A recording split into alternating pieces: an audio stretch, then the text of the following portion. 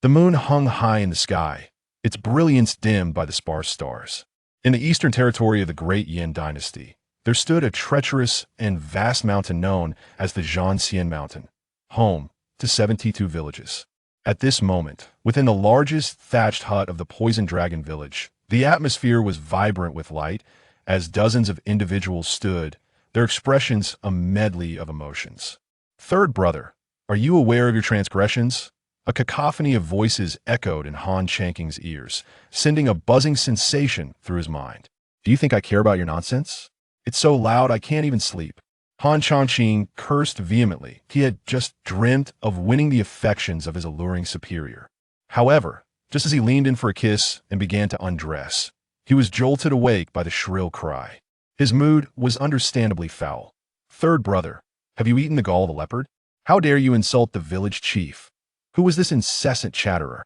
What was with the titles of third brother and village chief? Was this a theatrical performance? Just as Han Changqing was about to open his eyes to identify the source of the disturbance, a sharp pain pierced through his mind, as if pricked by a needle. A torrent of memories surged within him. Holy hell! Han Changqing instinctively exclaimed, realizing he had traversed into another realm. He found himself in a dynasty called Great Yin, having assumed the role of the third chief of the Poison Dragon village, freshly turned 20. Yet today he had committed an egregious offense, violating the chief's decree against pillaging and abusing women. But he was a victim of foul play. That scoundrel, the second chief Li Yuanyi, had orchestrated the abduction of a woman during their robbery, hiding her within the hut. During their evening revelry, Li Yuanyi had cunningly slipped an aphrodisiac into Han Chanking's drink. Oblivious to the plot, the previous occupant of his body had naively consumed several bowls, completely unaware of the trap laid before him. By the time he regained consciousness, he found himself in this predicament, with a woman he had unwittingly assaulted bound upon the bed. In his dazed state, he initially mistook the situation for a lascivious dream, leading to a rather unfortunate awakening. Now, he was dragged into this confrontation. Moreover, was Li Yuanyi afraid he would develop a tolerance to the aphrodisiac? He had administered an excessive amount, nearly exhausting the poor girl. Han Changqing cursed inwardly. Hiss! Within the thatched hut, the other bandits gasped at Han Chanking's outburst. Was the third chief prepared to risk it all? The evidence was damning. He was caught red-handed. Did he still hope to exonerate himself? Village chief, the third chief has audaciously insulted the second chief, oppressed women, and flouted village regulations. His past arrogance has caused much suffering among us. I propose we deal with him according to our laws. 3 knives, 6 holes, display his corpse for 3 days. An elder with a cane stepped forward, bowing respectfully to the elder seated at the head of the table. Clad in a patched robe, his hair frosted with age, he bore the appearance of one nearing the end of his days. Yet no one dared to underestimate him, for he was the chief of the Poison Dragon village, a formidable warrior of the 9th realm of physical cultivation. Third brother, what do you have to say for yourself? The elder's authoritative gaze fell upon Han Changqing. Han Changqing fell silent, his mind racing to devise a way out of this predicament. After a moment, he spoke slowly. Village chief, my relationship with that woman was consensual. There was no wrongdoing on my part. As for the oppression, he would not mention it. Wow. His declaration sent shockwaves through the assembly. Indeed, the third chief is as shameless as ever. True, the third chief is a model for us all, albeit a rather short-lived one. Whispers of the bandits filled the air, their murmurings tinged with incredulity. Nonsense! How could it be consensual? The woman's cries were witnessed by my unwed granddaughter. The elder with the cane spoke sharply, his staff striking the ground with a resounding thud. He was a martial artist of the 5th realm of physical cultivation. Pa, you claim to have witnessed it? As if your granddaughter has any experience with my love life. Han Changqing scoffed, then turned to the village chief, saying, I strongly suspect that Elder Wang has instigated his granddaughter to frame me. I request your permission to capture her and interrogate her. I wish to know her motives for slandering me and tarnishing my reputation. Is it because I did not satisfy her that night? His tone was frigid, cutting through the tension. Hiss! The crowd reevaluated their perceptions. It seemed the third chief had undergone a transformation overnight. His words were sharp, ruthless, and devoid of scruples, twisting the very fabric of truth. Pooh! Upon hearing this, the cane-wielding elder was enraged, spitting a mouthful of blood. Please, village chief, intervene. If this boy is not dealt with, the poison dragon village shall know no peace, and my granddaughter's honor will be lost. Please, village chief, intervene. Several elders stepped forward, lamenting in unison, as if they had rehearsed it. They decried Han Chanking's past misdeeds, recounting how he had abused his position as the third chief to oppress them, those who had bled for the village. Their words were so poignant that tears flowed freely, even drawing sympathy from Han Changqing, who began to see himself as a villain. Yet, armed with the memories of the previous occupant, he recognized that this was indeed a rogue of the highest order, albeit one lacking in cunning. As for Elder Wang's granddaughter, the previous occupant had coveted her on numerous occasions, though he had never succeeded, proving himself utterly inept. Han Changqing scoffed at him silently. The previous occupant had relied on the chief's favor to reach this point. But now, it seemed that support was wavering. What say you, second brother? Poison Dragon's gaze fell upon a broad-faced, middle-aged man, the second chief, Li Yuanyi, who was a master of the 8th realm of physical cultivation. Li Yuanyi's expression was dark, as if someone owed him a considerable sum. He had clearly prepared for this inquiry, having orchestrated this coup d'etat. Village chief, as the scholar once said, the emperor and the commoner are equal before the law. Although the third brother is the third chief, he has violated our regulations with irrefutable evidence. Thus, he must face punishment. To refrain from doing so would fail to appease our brethren. Li Yuanyi spoke with purpose, each word deliberate. Oh, you mean the village chief must impose the punishment of 3 knives and 6 holes upon the third brother? Poison Dragon narrowed his eyes, the tone of his voice turning cold. Inside the thatched hut, an icy chill swept through the crowd, causing them to tremble. Village chief, while the third brother has indeed committed a grave error, he is still young and impetuous. Surely, this was merely a moment of folly. Therefore, I propose we strip him of his 5th realm physical cultivation and confine him to the rear mountain for the remainder of his days. Li Yuanyi suggested with an air of indifference. Hiss! The crowd gasped in unison. Indeed, the second chief is astute this way. The third chief will become powerless. Not only that, but once he enters that cursed place, he may never return. The third chief possesses remarkable martial prowess. Yet alas, he has strayed from the righteous path. The whispers of the assembly ignited Han Chanking's fury, veins throbbing at his temples. He inwardly cursed Li Yuanyi, that treacherous scoundrel. Village chief, I implore you to summon that woman. I must prove my innocence. Han Changqing gritted his teeth. He could only hope for a miracle, wishing that the woman would harbor no deep-seated resentment against him. The poison dragon momentarily froze, his intended words swallowed back. As he gestured, bring the individuals forward for confrontation. Immediately, 2 figures departed. In less than the time it takes to burn half an incense stick, 2 graceful women approached. One of them, with a sun-kissed complexion and delicate features, stood tall. She was none other than Yun Rongrong, the future daughter-in-law of Old Wan. The other, with skin as pale as frost and a gentle demeanor, appeared diminutive and fragile, yet she possessed a striking figure. At this moment, however, the delicate woman was being supported by Yun Rongrong, her gait peculiar, with fading bruises adorning her arms, and her expression vacant, as if her very soul had been lost. At the instant the women appeared, a thunderous sound erupted in Han Chanking's mind, accompanied by a clear, ringing voice echoing within. Ding! The plunder and return system has been successfully loaded. Congratulations, host, on successfully reclaiming the woman's purity returning. Chapter 2. The Plunder System, offering returns up to 10,000 times. What is this plunder and return system? A maiden's purity. What kind of privilege does this time traveler possess? Han Changqing hurriedly examined the information in his mind. Host successfully plundered Zheng Jiao's purity. Target's cultivation level, none. Comprehensive evaluation. The opponent exhibits high resistance, determined to perish rather than yield, desiring to perish alongside the host, unwilling to remain whole. The opponent's emotions are explosive, suffering immensely. Reward based on the target's current aptitude for a year's cultivation, triggering a 100-fold critical hit. Reward, 100 years of cultivation. What on earth? System. Is this a serious evaluation? Han Changqing instinctively muttered. System. So, Her name is Zheng Jiao. Truly fitting, she appears delicate indeed. If memory serves, this Zheng Jiao looks like someone with a frail constitution, akin to a willow swaying in the wind. There is no trace of martial training on her. Cultivating for a year, and then multiplying that into 100 years, can she truly achieve any cultivation? Isn't that merely a case of 0-100? This system can't possibly be a trap, as human lives are at stake. Han Changqing silently complained, as if hearing Han Changqing's grievances.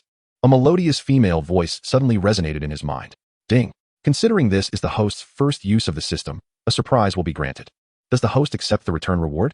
System, you are a benevolent entity. No, you are an exceptional system. Accept. Quickly bestow upon me your power. Do not hesitate. Han Changqing immediately responded in his mind.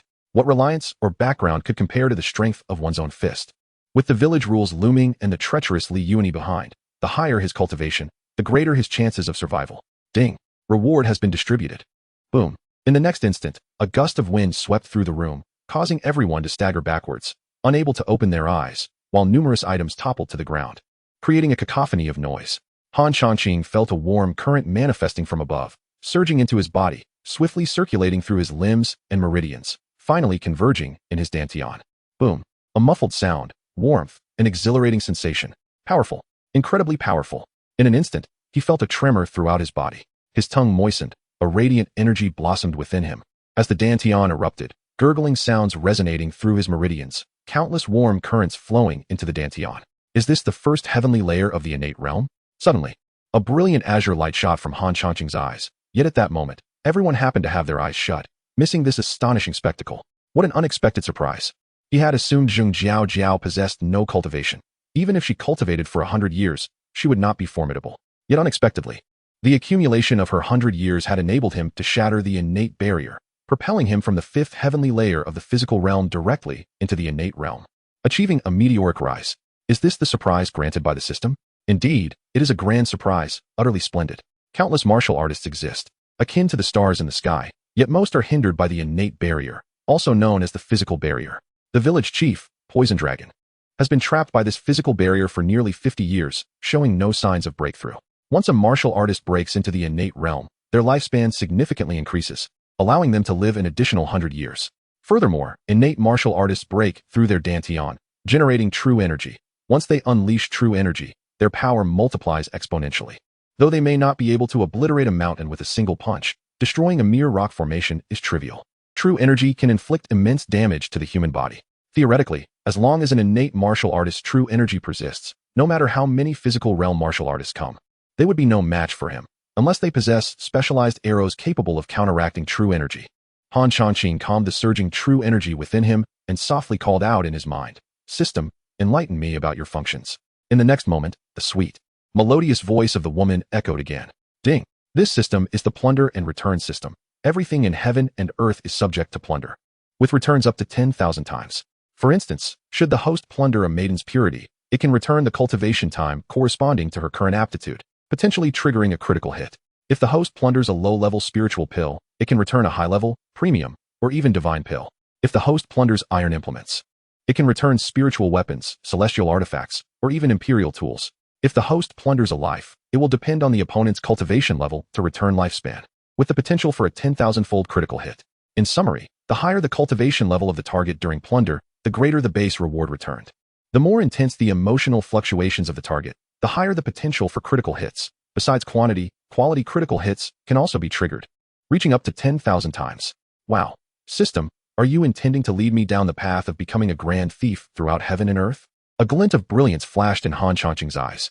This plunder and return system is simply exhilarating. With the system in hand, I possess the world. System, Li Yuani, do you aspire to be the village chief? Haha, I shall allow you to continue dreaming for a while longer, only to have that dream shatter the moment it seems within reach.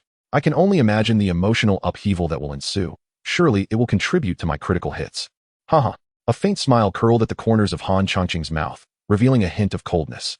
With his cultivation having breached the innate realm, the small poison dragon village could no longer confine this true dragon. Cough, cough. Is it a ghostly wind blowing in the dead of night?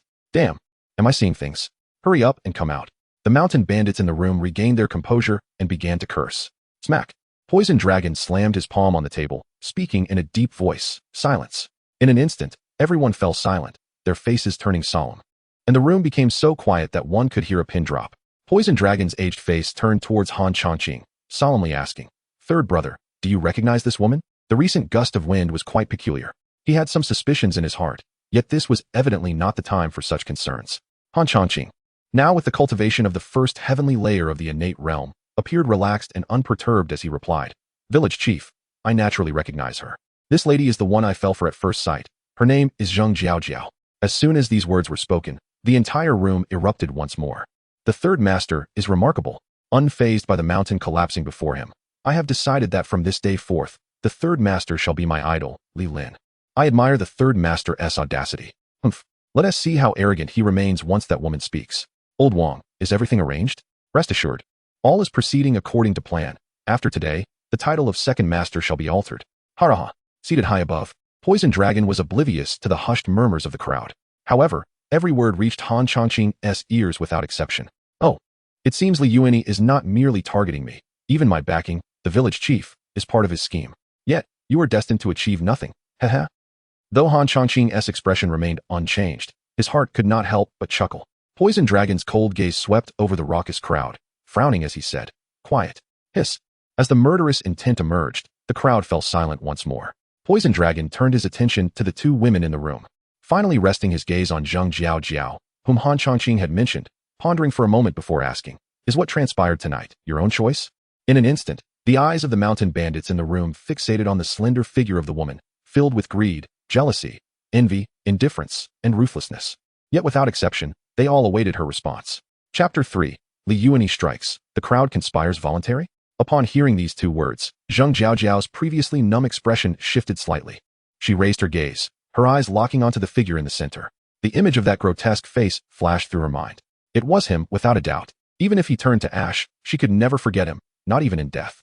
Her body trembled, and as she parted her lips to speak, her throat felt as though it had been rendered mute, dry and painful, ultimately yielding no sound. Under the fervent gazes of the crowd, Zheng Jiaojiao bit her lip fiercely, her nails digging deeply into her palm, before she finally lowered her head slowly. The onlookers, a group of curious mountain bandits, expressed their bewilderment. Could it be that this woman was truly captivated by the third bandit leader? How could this be? With such handsomeness, why was no one interested in him? Ridiculous. You can't even see in the dark. How could a ghost fancy you? Li Yuanyi observed this scene with a slight frown, casting a glance at Wang Lao beside him, silently questioning whether this was truly part of the plan, as he had anticipated that the woman would directly accuse Han Changqing. Wang Lao shook his head and coughed lightly. In the next moment, Yun Rongrong's expression changed, as if she had triggered a mechanism. Supporting Zheng Jiaojiao, she leaned closer, softly reassuring her, "Do not fear, dear Jiaojiao. Our great leader is a good man. He will stand up for you and ensure that the wicked receive their due punishment." As Yun Rongrong coaxed her, Zheng Jiaojiao raised her head once more, her eyes glaring at Han Changqing, brimming with hatred. "Oh, a plot twist? It seems the third bandit leader cannot escape calamity after all. Alas, another among our ranks shall soon be lost." Li Yuanyi could not help but smile at this turn of events, internally praising, "Excellent, excellent. This way, I can ascend to the position of bandit leader without shedding blood." Although Wang Lao is of advanced age, he remains reliable in his dealings. Dulong sighed inwardly and addressed the young woman, "Fear not, my dear. Speak your truth, and I shall advocate for you."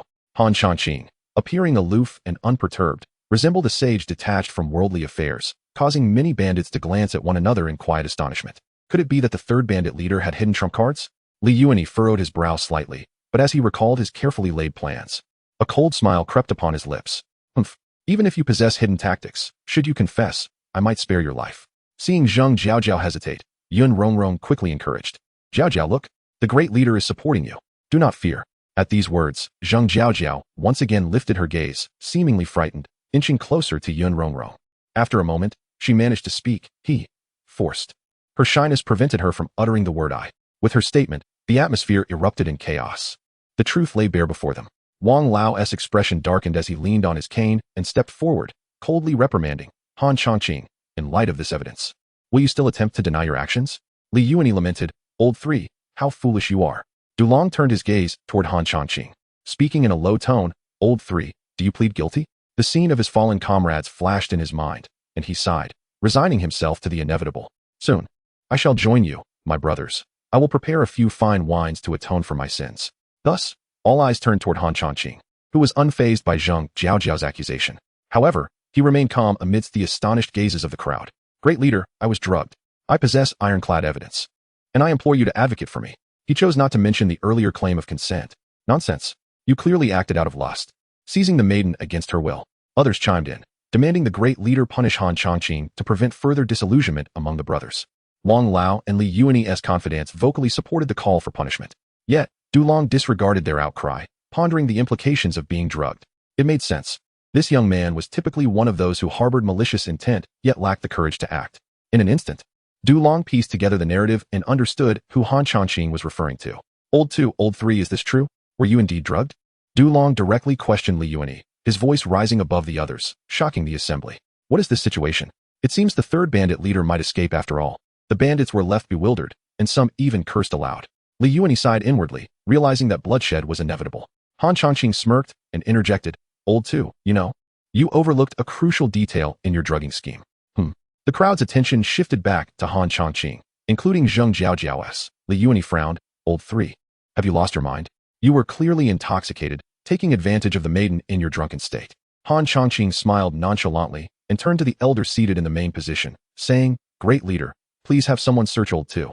He still possesses the vial used for the drug, easily identifiable. Furthermore, the cup from which I drank remains unexamined. These are all pieces of incriminating evidence. Old 2, is this true? Du Long's eyes glinted with malice, preparing to conduct a personal search. If Li Yuan dared to poison, he would not hesitate to act without mercy. Li Yuan, a man of considerable experience, had been with Du Long for many years and understood his temperament well. As Du Long's tone shifted, he quickly realized the implications of the impending confrontation with him. Gritting his teeth, he declared, Great leader, if you lack compassion, do not expect me to show mercy. Indeed, what of it? Li Yuan replied coolly, stepping forward, his voice icy. You, old man, have clung to the position of great leader for too long. It is time for you to step down. Yes, Old 2 is correct. You, old fool, have held the title of bandit leader for far too long. I did not come here to play games. This is not a child's playhouse. How can one call themselves a bandit if they do not seize what they desire? Exactly. How can a bandit operate without shedding blood? Old ghost, relinquish your position and allow Old 2 to take over. The crowd behind Li Yuan shouted fervently. Enough, you seek death. Du Long's aged eyes narrowed, an overwhelming aura radiating from him. You wretches, seeking your end. At that moment, a white-haired elder beside Du Long bellowed, unleashing his formidable 7th-level physical prowess, striking toward Li Yuan and the others. Li Yuan's eyes flashed with determination. In a swift motion, he approached the elder, countering with a powerful strike of his own. The gust of wind from their clash was palpable. This is Old 2's signature move, Cold Poison Palm, but wait. Is Old 2's cultivation level at the 9th level?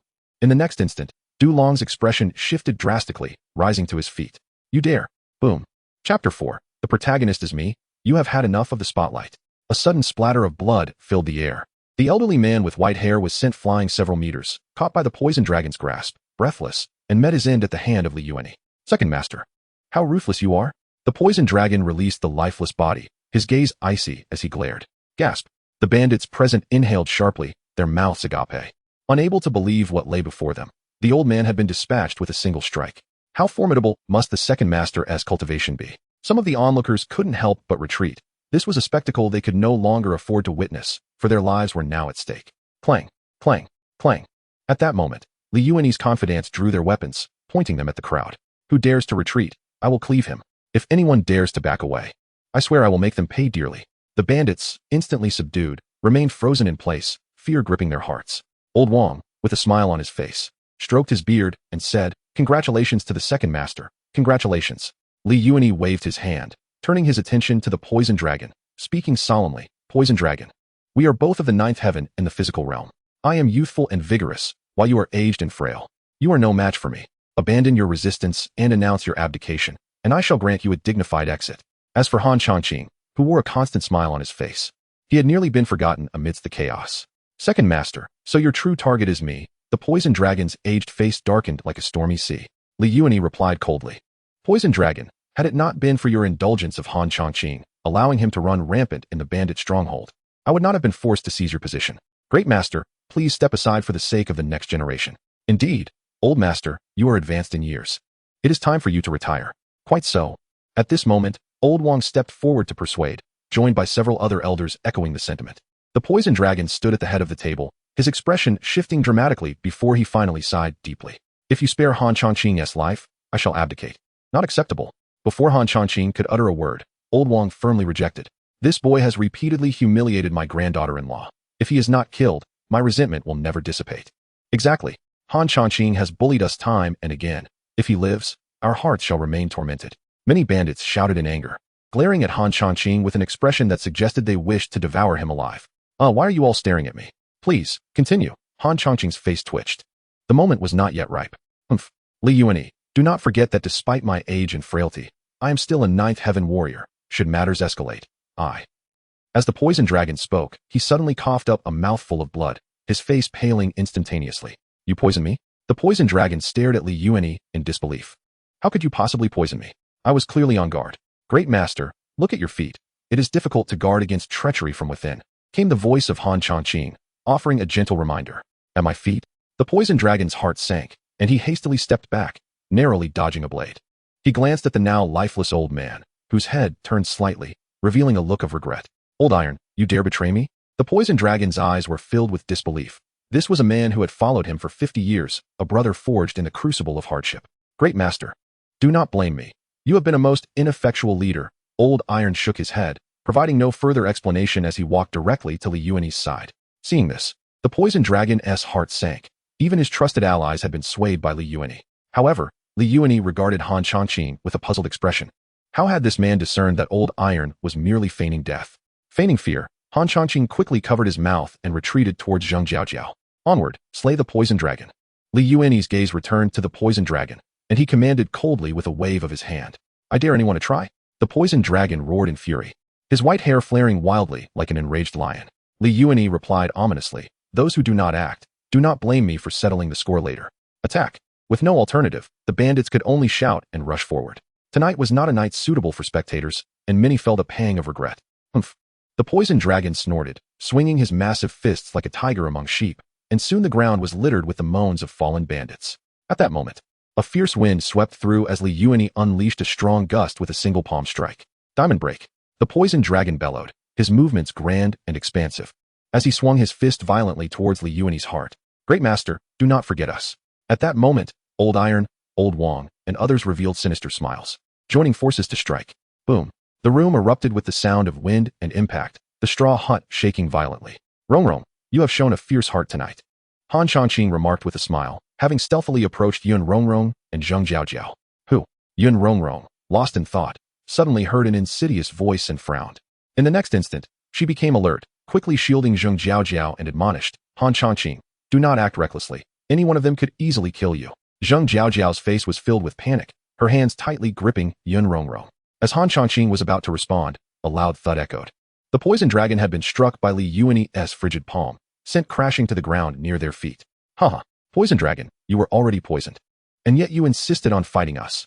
Now struck by my cold palm, unless a congenital martial artist assists you, your demise is certain. This time next year will be your day of remembrance. Cough.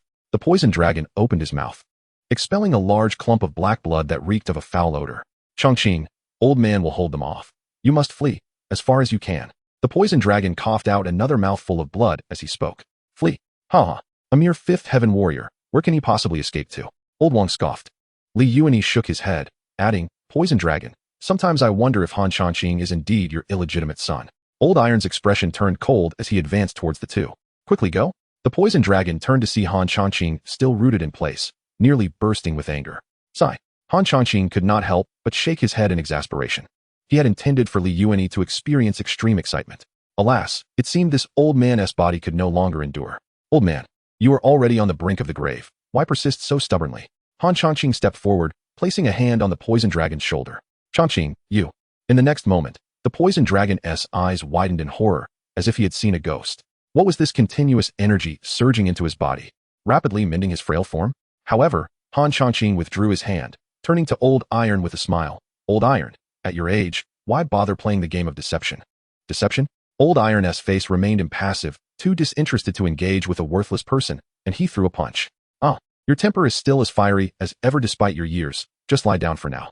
With that, Han Changqing waved his hand, and the onlookers saw a flash of green light as Old Iron screamed, sent flying to the side, collapsing to the ground. Is this sorcery? Am I seeing things? The crowd stood agape, nearly doubting their own senses in that moment. Han Changqing turned to Li Yuanyi, a sneer playing at the corners of his mouth as he said, Li Yuanyi, Your role is excessive. It's time for it to conclude. You seek your own demise. Though Li Yuanyi could not fully grasp the implications of Han Changqing's words, the contemptuous expression on his face ignited a flash of anger within him. Gather everyone and turn him into minced meat for me. Chapter 5. The Crimson Fireworks. Are they resplendent? TSK. Meat sauce. I am so frightened. Han Changqing displayed a vexatious expression on his face. Observing the lingering hesitation among the crowd, Li Yuanyi nearly spat out a mouthful of old blood in indignation, bellowing. Why are you not rushing to deal with him? Go. Slay him. He is but a mere child. The old man declared. I have watched him grow since childhood. Killing him is akin to slaughtering a chicken. Suddenly, the crowd was jolted into action, furious shouts erupting as they surged towards the two, specifically targeting the poison dragon. As for Han Changqing, he was merely an afterthought. The poison dragon, witnessing this scene, wore a frosty expression, clenching his fists, ready to retaliate. Han Changqing hurriedly interjected. Old man, enough. Don't overexert yourself. You know your own limitations. The poison dragon. Just then, Han Changqing took a heavy step forward, advancing towards the onrushing bandits. Li Yuanyi felt a pang of unease, as if foreboding something sinister. In the next instant, a resounding boom. Han Changqing's foot struck the ground. A flash of azure light erupted, sending a shockwave rippling outward. The bandits, unable to halt their momentum, collided with the sonic wave, howling as they were flung back, crashing into various parts of the building, wailing in agony. TSK. What a tragedy. Han Changqing shook his head in lament, feigning a look of compassion, though amusement sparkled in his eyes. A chuckle escaped Yun Rongrong, unable to contain herself. Even Zheng Jiaojiao's expression seemed to soften, upon noticing the furious glares from the bandits. Yun Rongrong quickly covered her mouth to stifle her laughter. Are you not at the 5th level of the body refinement realm? Li Yuanyi stared incredulously at Han Changqing, his expression a mix of suspicion and disbelief. Why is it that the second stronghold leader is permitted to conceal his cultivation, while I am not? Han Changqing scoffed, nonchalantly scratching his fingers, exuding an air of indifference. How dare you? A surge of anger welled up within Li Yuanyi. But recalling the recent spectacle, he forced himself to remain composed. It was merely a coincidence. You and the others joined forces with Old Wang. Test that brat again. Understood. Second stronghold leader. The three men cautiously approached, blades drawn. TSK. Li Yuanyi, should I label you as timid or inept? You dare not engage yourself, but send your subordinates to fight? Would it not be more honorable to end your own life rather than struggle in vain? Han Changqing chuckled as he approached the trio. Very well, no need to rush. This farce must indeed come to an end. Li Yuanyi seethed with rage, yet his cautious nature restrained him from acting. Old Wang and his companions, initially fierce as they approached, felt an instinctual retreat with every step Han Changqing took, as if an unseen force was compelling them backward. Attack! You useless fools! Li Yuanyi roared. Kill! With gritted teeth, Old Wang and his men leapt high, swinging their blades towards Han Changqing's head. Heh! Han Changqing stomped down, and in an instant, azure light flashed.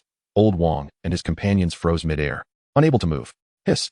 The crowd gasped, realizing that ropes were binding the three men in midair. Han Changqing turned to Yun Rongrong and Zheng Jiaojiao, softly asking, Have you ever seen fireworks? Fireworks? The two women exchanged bewildered glances. Fireworks? The remaining bandits were equally perplexed. Could it be that the third stronghold leader intended to entertain them with fireworks? Indeed, crimson fireworks, red romance, utterly enchanting. Han Changqing turned back to Li Yuanyi, grinning widely. Oh no, Li Yuanyi's heart raced at the sight of that grin, a chill creeping up his spine. In the next moment, Han Changqing uttered a soft command. Bang! The three men in midair, as if confronted with a great terror, began to thrash violently, crying out in fear, No! Spare me! I held you as a child. Bang! 3 resounding explosions echoed, showering the area in a crimson mist, resembling 3 blossoms of romantic red. Ding! Congratulations, host. For the plunder. Blocked. Han Changqing shook his head, appearing displeased. The crowd, however, was overwhelmed with dread. A demon. This was undoubtedly a demon manifesting on Earth. TSK. My second stronghold leader, are you satisfied with this display of fireworks? Han Changqing clapped his hands, a knowing smile in his eyes. Tell me, do you think I have treated you as fireworks, or have I turned you into a meat pie? That devilish grin sent shivers down Li Yuanyi's spine, his hair standing on end. He wished to flee, yet an oppressive force descended upon him, rendering him immobile, his fingers trembling as he pointed at Han Changqing. I am a member of the Bloodslaughter Stronghold. If you dare to harm me, the leader of Bloodslaughter Stronghold will not spare you. He is a master at the 9th level of innate realm. Oh, so you are a traitor, then? Han Changqing paused, contemplating. In that case, I shall simply proceed with the 3 knives and 6 holes method first. You. As Han Changqing drew closer, Li Yuanyi trembled more violently. Great stronghold leader, Bloodslaughter Stronghold, you must save me quickly. Otherwise, the blood-slaughter stronghold will come for you. You cannot escape. We shall all perish. Li Yuanyi placed his hopes on the poison dragon. Changqing, perhaps. The poison dragon glanced at Han Changqing, hesitating. Heh, just a mere blood-slaughter stronghold. I shall destroy it sooner or later. Han Changqing chuckled, surveying the crowd. You. Yes, do not look away, you there. Come forth. From among the bandits, a thin young man appeared with a mournful expression, trembling as he asked, Third. Stronghold leader, you called for me. What is it? Li Lin, your idol has a small request. Come, show our dear second stronghold leader what the 3 knives and 6 holes method entails. Remember, the person must not die. Li Lin froze in shock, paralyzed with fear. I absolutely detest procrastinators. Yes, second stronghold leader, my apologies. The thin youth, Li Lin, immediately picked up a long knife from the ground and approached the immobilized Li Yuanyi. Swish, swish, swish. The 3 knives and 6 holes technique had Li Yuanyi trembling in pain, blood spurting from his wounds. That will suffice. You may return. Han Changqing waved his hand. In a flash, Li Lin darted back. Second stronghold leader, are you pleased with this greeting gift? A demon. You are a demon. In an instant, Li Yuanyi, having lost too much blood, turned pale, losing control of his bodily functions, his mind growing hazy as he pointed at Han Changqing in terror. Enough. I shall ultimately show mercy. This shall conclude your sinful existence. Ame tofu. Han Changqing shook his head, pressing down with his hand, azure light flashing. Boom. Li Yuanyi disintegrated into a mass of putrid flesh. In the next moment, a melodious voice echoed in Han Changqing's mind. Chapter 6. The reward for Yun Rongrong's return. Body refinement pill ding. Host successfully seized the life of Li Yuanyi. Target cultivation level, 9 heavens of the physical realm. Comprehensive evaluation. The opponent trembled with fear before death, filled with a strong desire to survive, experiencing a significant emotional drop. Reward, 1 year of lifespan. Triggering a 50-fold critical hit. Reward, 50 years of lifespan. Han Changqing was momentarily stunned upon seeing the lifespan increase. So I have a chance at immortality? A goal that others strive for their entire lives, and I achieve it by slaying my enemies? System, you are truly remarkable. He then glanced at the lifespan rewards of Wang Lao and the other 2, noting their minimal emotional shifts, only triggering a low multiplicative critical hit, totaling just 5 years. In other words, by merely taking the lives of 4 bandits, he had regained 55 years of lifespan. Immortality is not merely a dream. Outside the hut, the night was deep, with a bright moon hanging high and stars twinkling. Inside, a group of bandits cautiously observed Han Changqing, afraid to even breathe. Each of them hoped that Han Changqing would dismiss them as inconsequential. All right, the fight is over, time to wrap things up. Han Changqing turned around, revealing a smile and clapping his hands. Hee. The group immediately joined in with silly grins. You, truly are Changqing? The poison dragon looked at the handsome man before him in disbelief, finding the transformation astonishing. Indeed, the chief is unmistakably the same. And your cultivation level? Chief. Do not doubt or worry, it's just basic practice. Han Changqing waved dismissively. The tone of his speech only deepened the poison dragon's confusion. Nonetheless, the man before him appeared identical to the Han Changqing he knew. It seemed he had merely concealed his true depth. Taking a deep breath, the poison dragon asked, What was that gust of wind just now? Yes, it was exactly as you imagined, Han Changqing replied. The rest of the group stared in bewilderment as the 2 engaged in cryptic dialogue. What are your plans moving forward? The poison dragon inquired. His voice grave as he regarded Han Changqing. Naturally. To continue being a bandit, Han Changqing waved his hand dismissively. He then turned to the elder, saying, Old man, when you kick the bucket, please pass the chief's position to me. I shall ensure the name of the poison dragon village resonates throughout this land. With that, Han Changqing spun around, one arm around Yun Rongrong and the other embracing Zheng Jiao, laughing heartily as he left. As for the remaining traitors, he trusted the poison dragon would handle them well. Surely tonight the village would be illuminated with vibrant red fireworks. Outside the thatched hut, Yun Rongrong suddenly regained her senses and began to struggle in Han Changqing's embrace. Slap. Without hesitation, Han Changqing raised his hand and struck down. This sudden action stunned Yun Rongrong, making her cease her struggles. Meanwhile, Zheng Jiao's face turned pale. Han Changqing, please let me go, will you? Yun Rongrong murmured. What occurred tonight was because Wang Lao threatened my brother, Yun Nong, with his life, leaving me no choice. Let you go? Han Changqing, upon hearing this, released his grip on Yun Rongrong. A look of joy spread across Yun Rongrong's face as she breathed a sigh of relief, ready to express her gratitude. However, the next moment, Han Changqing's cold voice pierced through. Yun Rongrong, what are you dreaming about? From now on, you are to be my second concubine. At this point, he turned his gaze to the pale-faced Zheng Jiao, declaring, You will be my first concubine. You cannot do this. I have a fiancé. Do not worry, by the end of tonight, your fiancé's remains may not even be whole. Yun Rongrong was left utterly flustered, having no choice but to obediently let Han Changqing embrace her as they walked toward the third chief's thatched hut. Ding! Host successfully seized Yun Rongrong as a concubine. Target cultivation level, 2 heavens of the physical realm. Comprehensive evaluation. The opponent is terrified, shocked, and filled with regret, fearing what you may do to her. Emotional fluctuations are significant. Reward, 1 body refinement pill, triggering a 10-fold critical hit. Reward, 10 body refinement pills. Note, as this is the host's first seizure of a woman, the system grants a storage space of 1,000 meters, and the body refinement pills have been allocated to this storage space. Wow, system, your remarks are a bit unseemly. Han Changqing scoffed, but he pondered the purpose of the body refinement pill. System, could you please elaborate? Ding. The body refinement pill is a premium body refining elixir, capable of cleansing impurities, reshaping meridians and bones, and healing internal injuries. Excessive use is ineffective. Ah, system, you are truly a good entity. Now please step aside. The next segment is unsuitable for children. Han Changqing chuckled as he kicked open the door, tossing Yun Rongrong and Zheng Jiao onto the bed. Ouch! Yun Rongrong winced, clutching her rear in pain. Zheng Jiao lay motionless like a corpse on the wooden bed. Seeing this, Han Changqing waved his hand, shooting out a beam of blue light to lock the door, then poured himself a cup of tea.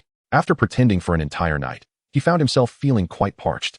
Chief, perhaps you could let us go. A forcibly twisted melon is not sweet. Noticing Han Changqing's lack of immediate aggression, Yun Rongrong's expression shifted, and she whispered her plea. Han Changqing set down his teacup, replying nonchalantly, "As long as I'm quenched, who needs sweetness?" Yun Rongrong was momentarily taken aback by his words. She considered herself a talented woman of the Poison Dragon village, but found herself at a loss for words. After a lengthy pause, seeing Han Changqing continue to sip his tea, Yun Rongrong added softly, "Sister Jiao is the only daughter of Zheng Banxiao, the county magistrate. If you do not release her, the Poison Dragon village may face military disaster. It is said that her father is a master of the innate fourth heaven, capable of shattering a fake mountain with a single palm. Just be a good second concubine and refrain from causing trouble." Han Changqing set down his teacup, casting a cold glance her way. Hearing this, Yun Rongrong's expression grew awkward, and she dared not speak further. The transformation in Han Changqing tonight was too great, especially as he had released blood-red fireworks with a smile. Even now, with her eyes closed, that scene filled her mind. Next, Han Changqing took out the body refinement pill. Initially, he had planned to consummate their union tonight and seize Yun Rongrong's purity. However, with this pill, he could afford to delay for a few days. Ideally until Yun Rongrong's cultivation advanced a few more levels, enhancing the effectiveness of his seizing. Additionally, the system mentioned emotional fluctuations. Surely they need not solely denote hatred. Could it not also signify love? Han Changqing considered putting this theory to the test. If it failed, he felt he would suffer no significant loss. Yun Rongrong, come here. With this thought, Han Changqing beckoned her over. A look of trepidation crossed Yun Rongrong's face as she pointed to herself and whispered, "Me?" Seeing Han Changqing's expression grow increasingly serious, she could only force a smile and reluctantly get off the bed, approaching him. Han Changqing patted the chair beside him. Yun Rongrong hesitated, then took a deep breath and slowly sat down beside him. She had anticipated that Han Changqing would soon make a move on her. But to her surprise, he merely took out a delicate porcelain vial and poured out a fragrant pill. "What is this?" Seeing Han Changqing extend it toward her, Yun Rongrong raised an eyebrow. "Eat." The only response she received was the cold, curt command. Chapter 7. The third leader. How did you end up here with my sister? With a soft gulp, Yun Rongrong closed her eyes and swallowed the pill. Han Changqing could distinctly sense the tension radiating from the dark-skinned woman. I'm fine." Moments passed, and Yun Rongrong, bewildered, thought she might have been given some stimulating substance. Just as she finished speaking, a warm sensation surged from her stomach, enveloping her body and flowing through her meridians, eventually returning to her abdomen. In that instant, she felt as if her pores were opening, rejoicing in delight. It was an indescribable comfort, far more pleasurable than soaking in a hot spring, leaving her body warm and relaxed. Thus, she unwittingly sank into this blissful state. To Han Changqing's eyes, however, Yun Rongrong appeared to be in a trance, eyes closed, as an energy began to circulate rapidly within her. Soon after, she excreted a foul, dark substance. In mere moments, the room was filled with an unbearable stench. Han Changqing frowned slightly, then held his breath. With his innate cultivation, he could easily endure for half an hour. However, Zheng Jiao lacked such endurance and quickly pinched her nose, sitting up. It seemed her plans were thwarted. "What have you done to her?" Zheng Jiao asked timidly, her gaze averted from Han Changqing. "Come here," Han Changqing beckoned. As his primary concubine, he did not wish to treat her unfairly and decided to give her a body-refining pill as well. Soon, Zheng Jiao swallowed one, beginning to expel the foulness. Han Changqing observed the two lovely yet toxic women, shaking his head as he poured out another pill. With a soft gulp, he swallowed it. Boom. Almost immediately, Han Changqing felt a warm current rising from his stomach, swiftly enveloping his entire being. Unlike true energy, this essence was non-destructive. Rather, it brimmed with vitality, transforming him. Soon, dark, foul substances began to emerge from him as well, impurities within the body. Was this the process of cleansing the marrow? Truly remarkable. Han Changqing nodded, realizing that the system's products were indeed extraordinary, worthy of anyone's possession. He sensed his cultivation advancing, and in the next moment, his dantian trembled, emitting a flickering azure light. As he directly broke through to the second level of the innate realm. Ah, what is this stuff? It stinks so badly. Yun Rongrong, the first to complete the cleansing, snapped back to reality, exclaiming, and immediately rushed to the wall to vomit, nearly retching her insides out. I almost forgot about this, Han Changqing sighed, waving his sleeve, releasing a gust of true energy that swept away the foul odor filling the room. Wait, I've broken through to the 8th level of the body refining realm? Yun Rongrong exclaimed in disbelief. At that moment, Zheng Jiaojiao also opened her eyes, a glimmer of light flickering within. Han Changqing turned to her, nodding slightly. The once frail Zheng Jiaojiao now possessed her own cultivation, having directly ascended to the 4th level of the body refining realm. She was no longer a weak, delicate girl. As Han Changqing's gaze fell upon her, Yun Rongrong quickly changed her tone, pinching her nose in suspicion. Third leader, what kind of pill is this? How can it be so miraculous? Never mind what kind of pill it is, Han Changqing replied, shaking his head. I need to wash up in the back mountain first. The stench here is unbearable. In truth, it was their own odors that were overwhelming. Upon hearing this, the two women frowned and nodded. Lacking Han Changqing's ability to hold their breath, they found the bizarre smell constantly assaulting their senses. The back mountain of the Poison Dragon village housed a ravine that extended deep into the mountains. At the bottom of the ravine flowed a gentle stream, shimmering under the moonlight like a silver river. With a splash, Han Changqing dove into the depths of the stream, sending droplets flying. On the bank, a blush crept onto Yun Rongrong's dark face. She was still an innocent young girl. How could she bathe with a man in the stream? Even Zheng Jiaojiao, who had just lost her virginity, felt her cheeks flush as Han Changqing dove into the water, completely undressed. Jiaojiao. Yun Rongrong turned to her blushing companion, only to be taken aback by the sight before her. Zheng Jiaojiao was slowly removing her garments. It's too foul. I can't stand it, she murmured shyly. After speaking, she too stepped into the stream. After a while, Yun Rongrong resigned herself to the situation. With the means that man possessed, she would inevitably become his. Whether she struggled or not, she might as well accept her fate. With a sigh, she shed her foul-smelling garments and waded into the stream. Oh no. Before long, Han Changqing began to stir in the water, pulling both women towards him. Third leader, what are you doing? Yun Rongrong instinctively covered herself. Zheng Jiaojiao mirrored her, panic evident in her eyes. Help me scrub my back, Han Changqing said nonchalantly, closing his eyes. Although the two women reluctantly complied. Their faces flushed as they began their task. An hour later, their faces remained a deep shade of red. It's not like you haven't seen it before, Han Changqing remarked, shaking his head. After washing the two women's clothes several times and using true energy to dry them, he tossed them over, saying, all right, your clothes are dry. Put them on. The two women quickly donned the garments, shyly approaching Han Changqing. Third leader, Yun Rongrong. You'll stay with me for the next few days, Han Changqing stated casually before turning to leave. Ah, Yun Rongrong gasped in surprise, quickly realizing that Han Changqing must find her place too foul. The next day, as dawn broke, Yun Nong appeared haggard, rushing towards home. Last night, many had perished in the Poison Dragon village, and he had just been rescued by the main leader's men. His heart was heavy with concern for his sister Yun Rongrong's safety. After all, she was the granddaughter-in-law of the Wang family and could easily become embroiled in the aftermath. He hoped he would arrive in time. With a tense expression, Yun Nong pushed open the courtyard gate and headed toward Yun Rongrong's room. The door is fine. My sister should be safe. Lost in thought, he reached the door and raised his hand to knock. Just then, with a creak, the door swung open, revealing a handsome man stepping out with an expressionless face. Third leader, what are you doing here? Yun Nong's fingers trembled. In that instant, he felt utterly overwhelmed. Han Changqing cast a casual glance at him, said nothing, adjusted his clothes, and walked past him, leaving Yun Nong dazed in the wind. Soon after, Yun Rongrong and Zheng Jiaojiao emerged, their faces flushed. Sister, what is going on? Was that the third leader just now? Yun Nong stammered, struggling to make sense of the situation. All right, it's good that you're back safely. As for the third leader, my sister knows how to handle it. You needn't worry, Yun Rongrong replied succinctly before taking Zheng Jiaojiao to freshen up. They still needed to clean Han Changqing's quarters. Yun Nong watched his sister's retreating figure, a barrage of questions swirling in his mind. In the Poison Dragon village, within the main leader's quarters, Han Changqing strode inconfidently. The room fell silent, and everyone straightened up, their expressions serious. Han Changqing took his seat in the position of the third leader. Old man, speak up. What is it? As he spoke, his gaze swept across the gathered individuals. Everyone felt a chill run down their spines, as though they were sitting on a bed of needles, trembling in fear without a trace of cold. Chapter 8. The Poison Dragon Abdicates. Do not venture to the back mountain. The corners of the poison dragon's mouth twitched slightly as he sighed. Chongqing, are you familiar with Bloodslaughter Stronghold? With such a vast expanse as Jinxian Mountain and its 72 strongholds, I hardly possess the leisure to concern myself with it. Han Chongqing waved his hand dismissively. As he had anticipated, the poison dragon elaborated. According to Old Tai's instructions, Bloodslaughter Stronghold is governed by 5 major leaders. The chief leader is at the innate 9th heaven level, while the other 4 leaders all possess innate cultivation. What do you mean by that, old man? Han Chongqing inquired. Take the core of the poison dragon's stronghold and flee westward. There lies the boundless western desert. With your current cultivation, you might carve out a realm for yourself. The poison dragon urged. Old man, you must be joking, Han Chongqing retorted, exasperated. Why would I forsake my bandit lifestyle to become a wasteland bandit in that desolate place? Am I to steal wool there? Han Chongqing's response caught the poison dragon off guard. Thus, he probed further. Chongqing, do you truly wish to be a mountain bandit? I am a born marauder, destined to plunder the heavens, the earth, and all living beings.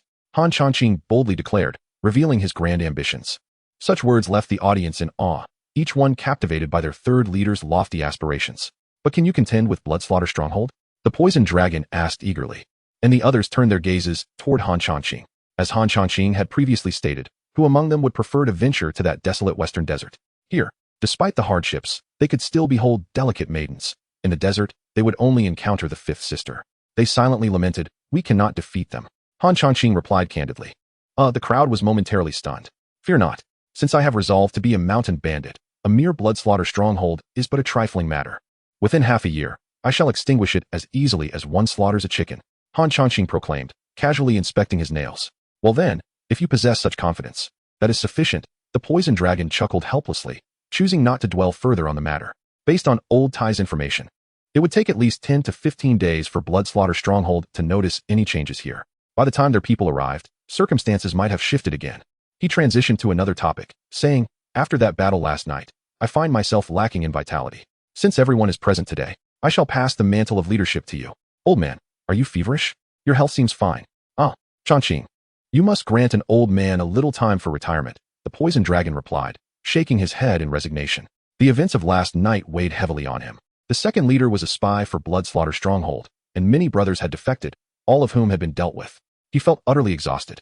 Before him were the elite remnants of the poison dragon stronghold, along with a few elderly, weak, and women. I do not mind, but once I take over, the poison dragon stronghold will operate according to my rules. I fear you may take offense, Han Chongqing quipped. The poison dragon's mouth twitched. This rascal is intent on spilling blood today. Do not be angry. If you do, no one will care. The poison dragon took a deep breath and reassured him. Rest assured, since I have made this decision, I shall no longer interfere with the affairs of the poison dragon stronghold. As he spoke, the poison dragon surveyed the remaining crowd, young and old alike, and sighed. They have followed me for half their lives, enduring hardships. I hope you will treat them well, and not tread the path I did. He seemed to have awakened to a late-life realization, understanding that his stubbornness held little significance. Rest assured, Han Chongqing's smile faded as he rose to address the crowd. As long as you choose to follow me, Han Chongqing, there will always be food on your plates. You shall never starve. At this declaration, astonishment swept through the crowd, followed by a chorus of cheers. 3 leader is mighty. Han leader is magnificent. Are we still calling him 3 leader? We ought to address him as chief leader now, someone corrected. Chief leader. Magnificent. Magnificent. After some time, the crowd finally calmed down. The poison dragon maintained a composed demeanor and gestured for the crowd to disperse. All right, you may leave. This old man has matters to discuss with the chief leader. Yes, old chief leader. Chief leader, we shall take our leave. Go ahead. Han Chongqing waved his hand. Soon, only Han Chongqing and the poison dragon remained in the room. Chongqing, do you understand why this old man has retained you? The poison dragon inquired. Is it because the stronghold is out of food? Han Chongqing replied casually. You are aware? The poison dragon's face lit up with relief. Yun Rongrong mentioned it last night. Han Chongqing stated. The poison dragon was momentarily taken aback. You and her. Just as you imagine, I had a delightful encounter last night. Han Chongqing fabricated a small lie. He could not possibly divulge that he had spent the entire night in restraint. That would tarnish the reputation of the great thief. After a pause, the poison dragon sighed. Rongrong's father and your father were brothers during my military days. We fought together and achieved glory, yet Han Chongqing chose not to respond. The elderly often indulged in sentimentality, rambling on. The poison dragon cast a helpless glance at Han Chongqing. realizing that this boy had become rather off-putting, lacking the endearing foolishness he once possessed. However, the thought that this demeanor was an act only added to his frustration. Old brother, you are an upright person. How did you end up with such a character? Once I descend, I must have a good chat with you. Well, I shall not prolong my words. Chongqing, you must treat her well. After all, her father saved your father's life. The poisoned dragon spoke with solemnity. One must repay a life-saving grace with a spring of gratitude. If I marry his daughter as my second concubine, would that suffice as repayment? Han Chongqing mused inwardly. By the way, the stronghold is out of food. How do you plan to resolve this? Rub. Han Chongqing's gaze sharpened as he coldly uttered a single word. Do you have a target? The poisoned dragon inquired. None. Tomorrow, I shall lead a team down the mountain to seize some grain and livestock, Han Chongqing replied, though he harbored a thought of capturing several women as well. After all, strength is paramount. Very well, the poisoned dragon nodded, having no better solutions for the food shortage. As for the county's soldiers surrounding them, with the countless mountains surrounding them, if they ventured deep inside, those fools would be utterly lost. However, they were bandits. Of course, if they were to dispatch elite troops, such as those at the 7th, 8th, or 9th heaven levels, or even innate cultivators, the outcome would be vastly different. Yet, with you, an innate expert, stationed at the Poison Dragon stronghold, I am not overly concerned about the county's attempts to eradicate us. Moreover, Jinxian Mountain is not solely occupied by the Poison Dragon stronghold. Should the need arise, they could employ diversionary tactics. By the way, Chongqing, do not enter the back mountain unless absolutely necessary, the Poison Dragon advised, as if recalling something important. The back mountain? Indeed. Heed my words. Do not let curiosity lead you there. The Poison Dragon's tone grew unusually grave. Understood. Han Chongqing nodded, but inwardly thought, old man, if you insist so fervently, I must not go. That would be a waste of your earnest counsel. As he was about to depart, Han Chongqing casually tossed out a body-refining pill. Oh right. Old man, you should take this. Chapter 9. Tomorrow, bring your weapons and join this leader in robbery. The Poison Dragon held a pill in his hand. Observing the departing figure of Han Chongqing, a hint of satisfaction surfacing on his face.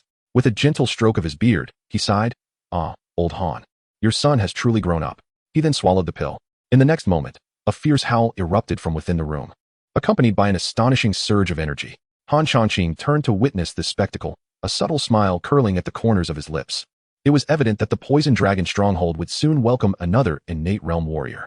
This development would certainly bolster the stability of his stronghold while he ventured out to plunder.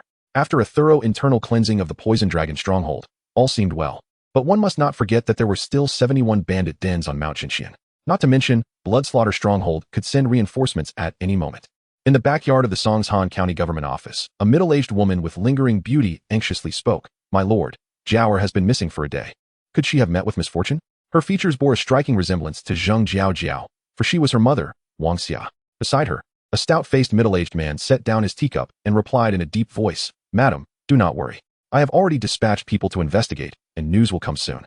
This man was Zheng Banqiu, the county magistrate of Songshan, and also Zheng Jiao's father. But Jiao has never traveled far. With the news of the convoy being robbed last night, I can't help but worry. Wang Xia's eyes were filled with worry, her eyelids slightly reddened. My lord. Seeing Zheng Banqiu lost in thought, Wang Xia couldn't help but call out. Her daughter had never left her side. If something were to happen, how could she bear it? Do not fret.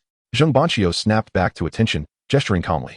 Just then, a servant entered, reporting, My lord, madam, Master Li seeks an audience outside. Show him in, Zheng Banqiu ordered. Moments later, a handsome young man, dressed in splendid brocade, entered. Greetings, Uncle Zheng, Auntie Wang. Li Ge said as he bowed respectfully. Ah, my dear nephew, please take a seat. Wang Xia's worry momentarily dissipated, replaced by warmth and satisfaction in her gaze as she regarded him as a potential son-in-law. Zheng Banqiu maintained a stern expression and asked, Young Master Li, what brings you to the county office? He shot a fierce glare at his wife. Being an upright man, he abhorred any form of deceit and had been relegated to this remote post due to his unwavering principles. The Li family, being influential in the county, was not someone he desired to associate with. Yet, his wife seemed enchanted by the idea of having him as a son-in-law. Otherwise, he would never allow this man to step foot in his home. Wang Xia, noticing the fierce look from her husband, reined in her hopeful gaze. Li Ge spoke. I heard that Sister Jiao has encountered an accident, and I came to inquire if there is anything the Li family can assist with. Yes, my dear Jiaoer. Wang Xia immediately sprang up, crying out, which silenced Zheng Banqiu's intended refusal. Do not panic. Young Master Li has already persuaded his father to dispatch family guards. I believe news of Jiao will arrive soon, Li Ge reassured them. That would be best. After a brief exchange, a constable rushed in to report, My lord, we have news about the young lady. Speak swiftly, Zheng Banqiu urged, setting down his teacup, his expression turning serious. We spoke to those who fled last night and consulted the villagers. It appears the bandits known as the Poison Dragon Stronghold are responsible. The constable organized his thoughts before conveying the findings. By heavens, Jiao, how could you suffer such misfortune? Upon hearing this, Wang Xia broke into tears. Li Gu frowned, his demeanor cooling. Zheng Banqiu's face darkened as he realized that if bandits had taken his daughter, her fate could be dire. My lord, I have some information regarding the Poison Dragon Stronghold, the constable said quietly. Speak, Zheng Banqiu replied grimly. During my inquiries, I learned that the Poison Dragon Stronghold has a rule against robbing or insulting women. There may still be hope for the young lady. Is that true? Wang Xia's expression shifted, filled with astonishment. Madam, every word I speak is true. Excellent. My lord, we must send people to rescue Jiao. Enough. I have my own plans. What do you, a mere woman, understand? Zheng Banqiu reprimanded. You, very well. Jiao, look at your father. Wang Xia huffed in indignation. At this moment, Li Gu stood, clasping his fists, and solemnly declared, Uncle, Auntie, I have known Jiao since childhood. I cannot remain indifferent in her time of need. I am willing to take my men up the mountain to rescue her. After a moment of contemplation, Zheng Banqiu sighed. Then I must trouble you, dear nephew. Rest assured, Uncle and Auntie, with my innate realm third-stage prowess, I will surely bring Jiao back safely, Li Gu said confidently. Having heard of the Poison Dragon Stronghold's reputation, he dismissed them as mere rabble, the strongest among them barely reaching the 9th level of physical realm. Thank you, dear nephew. Soon, Li Gu returned to report to his father, gathering a dozen subordinates before setting off towards Mount Jinxian.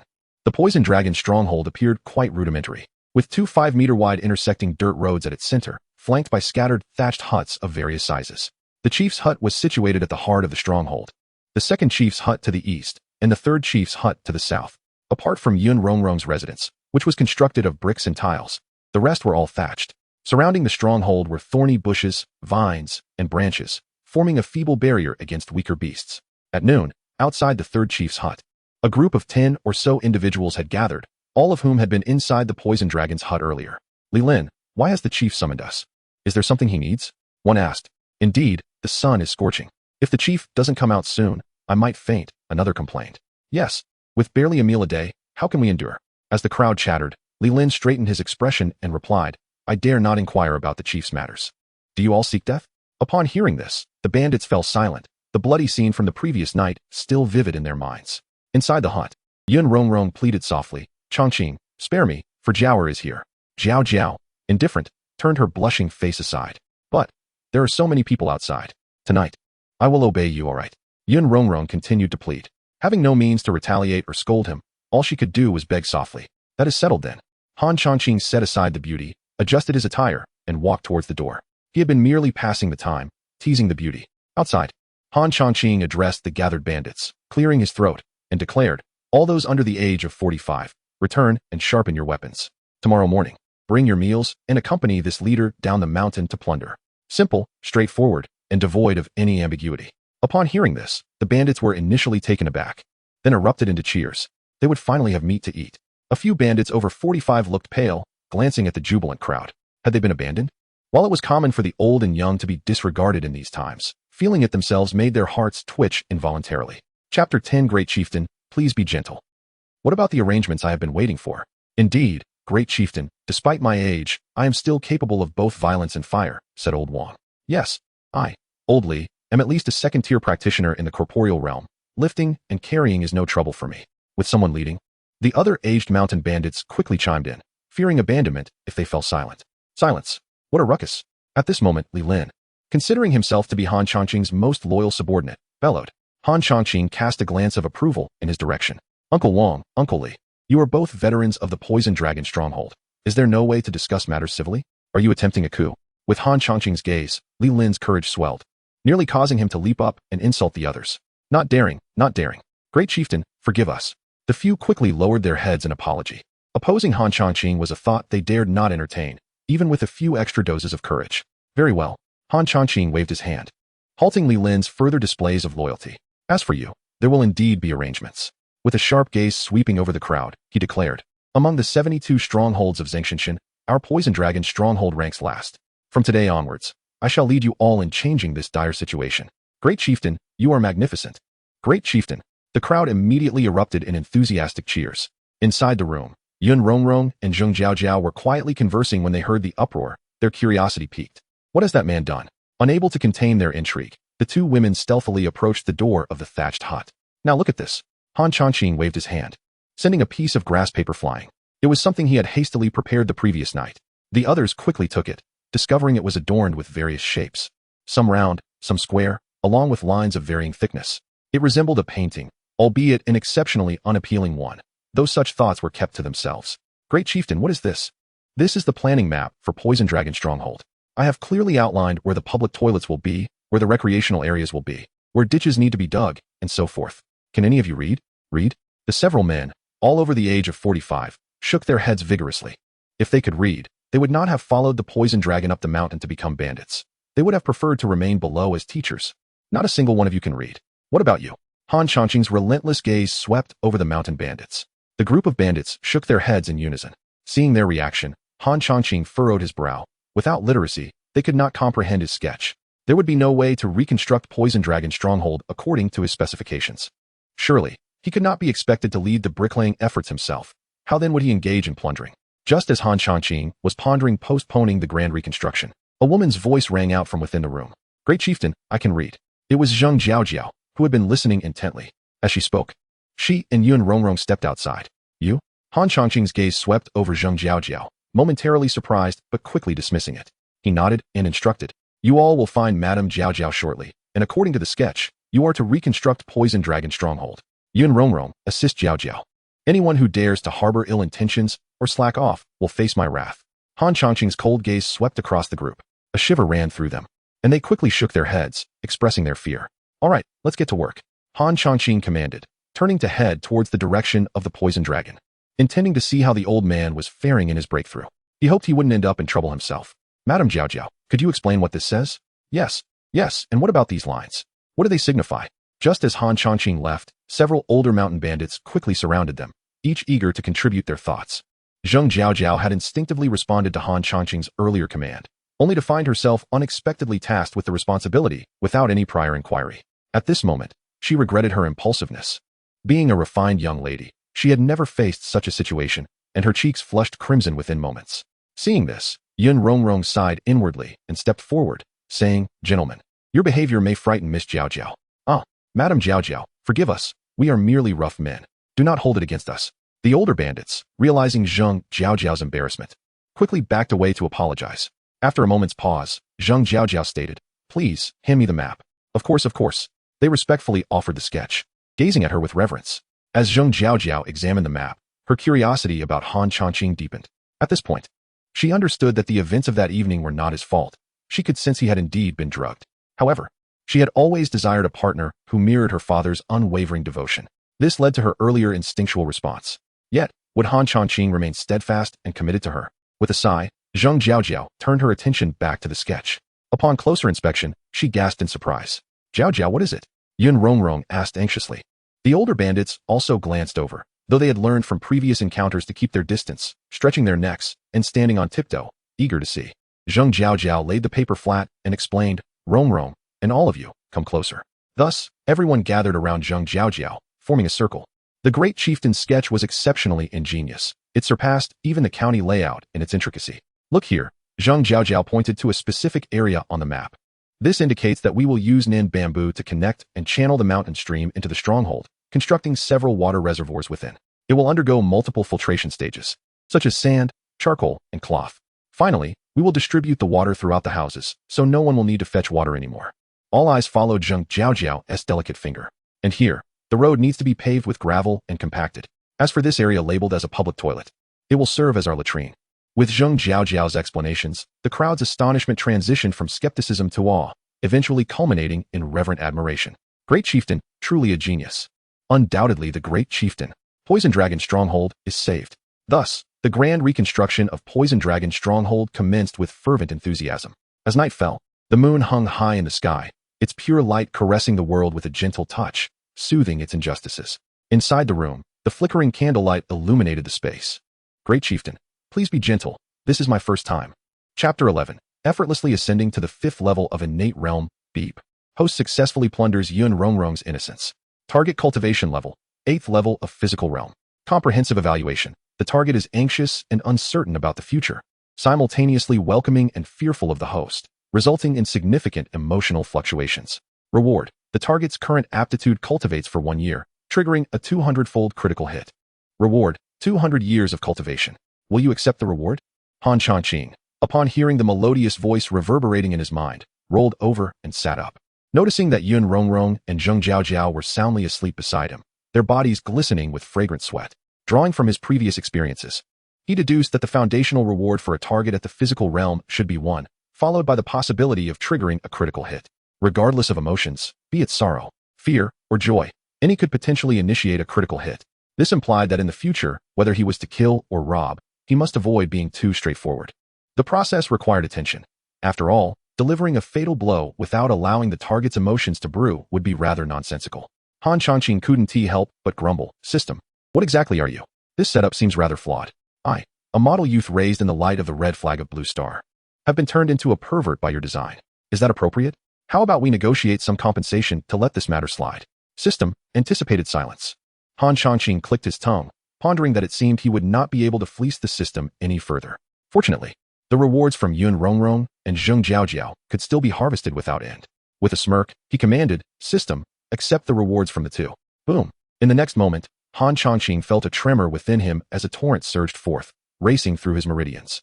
Initially, it resembled a stream, then a river, and finally a surging torrent. The astounding true qi circulated within him, producing a thunderous sound, and a radiant blue light erupted from his body, illuminating both the interior and exterior of the room with a soft azure glow. Great, chieftain, an invisible force burst forth, pushing Yun Rongrong and Zheng Jiaojiao to the edge of the bed, abruptly awakening them. Rubbing their drowsy eyes, they looked at Han Changqing, who was now akin to a little luminescent figure, radiating blue light. A large question mark materialized above the heads of the two women. Bang, bang, bang. In the next instant, Han Changqing's body emitted 3 muffled explosions. The air shook violently 3 times. He let out a long breath, the brilliance in his eyes flickering momentarily before he reined in his aura. The overwhelming blue light vanished from sight. Surprised, are you? Just a minor breakthrough in cultivation. You both can continue your slumber. Han Changqing gently patted the shoulders of the two women, tucking them back under the covers. Soon, their breathing became steady once more. Continuing to observe his meridians and dantian, he noticed a flow of azure energy circulating rapidly. Compared to its previous hair-thin size, it had now thickened to the width of chopsticks. His dantian had also expanded significantly, capable of accommodating more true qi. Subsequently, Han Changqing lightly clenched his fist, producing a muffled pop in the air. Indeed, I have ascended to the 5th level of innate realm. Blood Fiend Village, prepare yourselves. I shall soon settle the score. He chuckled, embracing the beauty beside him as he drifted into sleep. The following day, at the center of Poison Dragon Village, Li Lin, the chief lackey, led a dozen disheveled and diverse mountain bandits gathered together. Some wielded kitchen knives, others brandished iron rods, while a few clutched wooden sticks. Today marks the first descent of our great chieftain to plunder. Let us perform well and not disappoint him. Kill them all, rob them all, burn them all. The bandits, as if rehearsed, shouted in unison just as Han Changqing arrived. Han Changqing scratched his nose. A policy of total annihilation? Seems reasonable enough, considering the severe manpower shortage in Poison Dragon Village.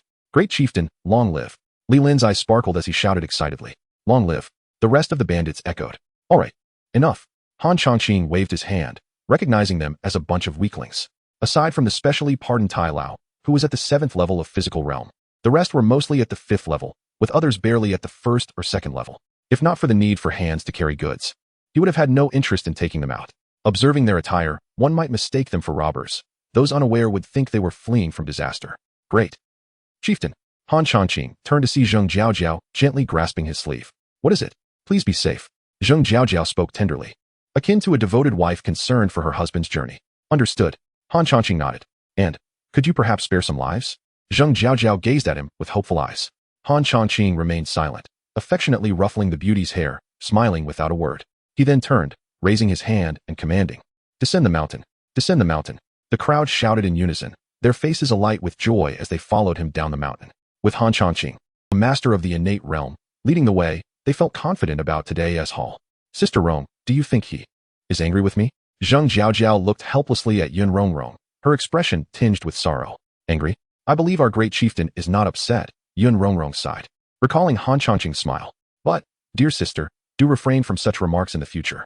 As women, we must accept our fates. Marry a rooster, follow a rooster, marry a dog. Follow a dog. Since we are born into the life of bandits, we can only die as bandits. Yes.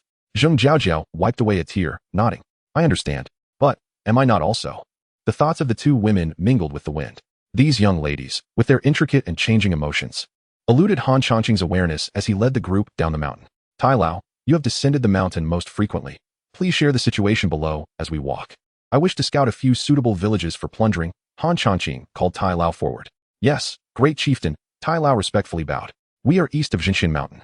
Having just left Poison Dragon Village, we are still over 100 miles from the foot of the mountain.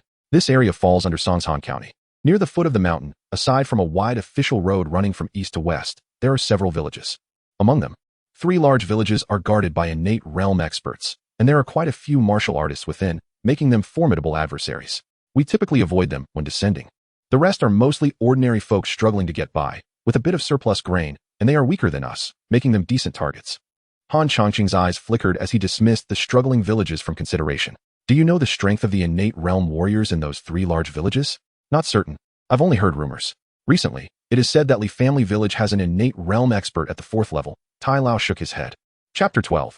If all else fails, I will take the girl up the mountain to become a bandit. Seeing Han Changqing fall into a prolonged silence, Tai Lao could no longer restrain himself and spoke up. Chief, we cannot provoke those 3 large villages. Humph, cannot provoke? A glimmer of determination sparked in Han Changqing's eyes as he retorted, is it possible that this chief, a formidable innate cultivator, will lead you mere 10 or so men to dig in the dirt? To be a bandit, one must either refrain from theft or seek immense wealth. Otherwise, one might as well descend the mountain to farm. Tai Lao, he anticipated this reaction. Hearing this, Li Lin and the others erupted in cheers. The chief is brilliant. The chief is brilliant. Their exuberance startled the birds and beasts in the forest. Han Changqing waved his hand dismissively and then inquired, Tai Lao, among those dozen or so villages, is there one particularly impoverished? Preferably one on the brink of starvation. Chief, regarding this matter, I do know of one, Wangjia Village. The village has over 100 people, half of whom are strong adults, while the other half consists of women, children, and the elderly. Wangjia Village, is it? Han Changqing pondered for a moment before waving his hand decisively, instructing, let us head to Wangjia Village first. Tai Lao, lead the way. Understood. Tai Lao, bewildered yet respectful, quickly moved to the front of the line. The others followed suit, eager to reach Wangjia Village for lunch. Food. Thus, the group clamored as they hurried toward Wangjia Village. At the entrance of Wangjia Village, several children were playing in an open area. Just then, 3 figures on horseback, clad in official garb, approached slowly and dismounted at the village entrance. As they arrived, several villagers came forward, led by an elderly man with a weathered face, white hair at his temples, murky eyes, and a slightly hunched back. Upon their arrival, the elderly man bowed respectfully, saying, we greet the 3 officials. The elder continued, may I ask what brings you esteemed officials here? If it pleases you, would you care to enter the village for a cup of hot tea? One of the officials, a stout man in his 30s with a broad face and protruding belly, scoffed, Old Wang, there's no need for tea in this wretched place. We are here merely to inform you that in 10 days, the county magistrate will be marrying a new concubine. Prepare your congratulatory gifts, as we shall return in 3 days to collect them. Ah, the elderly man stammered, esteemed officials. This? What do you mean this? Are you implying that Wangjia Village intends to forego a congratulatory gift? The stout official reprimanded sharply. But our village has already offered 3 rounds of gifts to the county magistrate in the past 2 months. We truly have no silver left. The elder lamented, his face a portrait of despair. That is of no concern to me, the official replied indifferently. This is the magistrate's 6th concubine. If you dare to refuse the gift, you may find yourselves facing dire consequences. The elder's companions, several young men, exhibited visible anger, their fists clenched tightly. The officials merely laughed, saying, what? Does Wangjia Village wish to confront us? With mere cultivators at the 1st or 2nd level. Go ahead, make your move. If even one of you dares to act, Wangjia Village will cease to exist by tomorrow. Enough. The elder interjected hastily. Please, esteemed officials, do not take offense. It is merely the youth acting out of ignorance. The elder quickly attempted to placate the situation, retrieving a few pieces of silver from his robe and offering them to the officials. Ha, Old Wang, you truly understand how to conduct yourself. The stout official accepted the silver, his demeanor transforming as he patted the elder's shoulder jovially. Not at all. Wangjia Village still hopes for the 3 esteemed officials to speak a good word for us to the magistrate. The elder's face twisted into a feigned smile, resembling a wrinkled parchment. Haha, well said. The 3 officials clapped their hands, and after some coaxing from the elder, they finally remounted their horses and departed. Watching the officials ride away, the elder and several young men erupted in anger. Curse them. These blood-sucking leeches, corrupt officials. Your Majesty, the Empress. Please open your eyes and see what has become of the great Yin dynasty. Village chief, last month's gifts were cobbled together from our meager savings. Now they demand more? Are they trying to force Wangjia village to the brink? Perhaps we should rebel and head to the immortal mountain. The villagers voiced their frustrations in a cacophony. Enough. The elder stomped his foot, his voice grave. I understand that life is difficult for us all, but we must gather the funds. Are we to resort to foraging for tree bark like common bandits? The elder surveyed the villagers, noting their emaciated figures, their faces a sickly shade of yellow, indicative of severe malnutrition. In truth, the entire Wangjia village had not tasted meat in 3 months. The few pieces of silver just offered were the elder's long-saved funeral funds, a fact known to the young man, which explained their earlier outburst of anger. But we truly cannot gather any more. One young man lamented. My eldest son hasn't smelled meat in half a year. Indeed, it is unbearable. My family. The elder's brow furrowed in deep thought. After a moment, the elder turned to a simple, honest middle-aged man, saying, Wang Deju, your daughter is bright and beautiful. Why not send her to the county to work as a maid? She could fetch 3 taels. Ah, this. The middle-aged man's expression shifted, caught off guard. After a long pause, he finally nodded dejectedly. I will listen to the village chief. Wang Kai, your eldest daughter had a suitor from Tongjia village who offered 5 taels. I will take charge of this matter and approve the match. The elder fixed his gaze on another lean-faced man. Village chief, that suitor is a man in his 50s. The lean-faced man protested, his eyes reddening. My daughter is only 15. The elder remained silent, placing his frail hand gently on the man's shoulder. Trust the village chief. With a heavy heart, the lean-faced man acquiesced. 15 taels in total. We still lack half. The elder's gaze swept over the remaining villagers as he spoke. Wang Kai, your eldest son. The news spread swiftly through Wangjia village. Inside Wang Daju's home, a woman cradling a little girl pointed an accusing finger at her husband, exclaiming, Wang Daju, how could you? Our daughter is mine, and I will not sell her. No matter what. Yin Yang, there is no other option. Other families have made sacrifices. Our daughter's situation is still bearable, Wang Daju replied with a pained smile. Even tigers do not eat their young. How can you do this to our obedient daughter? Humph. If all else fails, I will take our daughter up the mountain to become a bandit. Yun Yang declared defiantly. Determined and resolute, Yun Yang began packing their belongings, preparing to ascend the mountain. Wang Daju was left in a state of agitation, pacing anxiously. Before long, Yun Yang had gathered everything, dragging the bewildered Wang Daju out the door with determination. Chapter 13. Is there a reward for this? Under the blazing midday sun, Tai Lao wiped the sweat from his brow and pointed towards a village at the foot of the mountain, saying, Chief, look, that is Wangjia village. Oh, are we almost there? Han Changqing raised his gaze and saw a crowd of dozens gathered at the entrance of the village. Are they holding an event? He then shouted. Everyone, hurry up. Stop dawdling like women. It's disgraceful. Yes, Chief. The group continued on their way, though it was a physically demanding task, and despite their hunger, their spirits remained high. Thus, they pressed on towards the entrance of Wangjia village.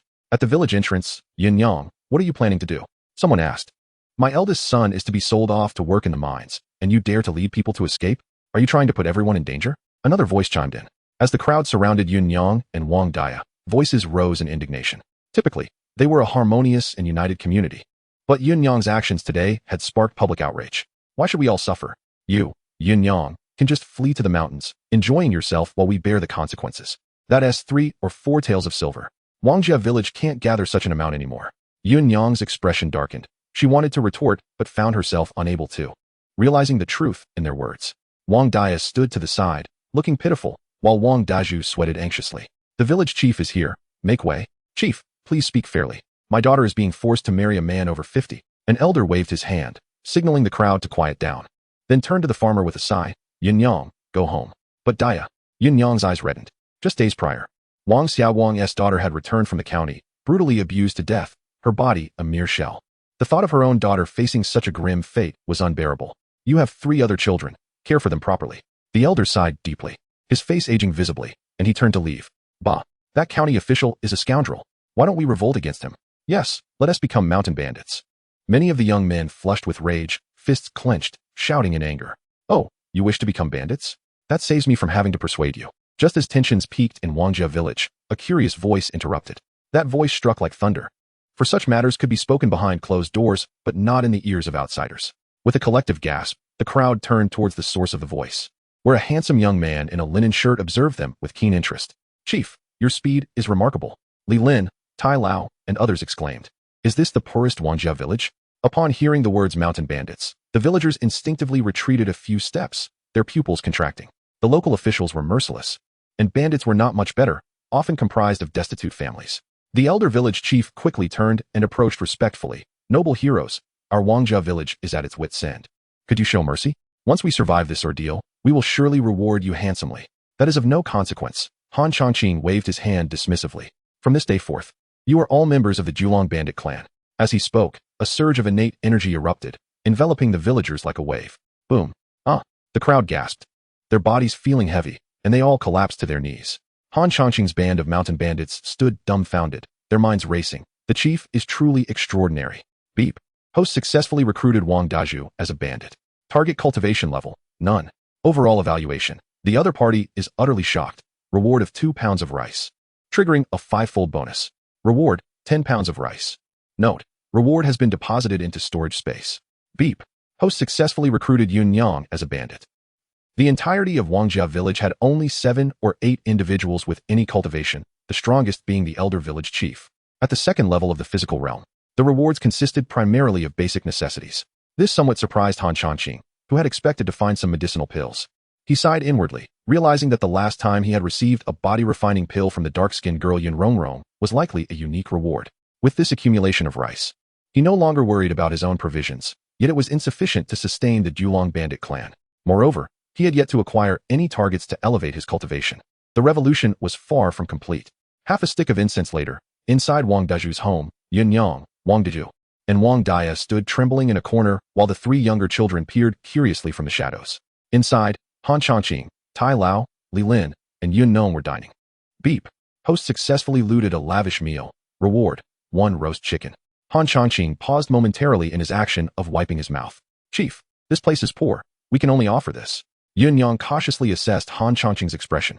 The meal was meager, consisting merely of a thin broth and a few leaves. Even more frugal than in the Julong bandit clan. Han Changqing nodded. Is everything packed? Yes, chief. As you instructed, everything is ready. Yun Yang responded swiftly. All right, you may leave. Han Changqing nodded and stood to exit, with Li Lin and the others quickly following. Yun Yang shot a glare at her husband, annoyed that he couldn't even sweeten his words in front of the chief, leaving her to hold the fort as a woman. Wang Daju felt embarrassed as he picked up the bundle and followed with farming tools in tow. Soon, Han Changqing and his group arrived at the village entrance, where nearly 200 people had gathered, young and old alike, all eyes fixed on Han Changqing. Yun Nong, at your service. Yun Nong stepped forward. Take 3 or 4 people and escort the 45-year-olds back to the mountain stronghold to report to Madame Jiao. She will inform you of the next steps. Understood. Yun Nong was efficient, quickly selecting 4 individuals to lead the women and children of Wangjia village away. Han Changqing observed as the group expanded to 50 people, nodding slightly. Though they appeared flimsy, they were still intimidating. Of course, most importantly, more people meant they could carry away more supplies. Tai Lao, lead the way. We shall first visit the nearest Li family village. I wish to meet their innate realm expert. Yes, chief. Chapter 14. A seal for my concubine, Li family village. Today marks the grand ancestral worship in Li family village, bustling with activity. Along the 20-meter-wide main road, numerous horse-drawn carriages and pedestrians traverse. Even the inns, taverns, and tea houses lining the road are filled with patrons. Children frolic joyfully at the roadside. At the Li family ancestral hall, Li Gu pays his respects to the elder. With a solemn expression, he bows, while a curious young girl behind him mimics the gesture. Li Yanran acknowledges the elder as well. Young master, miss. You are too polite. This old body of mine hardly deserves such grand courtesy. The elderly man with a head of white hair chuckles, stroking his beard. Li Gu replies, Elder, you certainly deserve it. If it weren't for your efforts to save the day back then, the Li family may have long vanished from Songshan County. When I came, my father instructed me to express his apologies for not being able to visit you personally. Please sit, the elder smiles, clearly pleased by Li Ji's words. Li Gu respectfully takes a seat, reminiscing with the elder. After a while, feeling bored, Li Yanran excuses herself to seek amusement outside. This girl has been spoiled by everyone, Li Gu remarks helplessly. The children of the Li family should be this way, free and unrestrained, the elder replies, stroking his beard. By the way, elder, have you heard of the Poison Dragon Stronghold? The Poison Dragon Stronghold? The elder's eyes glimmer with interest as he nods. This stronghold ranks low among the 72 strongholds on Jinshin Mountain. The strongest there is the formidable leader, the Poison Dragon, who has reached the 9th level of the body realm. Has this stronghold offended you, young master? I can arrange for someone to destroy it without troubling you to come personally. Li Gu furrows his brow and inquires, Elder, I've heard that the Poison Dragon Stronghold has some peculiarities. He feels a bit uneasy. Peculiarities? The elder ponders, lightly tapping the rosewood table. Indeed, there is a peculiar trait. They say the poison dragon stronghold doesn't kill, doesn't rob women and children, nor does it commit acts of lewdness. Among the 72 strongholds, they are quite an anomaly. Well, that is good. The two continue their idle chat. Meanwhile, Li Yanran, while playing, wanders to the back mountain of Li family village. With her innate cultivation at the first level, Li Gu and the others trust her enough. Moreover, the guards' cultivation levels are not higher than hers, making their protection rather superfluous. Standing atop the mountain, she takes a deep breath, gazing at the lively village below, reflecting. It's so much more comfortable outside. If only I could stay out here forever. Her martial arts talent surpasses Li Gu's, having been well protected and rarely venturing outside. Yet she knows her father would never agree to such a notion, had she not begged him. She wouldn't have even been allowed to step outside the Li residence. As she turns to descend the mountain, a commanding voice calls from behind. The leader of the stronghold will grant you this wish. Li Yanran's mind fills with question marks. Lacking social experience, she does not flee but instead turns around. She sees a handsome young man in a linen shirt smiling at her. Who are you? She instinctively asks. The one who will rescue you from your plight, he replies. Flashing a bright smile, you may call me your husband. Of course, spouse works too. You, lecher. Li Yanran feels a pang of annoyance. Who speaks like that upon first meeting? Let me pass, I'm going down the mountain. Ha! The young man laughs heartily, my dear. This mountain is high and remote. Even if you scream at the top of your lungs, no one will answer you. Why not try? This young man is Han Chongqing, who had been scouting Li family village. Just as he was about to leave, he noticed this amusing and charming girl, prompting him to follow her quietly, leading to this encounter. Humph, I am an innate expert. If you dare to act recklessly, I'll shatter you with a single strike, Li Yanran threatens, showing her small tiger teeth and waving her hand in warning. Yet, her threat is perceived quite differently in Han Chongqing's eyes. Not bad, he nods. Stepping forward. Startled, the girl retreats 3 steps, waving her hands. Don't come any closer. I really will strike. Oh, I forgot to introduce myself. I am Han Chongqing, the current leader of the Poison Dragon Stronghold, and I intend to take you as my 3rd concubine. The Poison Dragon Stronghold? So you are the villain who robbed my sister-in-law? You want to take me as a concubine? Nonsense. The girl puffs up her cheeks, her face flushed with anger, resembling a little tigress ready to pounce. However, her indignant demeanor only makes her appear more adorable. Is that so? Then I shall come to claim my concubine. Han Chongqing grins. In a flash, he lunges towards Li Yanran. After mentioning his intention to take her as a concubine, the system had remained silent, leading him to suspect that certain conditions needed to be met. What those conditions were, he would find out through trial and error, being a mountain bandit after all. You dare. Li Yanran glares angrily, but before she can react, Han Chongqing swiftly approaches, his hand reaching for her waist. Startled, she jumps back to evade him. Oh, you've got some moves. Han Chongqing smiles slightly, springing into action and engaging her in a game of tag. Lacking any advanced lightness skills, it's not surprising that he struggles against Li Yanran. However, he is far more powerful. As they play, Li Yanran initially manages to evade his attempts with her superior agility. Yet, her lower cultivation and lack of combat experience soon render her vulnerable. An opportunity arises. Han Chongqing's eyes sparkle as he lunges forward, appearing beside Li Yanran. Beautiful lady, you have nowhere to escape. As he speaks, he claws towards her chest. Ah, shameless thief. Just as he anticipated, Li Yanran instinctively covers her chest, momentarily halting her movement. Han Chongqing swiftly transforms his claw into a palm, striking her back, causing her to stagger. He then steps forward, directing his energy to seal her innate cultivation. What have you done to me? Li Yanran's face pales as she stares at him in terror, her hands trembling. Just putting my stamp on my future concubine, Han Chongqing chuckles, pulling the young beauty into his embrace.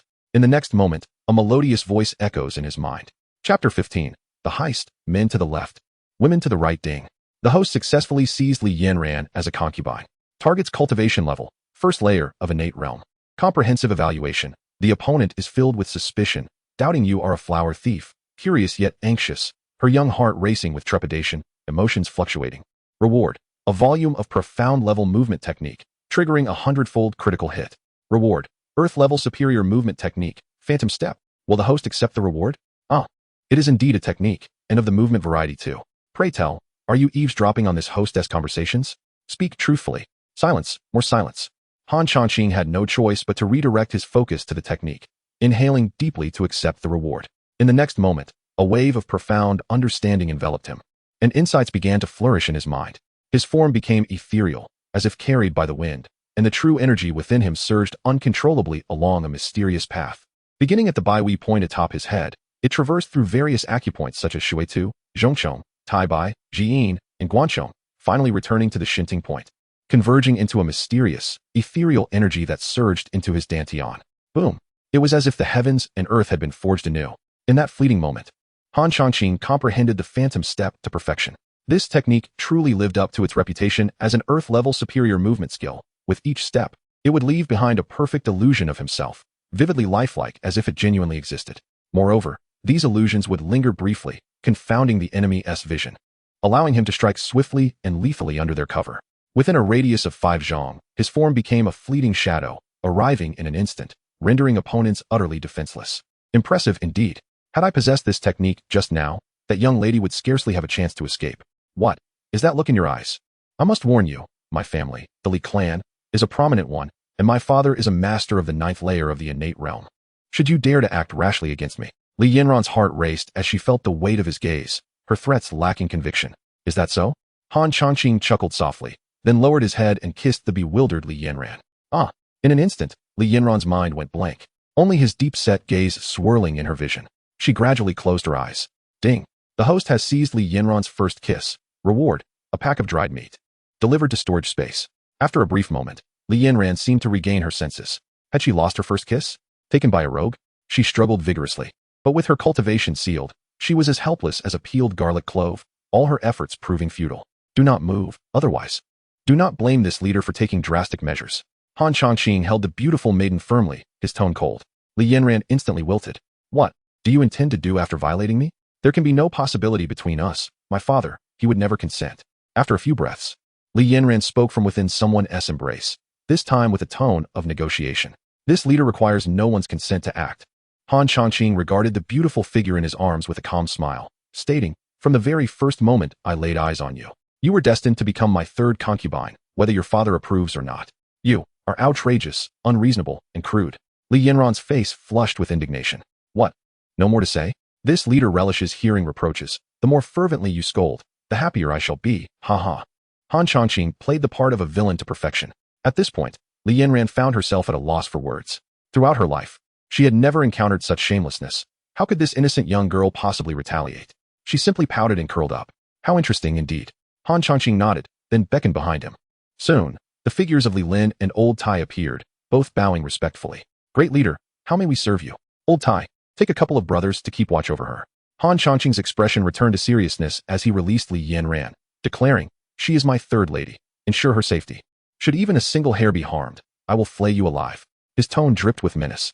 Old Tai felt a tightening in his chest and quickly bowed, pledging, rest assured, great leader, as long as I, Old Tai, draw breath, I will not allow any harm to befall the 3rd lady.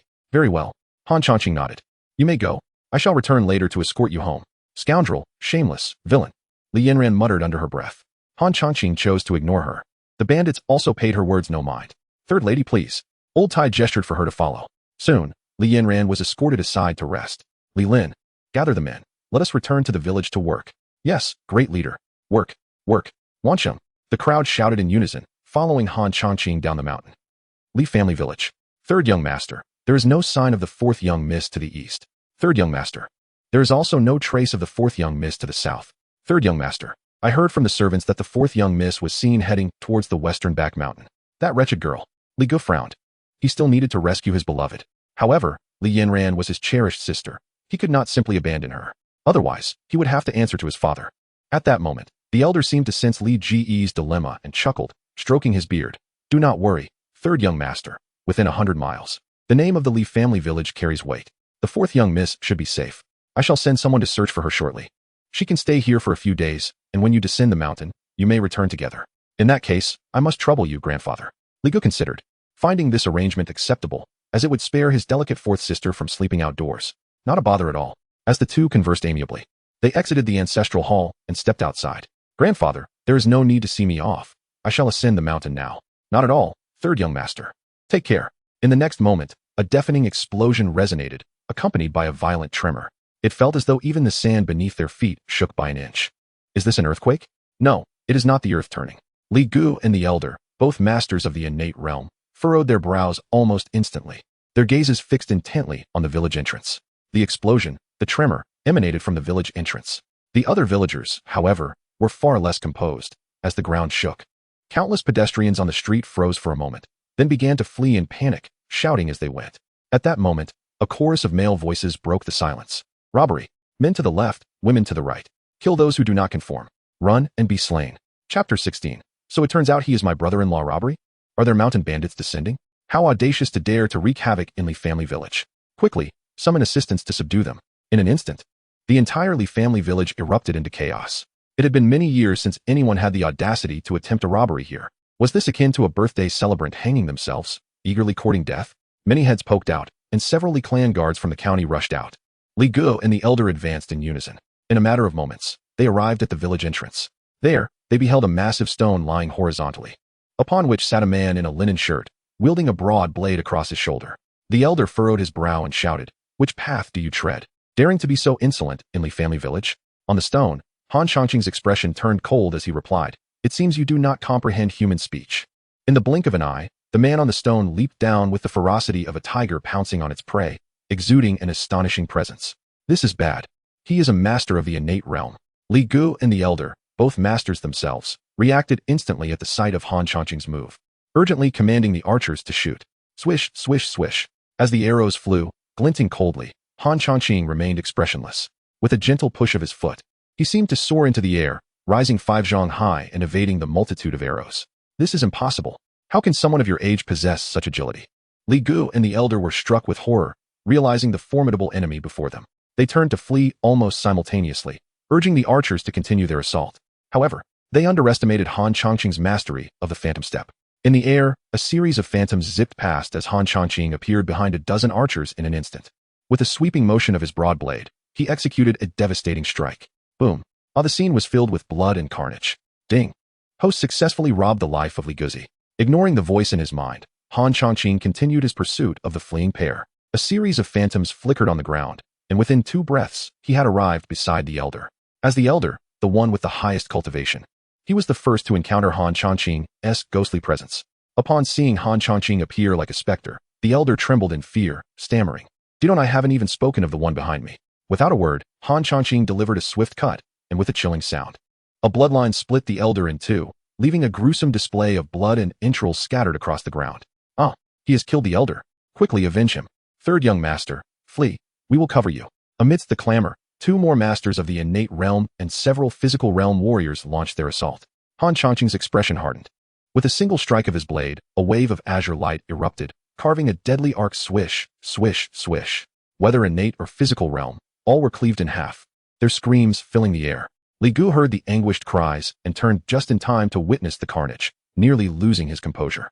"Your blade techniques, are you from the military? Who exactly are you? Why do you oppose the Li family?" As he scrambled towards the rear mountain, Han Changqing remained silent. Why waste words on the dead? Just as he was about to press the chase, a loud bang interrupted him. His broad blade could no longer withstand the surge of his true energy and shattered into countless pieces of scrap iron. At this moment, Li Gu appeared as nothing more than a fleeting shadow in Han Changqing's eyes. Trying to escape? Not a chance. With a cold glint in his eyes, Han Changqing leaped forward, resembling a great rock taking flight, swiftly closing the distance to 5 zhang. After a few back and forths, he caught up with Li Gu. Hearing the rushing wind behind him, Li Gu turned instinctively, only to be nearly paralyzed with fear. The very figure of death he had witnessed moments before loomed terrifyingly close, as if a monstrous beast were ready to devour him. In his panic, Li Gu forgot to muster his true energy, collapsing to the ground in terror. "Don't come closer. Please, spare me. My father is Li Zhang. He knows people from the sect. TSK, look at you, a promising young man, yet you seek your own demise." Han Changqing shook his head, then raised his hand, azure light flickering ominously. "Please, don't kill me," Li Gu trembled. It was too late. Though he cared little for the lifespan of an innate realm practitioner, what had they just shouted? Men to the left, women to the right. What did it mean to flee? Did they look down upon their bandit clan? Then he must send you to hell to apologize. Han Changqing's expression remained unmoved as he brought the azure light crashing down. "Don't." At that moment, a woman's voice rang out in alarm from afar. Han Changqing slightly adjusted his hand, directing the azure light toward Li Ji's brow, but striking the ground instead, producing a thunderous sound. The terrifying azure light left a deep scar in the earth. This scene made Li Gu tremble, nearly losing control of his bowels. "Li Yanran, do you wish to protect him?" Han Changqing frowned, casting a cold glare at the approaching Li Yanran. The elder iron wore a bitter smile, feeling utterly powerless. This individual was also his master, and he was unable to strike or scold him. Li Yanran, her face flushed, stood protectively in front of Li Gu, furiously declaring, "He is my 3rd brother. If you wish to kill him, you must first step over my corpse." "So it turns out he is my brother-in-law." Upon hearing this, Han Changqing's icy demeanor melted into a warm smile. Li Ji's mind briefly faltered. Li Yanran, too, dared not act capriciously. Her complexion flushed as she stood protectively before her brother, fearful of the rogue before her harming him. Fourth sister, is this person your? Li Gu cast a glance at the now beaming Han Changqing, quietly inquiring of Li Yanran. Li Yanran, blushing, remained silent. Was she to reveal that this villain sought to force her into becoming his concubine? The most detestable of all was that he was the third room's concubine. He girls are shy. Han Changqing understood, thus he smiled. Brother-in-law, Yanran is my third wife. Henceforth, we shall be family. Ah. Li Gu was momentarily dumbfounded. Li Yanran's ears burned crimson, as if she wished to vanish from the scene. Come, brother-in-law, since we are family now. Allow me to personally seal your cultivation to prevent any unforeseen events. Han Changqing said with a smile. Li Gu felt a shiver run through him. As if he were a lamb awaiting slaughter, quickly forcing a smile. Then I must trouble you, chief. He was a master of the innate realm's third layer. Yet before Han Changqing, he felt like a mere lamb, at the mercy of this predator. Third wife, you are not behaving well. Tonight let this chief show you how to punish you. Having sealed Li Ji's cultivation, Han Changqing left a remark as he passed by Li Yanran. With a swift motion, Li Yanran's face flushed once more, her heart racing audibly. Elder Iron, you and the others escort third miss and my brother-in-law down the mountain. I shall first check our spoils. With that, Han Changqing transformed into a shadow, leaping into the air like a celestial being descending to earth. Chapter 17. So, are you blaming me? Li Family Village. Li Lin and others shouted arrogantly. The Poison Dragon Gang is here. Males to the left, females to the right, stand in formation. Many in the crowd, upon hearing this, displayed expressions of anger but dared not move, obediently lining up. The earlier display of Han Changqing's prowess had shattered their courage. One strike for each innate realm. One strike for two innate realms. Killing was as effortless as dispatching chicks. To them, the man appeared as a terrifying demon. They had never witnessed such a scene. Standing firm, without trembling, was already a testament to their mastery. Many on the streets were so frightened they soiled themselves. And a number of others collapsed in fear. This was precisely the effect Han Changqing sought. If he did not immediately instill terror, relying solely on the few useless subordinates behind him would not suffice for a robbery. Even a mere 9th-tier physical realm warrior could easily subdue them. After a moment, Han Changqing had yet to appear, but the crowd gathered on the street grew larger, including several 6th and 7th-tier physical realm warriors. Initially, Li Lin and his companions continued to shout, but soon cold sweat began to bead on their foreheads. They relied entirely on the reputation of the gang leader to intimidate the flock, yet the leader remained absent. The situation was becoming precarious. A cornered rabbit will bite. Let alone this group of formidable individuals, many accompanied by guards. Among the crowd, some middle-aged men in ornate attire quietly instructed their attendants. Go kill them and let us leave. I will double your monthly pay and reward you with 100 taels of silver. Others quickly followed suit, summoning their guards with similar commands. Soon, several masked figures surged through the crowd, advancing towards Li Lin and his companions. This is bad. There are experts. Prepare for battle. Quickly, throw your weapons to block them. The gang leader is coming back. We just have to endure this wave. Li Lin bellowed. His keen eyes spotted a figure appearing over the hill, soaring towards them like a great rock. Kill them, and I'll reward you with 500 taels. Move quickly. I'll give 1,000 taels. Almost instantaneously, numerous voices erupted from the crowd. Under the lure of gold, valiant warriors emerged. Initially hesitant, several masked men swiftly drew their swords to deflect the incoming weapons and charged at the bandits. Ah, gang leader, help. Like a tiger among sheep, within a breath. Several bandits were severely wounded or even killed. Han Changqing furrowed his brow. This was not good. His subordinates were facing a backlash. He quickly channeled his energy, his figure flashing, creating the sensation of breaking through a 5-zhang limit with a single step. Within 3 breaths, he arrived at the center of the village. Before him, numerous masked men were wielding swords and knives to slaughter the Poison Dragon Gang bandits. Seeking death, Han Changqing let out a long roar, transforming into a streak of azure light, seemingly transcending the constraints of time and space, appearing before one masked man. He seized the descending great sword, twisting it forcefully, shattering it, and with a swift motion of his blade, the masked man's head rolled. Clang! The gang leader has returned. Eliminate this pack of scoundrels. Upon seeing Han Changqing return, the bandits regained their courage, ready to retaliate against the masked men. However, others acted faster. With a flick of his toes, Han Changqing's form split into numerous apparitions.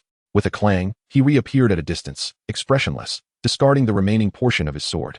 Only then did the crowd realize that before each still figure of the masked men stood a dissipating silhouette. In the next moment, bang! Countless flesh and entrails erupted, and the masked men were instantaneously reduced to mere chunks of meat. Silence. An utter silence. The crowd stared in shock, eyes wide, fixated on the carnage. Li Lin. Han Changqing spoke coldly.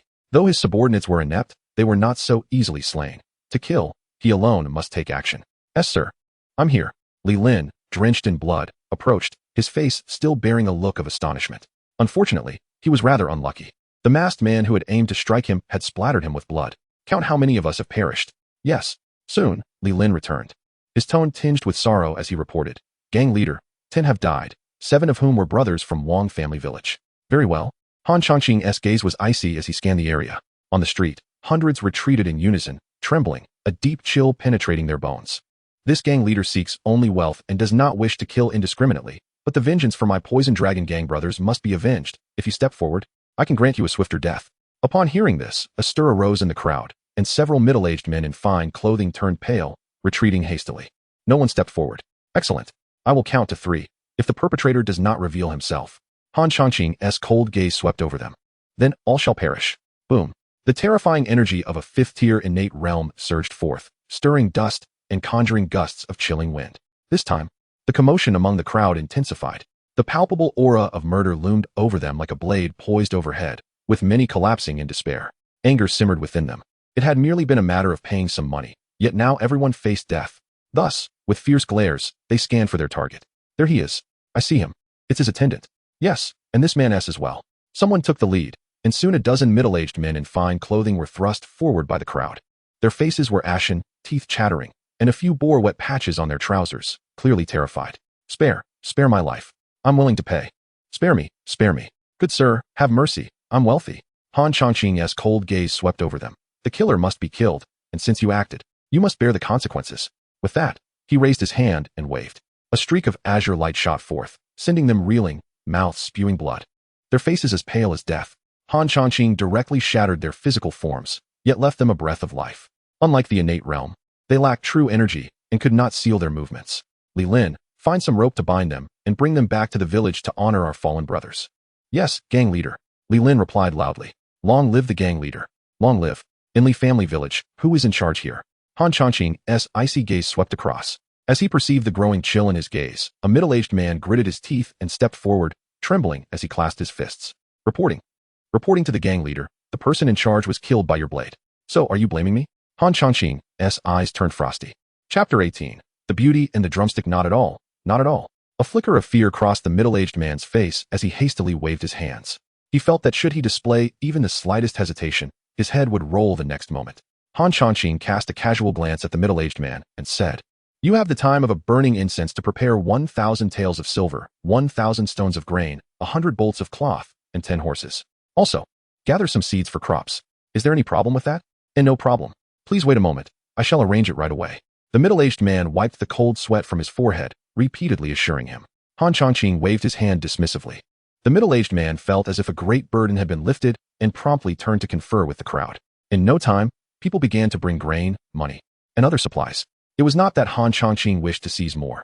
Rather, their numbers were few, and they could not carry away much. Furthermore, with the system in place, he felt that what he had taken would suffice for several years. Henceforth, the tasks of pillaging grain and money could be entrusted to others. He aimed to seize people, elixirs, territories, and divine weapons. Soon, the middle-aged man approached cautiously, his demeanor respectful. Hero, everything you requested has been prepared and is over here. Ding. Host has plundered 1,000 stones of rice. Returned 3,000 stones of rice. All right, you may leave now. Han Changqing listened to the notification in his mind, waved his hand, and added, Moreover, I am the chief of the Poison Dragon Gang. If you have grievances, you may come to me on the mountain. And no, how could we harbor ill will against the hero? It is our honor to deliver these supplies to you. Several bystanders quickly echoed in agreement. Ha! Han Changqing laughed heartily, patting the middle-aged man's shoulder. You are quite commendable. You know how to conduct yourself. I shall return to seek you out next time.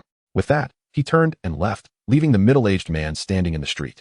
His face a mixture of bitterness and respect, unsure whether to cry or laugh. By the heavens, next time, please choose another target. The middle-aged man silently cursed. His expression a blend of bitterness and deference as he watched Han Changqing and his companions disappear from sight. Only then did he exhale a sigh of relief. Though his back was soaked with sweat, someone approached him, frowning. Young master, the elder has passed away, and the village has been raided. Should we report this to the authorities? To hell with the authorities. The middle-aged man jumped up and delivered a swift blow to the other, leaving them bewildered. Those who had gathered nearby exchanged glances, stunned. Our Li family village has not been raided. It is simply that we, in our admiration for the Poison Dragon Gang, have offered some money and grain. Understand? Go to those taverns and places of business and warn them not to spread rumors, or I shall send them to the back mountains to be buried." The crowd gasped in shock, but soon came to their senses, responding in unison. "Understood. Now, collect the bodies, clean the streets, and ensure the families of the deceased receive extra compensation. As for those from the Li clan who have returned to pay respects, inform them as well," the middle-aged man commanded. "Yes," came the reply from the nearby followers. "Young master, it seems that young Master Li Guo and Miss Yanran are among the captives being plundered," a guard reported quietly. "Damn it," the middle-aged man cursed under his breath. He then composed himself and instructed, "Send someone to the county to inform them. Just state the facts." "Yes," the man quickly departed. Watching the bustling crowd, the middle-aged man sighed deeply. "Father, the situation at Zhengshanshan has changed, yet I lack the strength to avenge you. You have lived long enough. Perhaps it is a blessing, for I doubt you wished for our line to be severed." This man was the sole son of the elder. "Great Chief, you are truly formidable. Long live the Great Chief. The Great Chief is the idol of us all." As the people transported grain and silver, and escorted a dozen middle-aged men dressed in fine clothing with smiles on their faces, the sorrow for the deceased faded swiftly. In these times, everything had a price, except for human life. To dedicate oneself to the Great Chief was considered a blessing by them. "Curse that bastard, that lecher." Li Yanran continued to mutter under her breath, while Li Guo followed, his expression one of despair. To think that this man was the chief of the Poison Dragon gang. What hope was there for his beloved sister? Not to mention his fourth sister. She surely faced grave danger as well. He could only hope his father arrived soon. His father was a 9th-tier innate master. This mountain bandit was still young and surely did not possess strength surpassing his father's. Once his father arrived, he would ensure that the Poison Dragon gang faced annihilation, thus cleansing the shame that weighed upon his heart. Unperturbed by these thoughts, Han Chongqing reveled in his gains. In terms of lifespan restoration, he had slain a dozen archers, an old man with white hair, and another dozen masked men. The critical hits were not particularly high, ranging from several times to over 10 times. In total, he had restored precisely 100 years of lifespan. Adding this to the 55 years he had previously accumulated, he now possessed 155 years of lifespan, far exceeding that of ordinary innate masters. Remarkable indeed. Han Chongqing then glanced into his storage space, filled with rice, wheat, flour, jerky, spicy strips, and roasted chicken. He frowned at the sight. Fortunately, there was a substantial pile of rice, silver, cloth, seeds, and more in the distance. He pondered how the accounting worked. 1,000 stones of rice had returned 3,000 stones, yet 1,000 taels of silver had only returned 1,500. However, the crop seeds were indeed a rarity. Among them was a few grains of a variety known as dragon tooth rice. Each grain was plump, measuring 3 inches long and 1 inch wide, resembling something celestial. Having read many novels in his past life, Han Chongqing understood that some special grains contained spiritual energy. When consumed by martial artists, they offered greater satiety and provided more spiritual energy for cultivation, while also producing less waste. If this was truly the case, he would have struck gold. He resolved to find an old farmer to plant them. He then retrieved the roasted chicken. Immediately, the mouth-watering aroma filled the air, causing everyone present to involuntarily swallow their saliva. Just the scent of the chicken made them feel it must be exceedingly delicious, though they dared only to swallow their saliva in secret. "Yanran, come here." Han Chongqing smiled, tearing off a drumstick and beckoning Li Yanran over. Li Yanran inhaled the fragrant aroma of the roasted chicken, swallowing hard, yet turned her head away defiantly. "Humph, this young lady is quite proud. If I say I want to eat, then I shall not eat. Whoever eats is a little dog." Alas, her body was rather honest, producing a loud grumble. "Come here." Noticing the young lady throwing a tantrum, Han Chongqing immediately assumed a serious expression. "Humph." Li Yanran shuddered slightly, reluctantly walking over. "Eat this." Han Chongqing offered the delectable chicken leg with a cold word escaping his lips. Li Yanran swallowed again, then swiftly took the roasted chicken leg, opening her mouth wide and devouring it without any regard for her image. She ate with such fervor that grease dripped from her chin. Anyone who had been hungry for half a day would surely find themselves devouring whatever was before them, especially this fragrant chicken leg.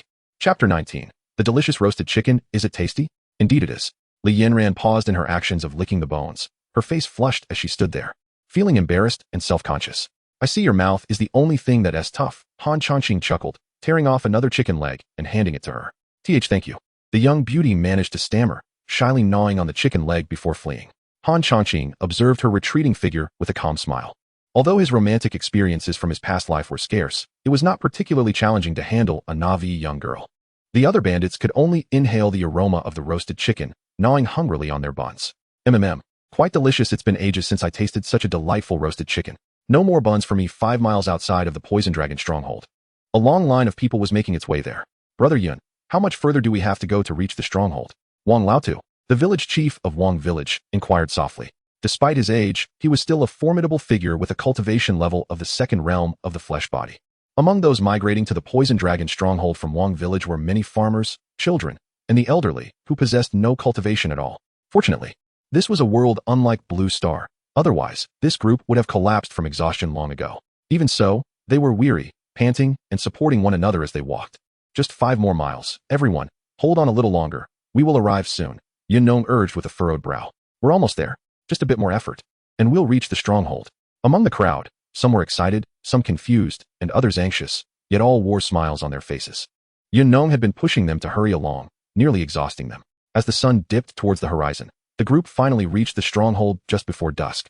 At this moment, the Poison Dragon stronghold was markedly different from when Yun Nong had departed that morning. The entrance had been dismantled, and the 3 large characters spelling Poison Dragon stronghold were nowhere to be found. Inside the stronghold, dust billowed everywhere, accompanied by the shouts of many men. Though the dust obscured the situation within. Brother Yun, is this really the Poison Dragon stronghold? Wang Laotu asked, bewildered. Indeed, Yun Nong replied, equally astonished. This place seems even poorer than Wang Village. The dust is so thick, one might even need candles in broad daylight. The people from Wang Village were left dumbfounded, questioning their very existence. Many of the farmers began to murmur among themselves. Enough, everyone be quiet. Since we are here, let us make the best of it. This may very well turn out to be a good place. Wang Laotu, being a man of experience, quickly regained his composure and scolded the ignorant farmers. He surmised that construction and excavation were underway in the stronghold. If that were the case, the chief's ambitions were considerable, showcasing great talent and vision. Before long, some bandits inside the stronghold took notice of the large group standing at their doorstep. It was impossible not to. Ah, so it's Brother Yun. A young bandit wielding a chopping knife stepped forward, breaking into a smile upon seeing Yun Nong, while waving to those behind him. What brings you here? Yun Nong asked. Puzzled. It's a long story, then make it brief, Yun Nong interrupted. Ah, Brother Yun, you are still as unamusing as ever. The young bandit shook his head but proceeded to explain. This is the chief's order. We are currently digging foundations and pits within a 20-mile radius, as instructed by Madame Jiao. We are in urgent need of manpower, and your arrival is perfectly timed. Understanding the situation, Yun Nong nodded. No wonder the chief had asked him to bring people back to find Madame Jiao. Wang Laotu, have everyone wait here for a moment while I report to the stronghold, he instructed. You may go in, Brother Yun, Wang Laotu nodded. After giving a few instructions, Yun Nong turned and entered the stronghold. Shortly after, several individuals emerged from within to inquire about the villagers from Wang Village, asking what skills they possessed and issuing them identification tags. These tags were an idea conceived by Zhang Jiaojiao. That morning, when Han Chanqing had informed her that ordinary people might join the stronghold by evening, she was tasked with overseeing their arrangements and assigning them work. Soon, over 100 villagers from Wang Village were distributed according to their strengths, with those capable of hard labor sent to dig, while others engaged in collecting stones, disposing of waste, or moving soil. Sister Jiao, it's already the hour of the rooster. Shouldn't we take a break? Yun Rongrong approached, her face covered in dust. Is it already that late? Zhang Jiao looked up to see the darkening sky, then turned her gaze to Yun Rongrong and asked, Hasn't he returned yet? No, but with his cultivation, I believe he will be fine. Yun Rongrong replied with a frown. All right then, let everyone take a break, wash up, and prepare dinner. We will continue tomorrow. Yes, Madame Jiao, came the chorus of agreement. Quickly, the order was disseminated, and the weary workers finally ceased their labors. The villagers from Wang Village, covered in dirt and exhausted from their long journey, arrived without having a sip of water and had worked for an additional hour. Had it not been for the presence of the Poison Dragon stronghold's people, some might have felt compelled to flee. The conditions were hardly bearable. Many expressed their grievances inwardly. Soon, Wang Laotu found Yun Nong and, with difficulty, said, Brother Yun, as you know, our Wang Village has no surplus grain. After this lengthy trek, we lack food to cook. You have no surplus grain at all. Yun Nong frowned, his tone growing cold. Wang Laotu swallowed hard, rubbing his dry, aged hands together. We might manage to get through tonight, but if we continue working like this tomorrow, we may starve, he said earnestly. Very well, I understand. When the chief returns, I will report this matter to him honestly. Yun Nong's expression softened as he nodded. Thank you, Brother Yun. Wang Laotu expressed his gratitude with deep respect. Yun Nong waved him off as he departed. Yun Rongrong and Zheng Jiao exchanged glances at the vegetable soup they held, falling into silence. Sister Jiao, someone just came to say that someone has fainted from hunger over there. This matter would have to wait until he returned. Han Chanqing and his companions were not slow either. They arrived at the Poison Dragon stronghold an hour after the villagers from Wang Village. However, upon seeing the desolate look of the stronghold, everyone's jaws nearly dropped in astonishment. Have the bandits been robbed? Li Lin exclaimed in shock. Rob my foot. Han Changqing chuckled, playfully slapping the guy on the head. This is a grand construction project. Is the roasted chicken delicious? The aroma of the roasted chicken wafted through the air, making everyone swallow hard in anticipation. Chapter 20. The Reward of Li Yanran. Innate Realm 9 Heavens. The chief returns. Li Lin, the loyal subordinate, stood with his hands on his hips and shouted at the open ground. Almost instantaneously, his voice echoed around, and over 100 figures scrambled up from the dugout trenches, covered in yellow dust, resembling beggars. There was no other choice. Their thatched huts had been uprooted. Now, throughout the Poison Dragon stronghold, aside from the huts of the Poison Dragon and Han Changqing, the view was barren. Observing this scene, Han Changqing couldn't help but marvel at the might of the warriors. In just a single day, they had accomplished what would take excavators on Blue Star several days to complete. Yun Rongrong and Zheng Jiaojiao, hearing the commotion, hastily got out of bed and opened the door. Within half a stick of incense, the entire Poison Dragon stronghold, with the exception of the Poison Dragon who was still in seclusion, had gathered in the open space at the original gate. Dear husband, the two women approached Han Changqing and bowed, mindful of their manners in the presence of others. Yun Nong also joined in, calling out to the chief. Han Changqing nodded in acknowledgement. He was not the type to discard those who had served him. Li Lin, quick to act, soon fetched a table for Han Changqing. With a nod of approval, Han Changqing leaped onto the table, surveying the over 300 people around him. These individuals would become his first batch of subordinates in his quest for dominance in this realm. Esteemed warriors, Han Changqing's voice, imbued with a hint of true energy, resonated clearly among the crowd. To be brief, during this raid, 10 brothers sacrificed their lives. Each will receive a compensation of 10 taels. Upon hearing this, the crowd was initially taken aback, followed by a wave of panic as they called out for their loved ones. Silence. His single word fell like thunder, causing everyone to shudder. The fallen brothers will be claimed later. The enemies have been captured and will be taken to the back mountain tomorrow to honor our deceased brothers with their blood. Chief, invincible. Chief, 10,000 victories. 10,000 victories. As these words echoed, many joined in, and gradually, the people of Wangjia village added their voices. Li Yanran gazed at the handsome figure on the table, her beautiful eyes glowing with fervent admiration. Li Gu, on the other hand, discreetly hid behind the crowd, fearful of being seen by Zheng Jiaojiao. Yun Rongrong and Zheng Jiaojiao looked at Han Changqing with hopeful eyes, their gazes soft and tender. After a moment, the crowd finally quieted down. Additionally, those remaining in the stronghold will each receive 1 tael of silver and 1 stone of grain. New members from Wangjia village will receive 1 stone of grain each. Boom. With this announcement, the crowd erupted in excitement again. 1 stone of grain. That would last each person a month, and with careful rationing, they could ensure their survival. The people from Wangjia village wore expressions of unrestrained joy. They had made the right choice. For the outgoing brothers, each will receive 3 taels of silver and 2 stones of grain. Oh, Chief, I love you. Chief, please accept my loyalty. The crowd's cheers mingled with some less than serious remarks, quickly drowned out by the throng. All right, line up, find something to carry the grain in. Li Lin, Yun Nong, and Tai Lao, you 3 stay to distribute the supplies. The rest, take them to my residence.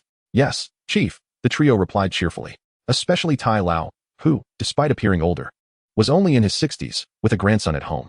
His ability to work meant his family would not go extinct. Let us head back. Han Changqing took the hands of Yun Rongrong and Zheng Jiaojiao. As for Li Yanran, she initially wished to slip away to the side, but at Han Changqing's sharp glance, she obediently returned. This sister, Yanran, what are you doing here? Zheng Jiaojiao's eyes widened in astonishment, mouth agape in disbelief. This, Li Yanran stammered, feeling flustered. All right, we shall discuss this inside. Han Changqing gently squeezed her hand and led her into the house. The journey was silent, and soon they arrived at Han Changqing's quarters. Dear husband, what is the situation with Sister Yanran? Zheng Jiaojiao asked, frowning at Han Changqing. She is the 3rd concubine of this chief, the 3rd lady of the Poison Dragon stronghold. Your 3rd sister, Han Changqing replied leisurely. As expected, upon hearing this, Zheng Jiaojiao's face went pale, her body trembling. Yun Rongrong sighed and stepped forward to support Zheng Jiaojiao. Li Yanran stood aside, her ears drooping. It was all because of that villain's coercion. She had not intended for this to happen. Oh, by the way, have you bathed yet? Han Changqing broke the silence. Zheng Jiaojiao remained silent, while Li Yanran blushed and said nothing. Yun Rongrong sighed, knowing her man was troublesome. Husband, I have not bathed yet. Not yet. Han Changqing's gaze deepened as he swept it over the 3 women, then smiled. Perfect, neither have I. Saying this, he lifted Zheng Jiaojiao into his arms and headed towards the back mountain, calling out to Yun Rongrong and Li Yanran. Don't just stand there, come along. Li Yanran stood frozen. A blush crept onto Yun Rongrong's face as she grabbed Li Yanran's hand and followed. 2 hours later, the 3 women returned to the room, their faces flushed. Dear husband, how shall we arrange sleeping tonight? Yun Rongrong asked. Of course, we shall share the same bed. That night, The atmosphere was vibrant, with flickering candlelight. Everyone envied Han Changqing, not envying the immortals. Ding. Host successfully plundered Li Yanran's purity. Target cultivation, innate realm, first heaven. Comprehensive evaluation. The target feels quite uncomfortable, having to share a husband with her sister, her emotions fluctuating between despair and elation, triggering a 50-fold critical hit. Reward. A century of cultivation. Will you accept the reward? Han Changqing emerged from the throng of women, glancing at the information in his mind. Had he only triggered a 50-fold critical hit? However, the cultivation of this little girl for 2 years, when combined with 50-fold, would it help me break through to the next realm? After the innate realm comes the Dan formation realm, also at 9 heavens. Claiming the cultivation. Boom. The sensation was akin to before, but this warm current was significantly stronger, coursing rapidly through his meridians. Following the 8 extraordinary meridians, it traversed through his body before returning to his dantian, circling once, twice, thrice.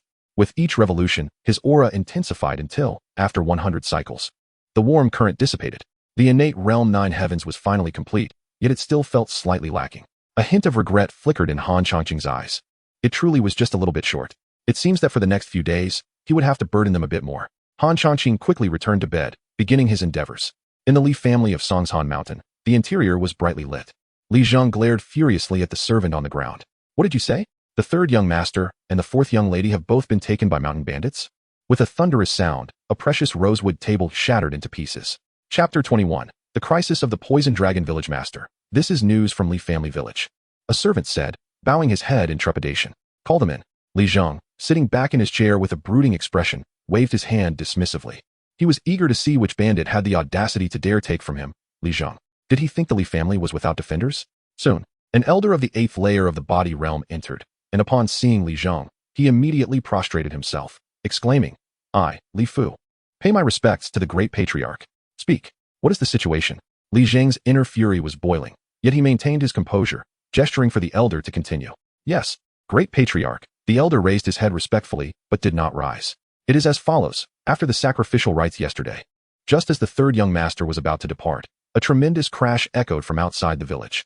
Then, a bandit claiming to be Han Changqing appeared, ruthlessly slaying over 10 archers in the village with a single strike. As the elder recounted the events, a flicker of fear glimmered in his eyes, as if the horrifying scene still haunted him. Li Zheng furrowed his brow, listening intently without interruption. Contemplating the implications, anyone capable of dispatching over 10 archers at the 7th and 8th layers of the body realm with a single blow must possess at least innate capabilities. And then, the elder's fear deepened, his hands gesturing animatedly. That man even decapitated the patriarch with one stroke, blood spilling everywhere. Skip the details. Li Zheng interjected with a frown.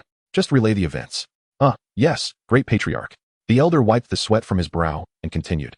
Then he pursued the 3rd young master up the back mountain. This time, the elder was succinct, quickly finishing his account before kneeling on the ground. Such audacity. Li Zheng's face glinted with cold fury, his voice icy with praise. The temperature in the room plummeted, causing those present to shiver involuntarily. Come in. A middle-aged man dressed as a guard swiftly entered, ignoring the prostrated elder. He respectfully clasped his fists towards Li Zheng, saying, Master, how may I serve you? Xia Lijing, take some men and immediately head to Jinxian Mountain to locate the Poison Dragon Village. Rescue the 3rd young master and 4th young lady. Furthermore, any who dare provoke the Li family shall be dealt with mercilessly. Li Zheng's tone was frigid, reminiscent of a harsh winter. Yes, master. The others instinctively recoiled at the chill in the air. However, Xia Lijing felt no such discomfort, being of the 7th layer of the innate realm. In the Li family, aside from the eldest son, Li Hongkai, who served in the county, and the 2nd daughter, Li Shui, who trained in the sect, he was among the most powerful. Soon, a contingent from the Li family mounted their horses and departed swiftly. In the courtyard of the Songshan County office, Zheng Banjiao and Wang Xia were engaged in conversation when a constable approached, bowing respectfully. I have come to see you, my lord. Oh, Constable Xing has arrived. Please, take a seat. Zheng Banjiao smiled, gesturing toward a nearby chair. Typically, Wang Xia would excuse herself at this hour, but today she remained. And Zheng Banjiao made no effort to dismiss her. Both turned their attention to the constable. My lord, the situation is dire. The constable said, his expression troubled. Zheng Banjiao exchanged a glance with Wang Xia, a sense of foreboding washing over them. Indeed, my lord, madam, the constable continued. We have just received word from Li family village that yesterday, they were attacked by bandits from the Poison Dragon village, who also abducted the 3rd young master. As for the 4th young lady, Li Yanran, we could not ascertain her fate, as they have kept tight lips, mindful of the implications for a woman's reputation. What? Zheng Banjiao was taken aback, slamming his palm on the table, causing it to tremble thrice. Thankfully, he tempered his strength. Such audacity from the Poison Dragon village. Constable Xing, inform the county magistrate and the county lieutenant to come at once. I have matters to discuss with them. Zheng Banjiao's expression darkened ominously. Not only had they abducted his beloved daughter, but they also dared to descend from the mountain to commit such heinous acts. This band of brigands must be exterminated. For a moment, his daughter's plight became secondary. Yes, my lord. The constable's expression grew solemn as he quickly departed. Once he left, Wang Xia, her face etched with worry, turned to Zheng Banjiao. My lord, do you think our daughter is in real danger? It has been 2 days without news. Oh, my poor child. She had unconsciously forgotten about Li Go, who had also been taken. Hearing his wife weep beside him, Zheng Banjiao felt a surge of frustration. He wanted nothing more than to charge into Jinxian Mountain and rescue her single-handedly. But as a county official, he could not act so recklessly, neglecting the safety of the citizens. He could only comfort his wife. My dear, do not fret. Our child is fortunate and will surely find a way to turn misfortune into fortune, he said, pausing for effect. Once the county magistrate and lieutenant arrive, I shall discuss with them the need to mobilize troops to eliminate the bandits and protect the people from this calamity. Jinxian Mountain was home to 72 bandit clans, each vying for notoriety, yet it spanned across 3 counties, and many other brigands may be lurking within. My lord, you must not act rashly regarding our daughter's safety. Wang Xia urged anxiously.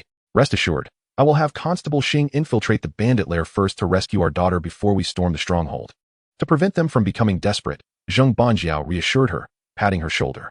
Yet deep down, he knew the likelihood of success was slim. His daughter might have already lost her virtue, or even met a more gruesome fate at the hands of these ruthless bandits. Fear not, my dear. I shall seek justice for you. Zheng Banjiao vowed silently. Half a stick of incense later, the county lieutenant and magistrate arrived, and Wang Xia quietly withdrew. Zheng Banjiao wasted no time in laying bare his intentions, demanding only one thing: to mobilize troops against the bandits. The 2 men exchanged glances and nodded. Given the current resources of Sangshan County, they could indeed afford to attack a bandit group ranked at the bottom, the Poison Dragon village. Thus, the 3 men proceeded to discuss the details of the military campaign and the necessary documentation for the governor. Finally, Zheng Banjiao finalized the plan. 300 troops would depart in 3 days to search for the location of the Poison Dragon village.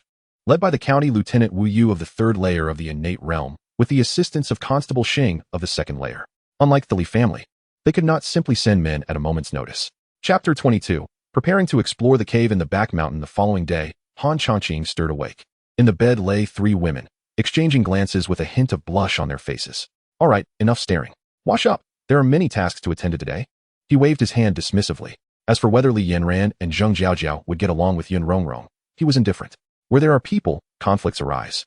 In places with many women, disputes multiply. The current tranquility would not last. As the crowd grew, so would the complications. He had seen enough palace intrigue dramas before and did not wish his own backyard to devolve into such chaos. Naturally, he would not intentionally incite discord. This was a fantastical world, rich with methods unknown in his previous life. He merely needed to establish overarching rules. All his women would abide by these, free to navigate their own paths within them. He solidified a thought in his mind. Yes, the 3 women responded, their faces still flushed. Oh right, Yanran. You and Zhao Zhao should expedite the reconstruction of the Poison Dragon stronghold. Aim to settle into new houses as soon as possible, Han Changqing instructed before stepping out. Not waiting for a response from Li Yanran. Inside, Li Yanran whispered, Sister Zhao Zhao, I'm sorry, I was also compelled. Never mind, we are all unfortunate souls. Zheng Jiaojiao sighed. Meanwhile, Yun Rongrong nodded in agreement. Han Changqing had changed drastically. Once, he harbored wicked intentions toward her, but dared not overstep. Since that fateful night, his actions and thoughts were utterly inscrutable, leaving her to tread cautiously. The 3 women's complex emotions were unknown to Han Changqing, and even if they were, he had no intention of meddling. Emerging from the thatched cottage, he found many people already busy with digging, filling, erecting stakes, and felling trees. Upon seeing Han Changqing pass, they halted their tasks and respectfully greeted him.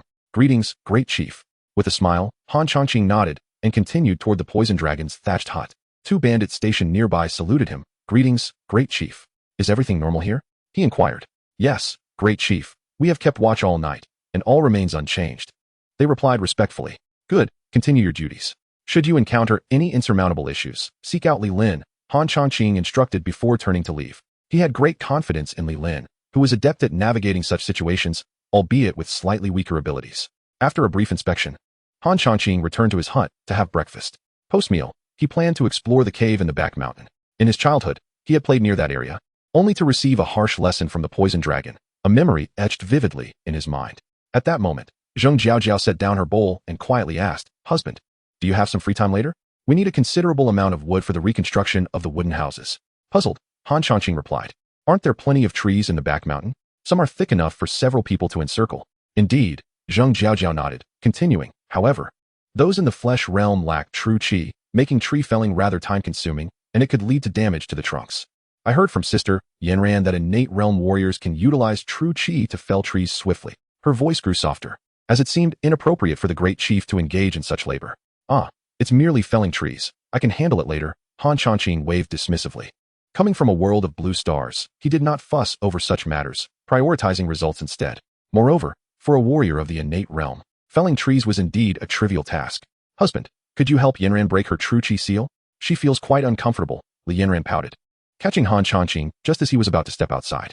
"Not a chance," he retorted, playfully flicking her forehead.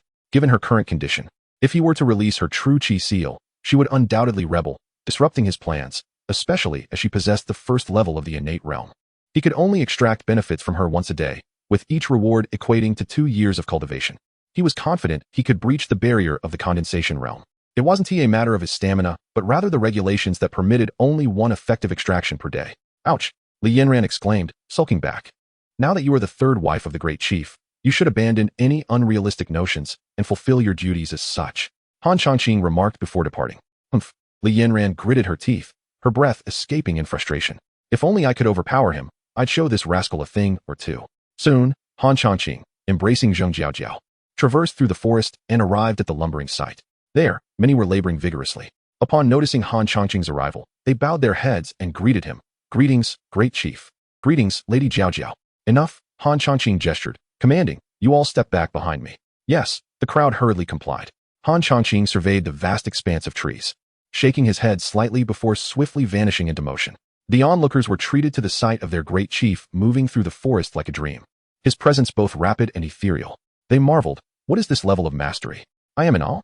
I've lived 60 years and have never witnessed such a formidable warrior."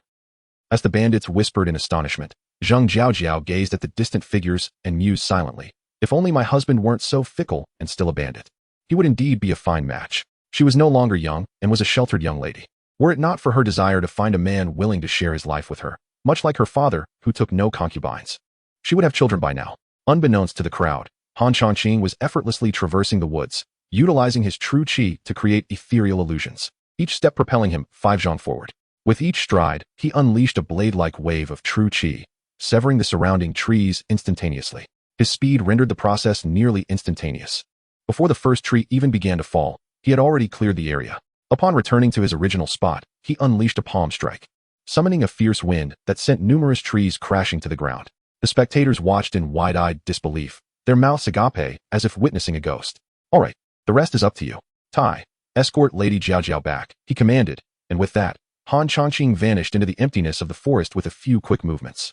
In the cave of the back mountain of the Poison Dragon stronghold, its age was uncertain, and the Poison Dragon himself would not speak of what lay within. In the early days of the stronghold, disobedient individuals were often cast into its depths by the Poison Dragon. Few emerged alive, and those who did were often driven mad. Thus, rumors spread within the stronghold, marking this area as one that many bandits preferred to avoid. Today, a youthful figure appeared at the cave's entrance.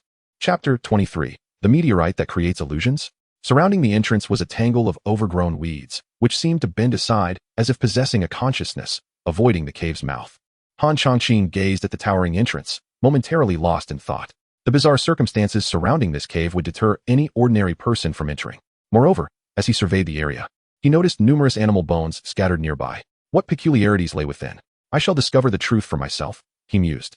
As he spoke, a faint azure glow flickered around Han Changqing, and he stepped into the cave. Where one rests, others should not intrude. His curiosity was not his only motive.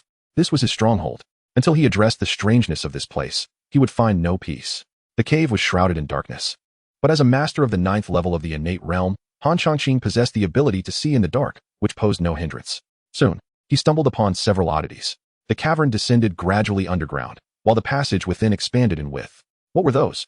In the next moment, Han Changqing observed numerous luminous entities hanging from the cave ceiling. Upon closer inspection, he realized they were bats, which, sensing his presence, screeched and fluttered away. By now, the cave was already 3 men tall. Ignoring the bats, Han Changqing pressed deeper into the cave, noticing the ground becoming damp. There were also numerous animal bones scattered about. Claw marks adorned the walls, and as he ventured further, he began to uncover human skeletal remains, just a few, aligning with the number of deceased from the Poison Dragon Village. To his surprise, the culprits from Poison Dragon Village had perished here. Han Changqing frowned slightly at the yellowed bones beneath him. After 2 or 3 decades, it was reasonable for the bodies of these wrongdoers to have decayed into mere skeletons. However, the remnants of struggle remained etched into the cave walls, indicating that these individuals had fought fiercely before their demise. What had they witnessed? What did they fear? Or perhaps, suddenly, he felt a soft chime emanate from his protective energy shield, vibrating slightly. An attack? Han Changqing quickly scanned his surroundings. Aside from the pitch-black passages, nothing seemed amiss. It couldn't possibly be an illusion.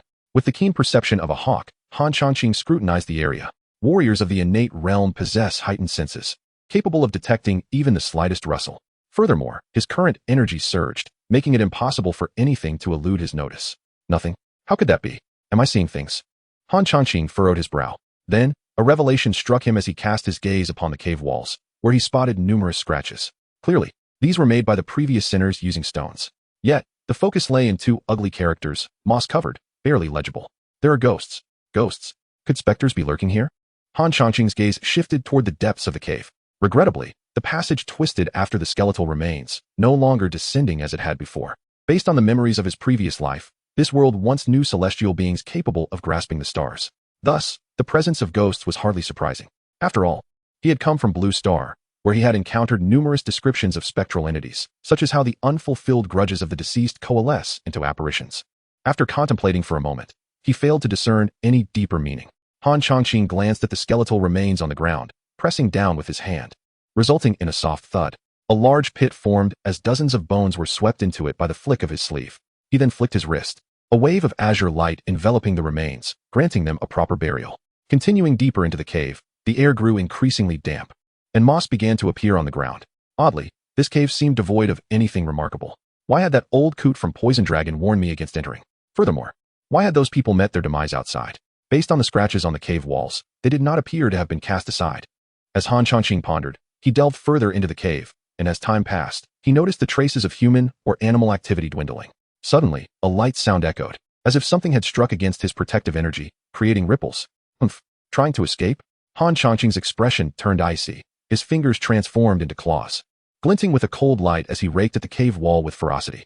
Han Changqing's expression shifted to one of surprise. He seemed to have grasped an object of immense hardness.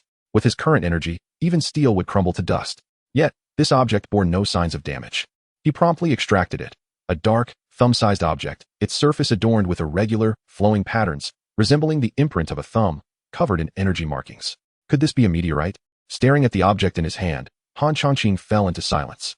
Could it be that this very thing had just attacked me? He found it hard to believe. On Blue Star, meteorites were widely regarded as harmless, low-radiation entities. Had they transformed in the realm of Dian? In the next moment, a piercing pain shot through his hand. His vision blurred, and he seemed to see Li Yanran beckoning him. Gradually, her figure became clearer. "Husband, I want you. Come to me," Li Yanran, clad in a qipao he had seen in his past life, revealing her beautifully slitted legs, sauntered towards him. "Husband," just as Han Changqing's gaze lingered on her, a delicate call from the side drew his attention. He turned to see Zheng Jiaojiao, dressed in a revealing sailor suit, barefoot and approaching him. Simultaneously, on the opposite side, the alluring Yun Rongrong, donned in a flight attendant's ensemble, mirrored the scene. Han Changqing rubbed his nose. So, this object can induce illusions. Soon, the 3 women surrounded him, whispering sweet nothings, their breaths fragrant, swaying like serpents around him. The sight was exceedingly tempting, yet Han Changqing remained unmoved. His eyes widened, a brilliant light flashing within as an azure glow erupted from him. "Break!" With a soft command, the surrounding illusions shattered. He remained in place, yet he did not grasp the meteorite directly, but instead enveloped it in energy. Bringing this back to show Li Yanran might provide some insight into its origins. As Han Changqing contemplated the meteorite in his hand, he pondered. It resembled a meteorite. Yet in his previous life on Blue Star, he had never heard of meteorites inducing hallucinations. Wrapping the object in energy, he proceeded deeper into the cave. After half a stick of incense's worth of time, the protective energy around him occasionally emitted faint sounds, escalating to explosive echoes as his azure shield swayed perilously, threatening to shatter at any moment. Han Changqing's brow furrowed further. The cave's extent remained unknown, but with his current cultivation, he could venture no further. It was infuriating. He would have to wait until he could break through his cultivation before investigating again. Sensing his protective energy shield nearing its limit, Han Changqing resolutely turned to leave. Chapter 24. The arrival of the enemies 3 days later, at a certain location on Jinxian Mountain, Xia Lijing encountered the head of the constabulary. "Oh, it's the esteemed head constable. What a pleasure," Xia greeted with a smile and a cupped fist salute. Though his cultivation was superior, he refrained from offending the constable, who was backed by the great Yin dynasty. "Captain Xia, you are too kind," the head constable replied courteously. The great Yin dynasty ultimately valued strength. After exchanging pleasantries, they delved into the matter at hand. "Constable, have you located the whereabouts of the Poison Dragon gang?" "Not yet." The head constable shook his head. "Captain Xia, you ascended the mountain first. Have you made any discoveries?" "Indeed, we have some findings," Xia Lijing nodded. "There are formidable individuals among the mountain bandits, and they have someone specifically tasked with erasing traces. Fortunately, our Li family is acquainted with an expert in this area, and I have already sent someone back to inform the family head for an invitation. This expert, Old Hua, should be arriving shortly." "Old Hua, is he the renowned, fearsome figure from Songshan County, known as Spirit Nose, the 9th level of the innate realm?" The head constable gasped in awe. "Haha, that is indeed me," Old Hua replied, his tone lighthearted. Just then, a hearty laugh echoed from afar, and an elderly man with silver hair swiftly leapt from the treetops. In just a few breaths, he gracefully landed before everyone. "Greetings, Old Hua. It is an honor." The crowd hastily bowed, not daring to show disrespect. Even the constables paid their respects, as this venerable figure was a frequent guest at their county office, often summoned by the magistrate for his expertise in tracking down notorious criminals. "You are all too polite." Old Hua stroked his long beard, appearing to relish the attention as he waved his hand dismissively. "Old Hua, we are grateful for your assistance," Xia Lijing stated. "Haha, no need for thanks. Li Zheng is an old friend of mine, and the Poison Dragon gang has become excessively brazen. It is time they were eradicated." The head constable nodded in agreement. Indeed, the Poison Dragon gang had previously adhered to some semblance of rules, which is why the magistrate spared them. However, with the new chief, they have abandoned their former restraint, becoming ruthless and murderous. If we do not eliminate them before they grow stronger, countless innocent lives will be lost. The others nodded in solemn understanding. Old Hua, stroking his beard, stepped forward and cheerfully gestured, "Allow me to demonstrate my methods." The constable and Xia Lijing respectfully stepped aside as Old Hua advanced 3 steps, forming intricate hand seals. A faint green light emanated from his body, and the surroundings were filled with shimmering green specks, gradually coalescing into countless indistinct footprints. Though the crowd had heard of Old Hua's tracking skills, witnessing it firsthand left them in awe. Is this the technique Old Hua practices? Truly remarkable. These green lights appear to be of the legendary Wood attribute. Is Old Hua nearing a breakthrough? Old Hua reveled in their admiration, recalling that he had discovered this technique in an ancient tomb. His smile widened as he stroked his beard. "Everyone, I have found the trail of these mountain bandits. Follow me." As he spoke, he flickered forward, swiftly leaping ahead. The constable and the others, too astonished to linger, hurriedly followed. After 3 days of diligent effort, the expressions of the 3 women grew increasingly satisfied, and their initial resistance to Han Changqing had faded. Correspondingly, Han Changqing's internal energy had become more refined, the aura of a breakthrough palpable. Inside the dwelling, Li Yanran expressed her surprise. "Are you about to break through?" "Breakthrough?" Yun Rongrong and Zheng Jiaojiao turned their curious gazes towards him. They only knew that Han Changqing's cultivation was unfathomable, but the extent of his strength remained a mystery to them, one he had never divulged. Indeed, Han Changqing affirmed with a smile, "The chief will soon reach the Dan formation stage." What? Despite having suspected as much, hearing Han Changqing's confirmation left them astonished. The Dan formation stage seemed non-existent even in all of Songshan County. Even the notorious Blood Fiend gang, feared by the Poison Dragon gang, had their chief still a step away from that level. Yun Rongrong silently lamented, realizing that Han Changqing's strength was growing ever more formidable. Li Yanran wore a wry smile, pondering whether her father would still have a chance to save her. She wondered how her second sister would perceive this man. Han Changqing waved his hand. "Enough. You 3 focus on the reconstruction of the Poison Dragon gang. I am preparing for my breakthrough." With Li Yanran as the 3rd mistress, the reconstruction timeline would shorten significantly, and he estimated that within 10 days, they would be residing in new quarters. "Yes, my lord." The 3 women nodded and exited. Inside, Han Changqing sat cross-legged on the bed, uniting his mind and spirit as his internal energy circulated rapidly. Soon, the energy flowed through 32 cycles, initially producing a soft hum, which crescendoed into a thunderous roar, akin to a raging river. The astonishing sound reverberated outside the grass hut, carrying a faint oppressive aura, causing the passing mountain bandits to narrow their eyes in alarm. Is the chief about to break through? Unbelievable. Even from several meters away, I dare not approach. News of this quickly spread. Zheng Jiaojiao and the others, upon hearing, hastily summoned Han Changqing's most trusted aide to gather men for protection. Of course, Han Changqing was unaware of this, as he was currently focused on channeling his energy, concentrating all of it into his dantian, then compressing it from gaseous to liquid, and finally to solid form. This process varied for everyone, and Han Changqing had no way of knowing how long it would take him. 3 hours later, at the newly erected gate of the Poison Dragon Gang, a group of individuals arrived, namely Old Hua and his companions. However, they all wore frowns as they gazed at the imposing wall before them. A 10-meter-high gray wall, constructed of earth and stone, was flanked by thorns, with spikes hidden beneath the ground. The sharp eyes of the innate realm experts, including Old Hua, the head constable, and Xia Lijing, discerned the faint glow on the spikes, indicating they had been poisoned. The Poison Dragon Gang? Is this truly their lair? Wasn't it said to be the weakest bandit den? The wall and the defensive measures on the ground resembled those of a fortress. The sight left everyone astonished. Old Hua's expression grew grave as he spoke.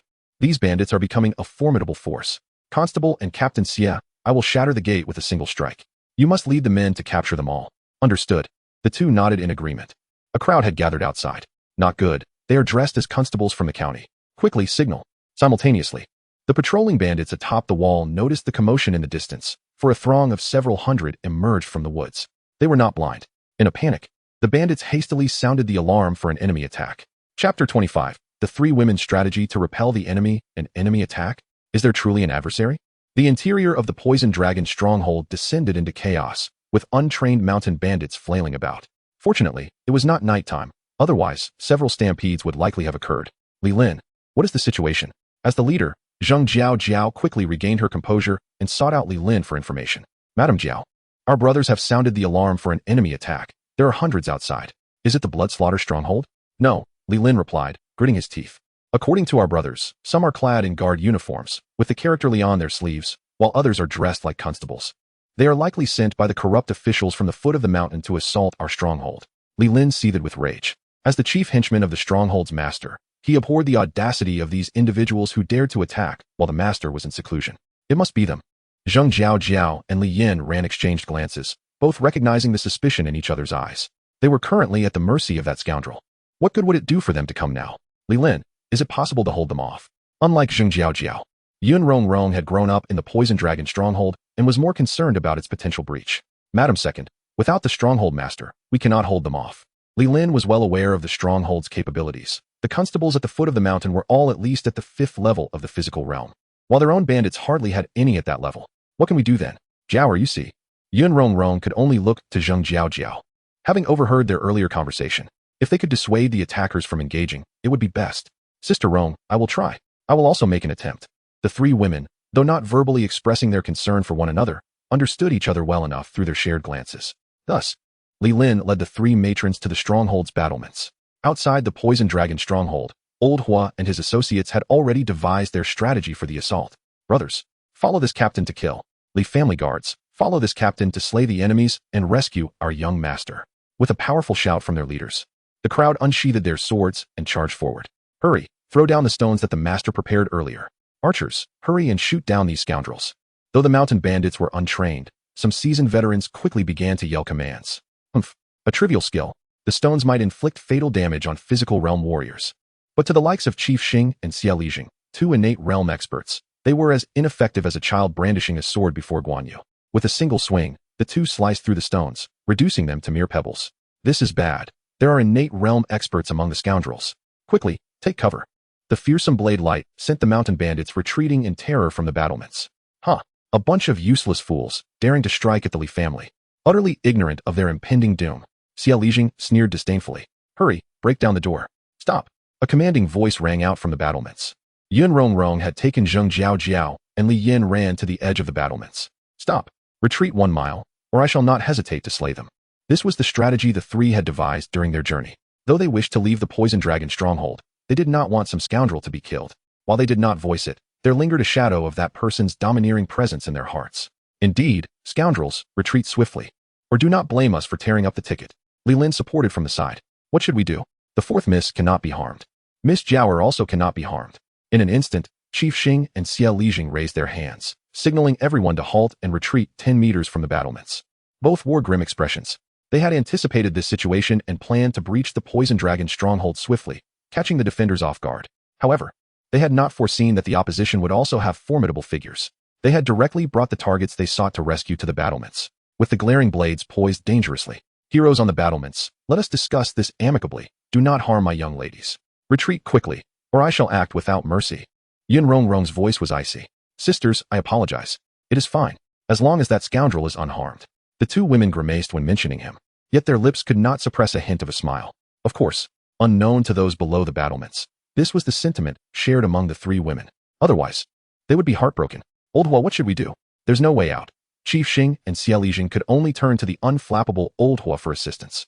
I am of no use here either. We must tread carefully. Innate realm warriors cannot fly, but the 10-meter-high battlements can be scaled in mere moments with the right leverage. Yet, with blades at the throats of Zheng Jiao and Li Yan Ran, any movement could lead to a swift execution, a burden I do not wish to bear.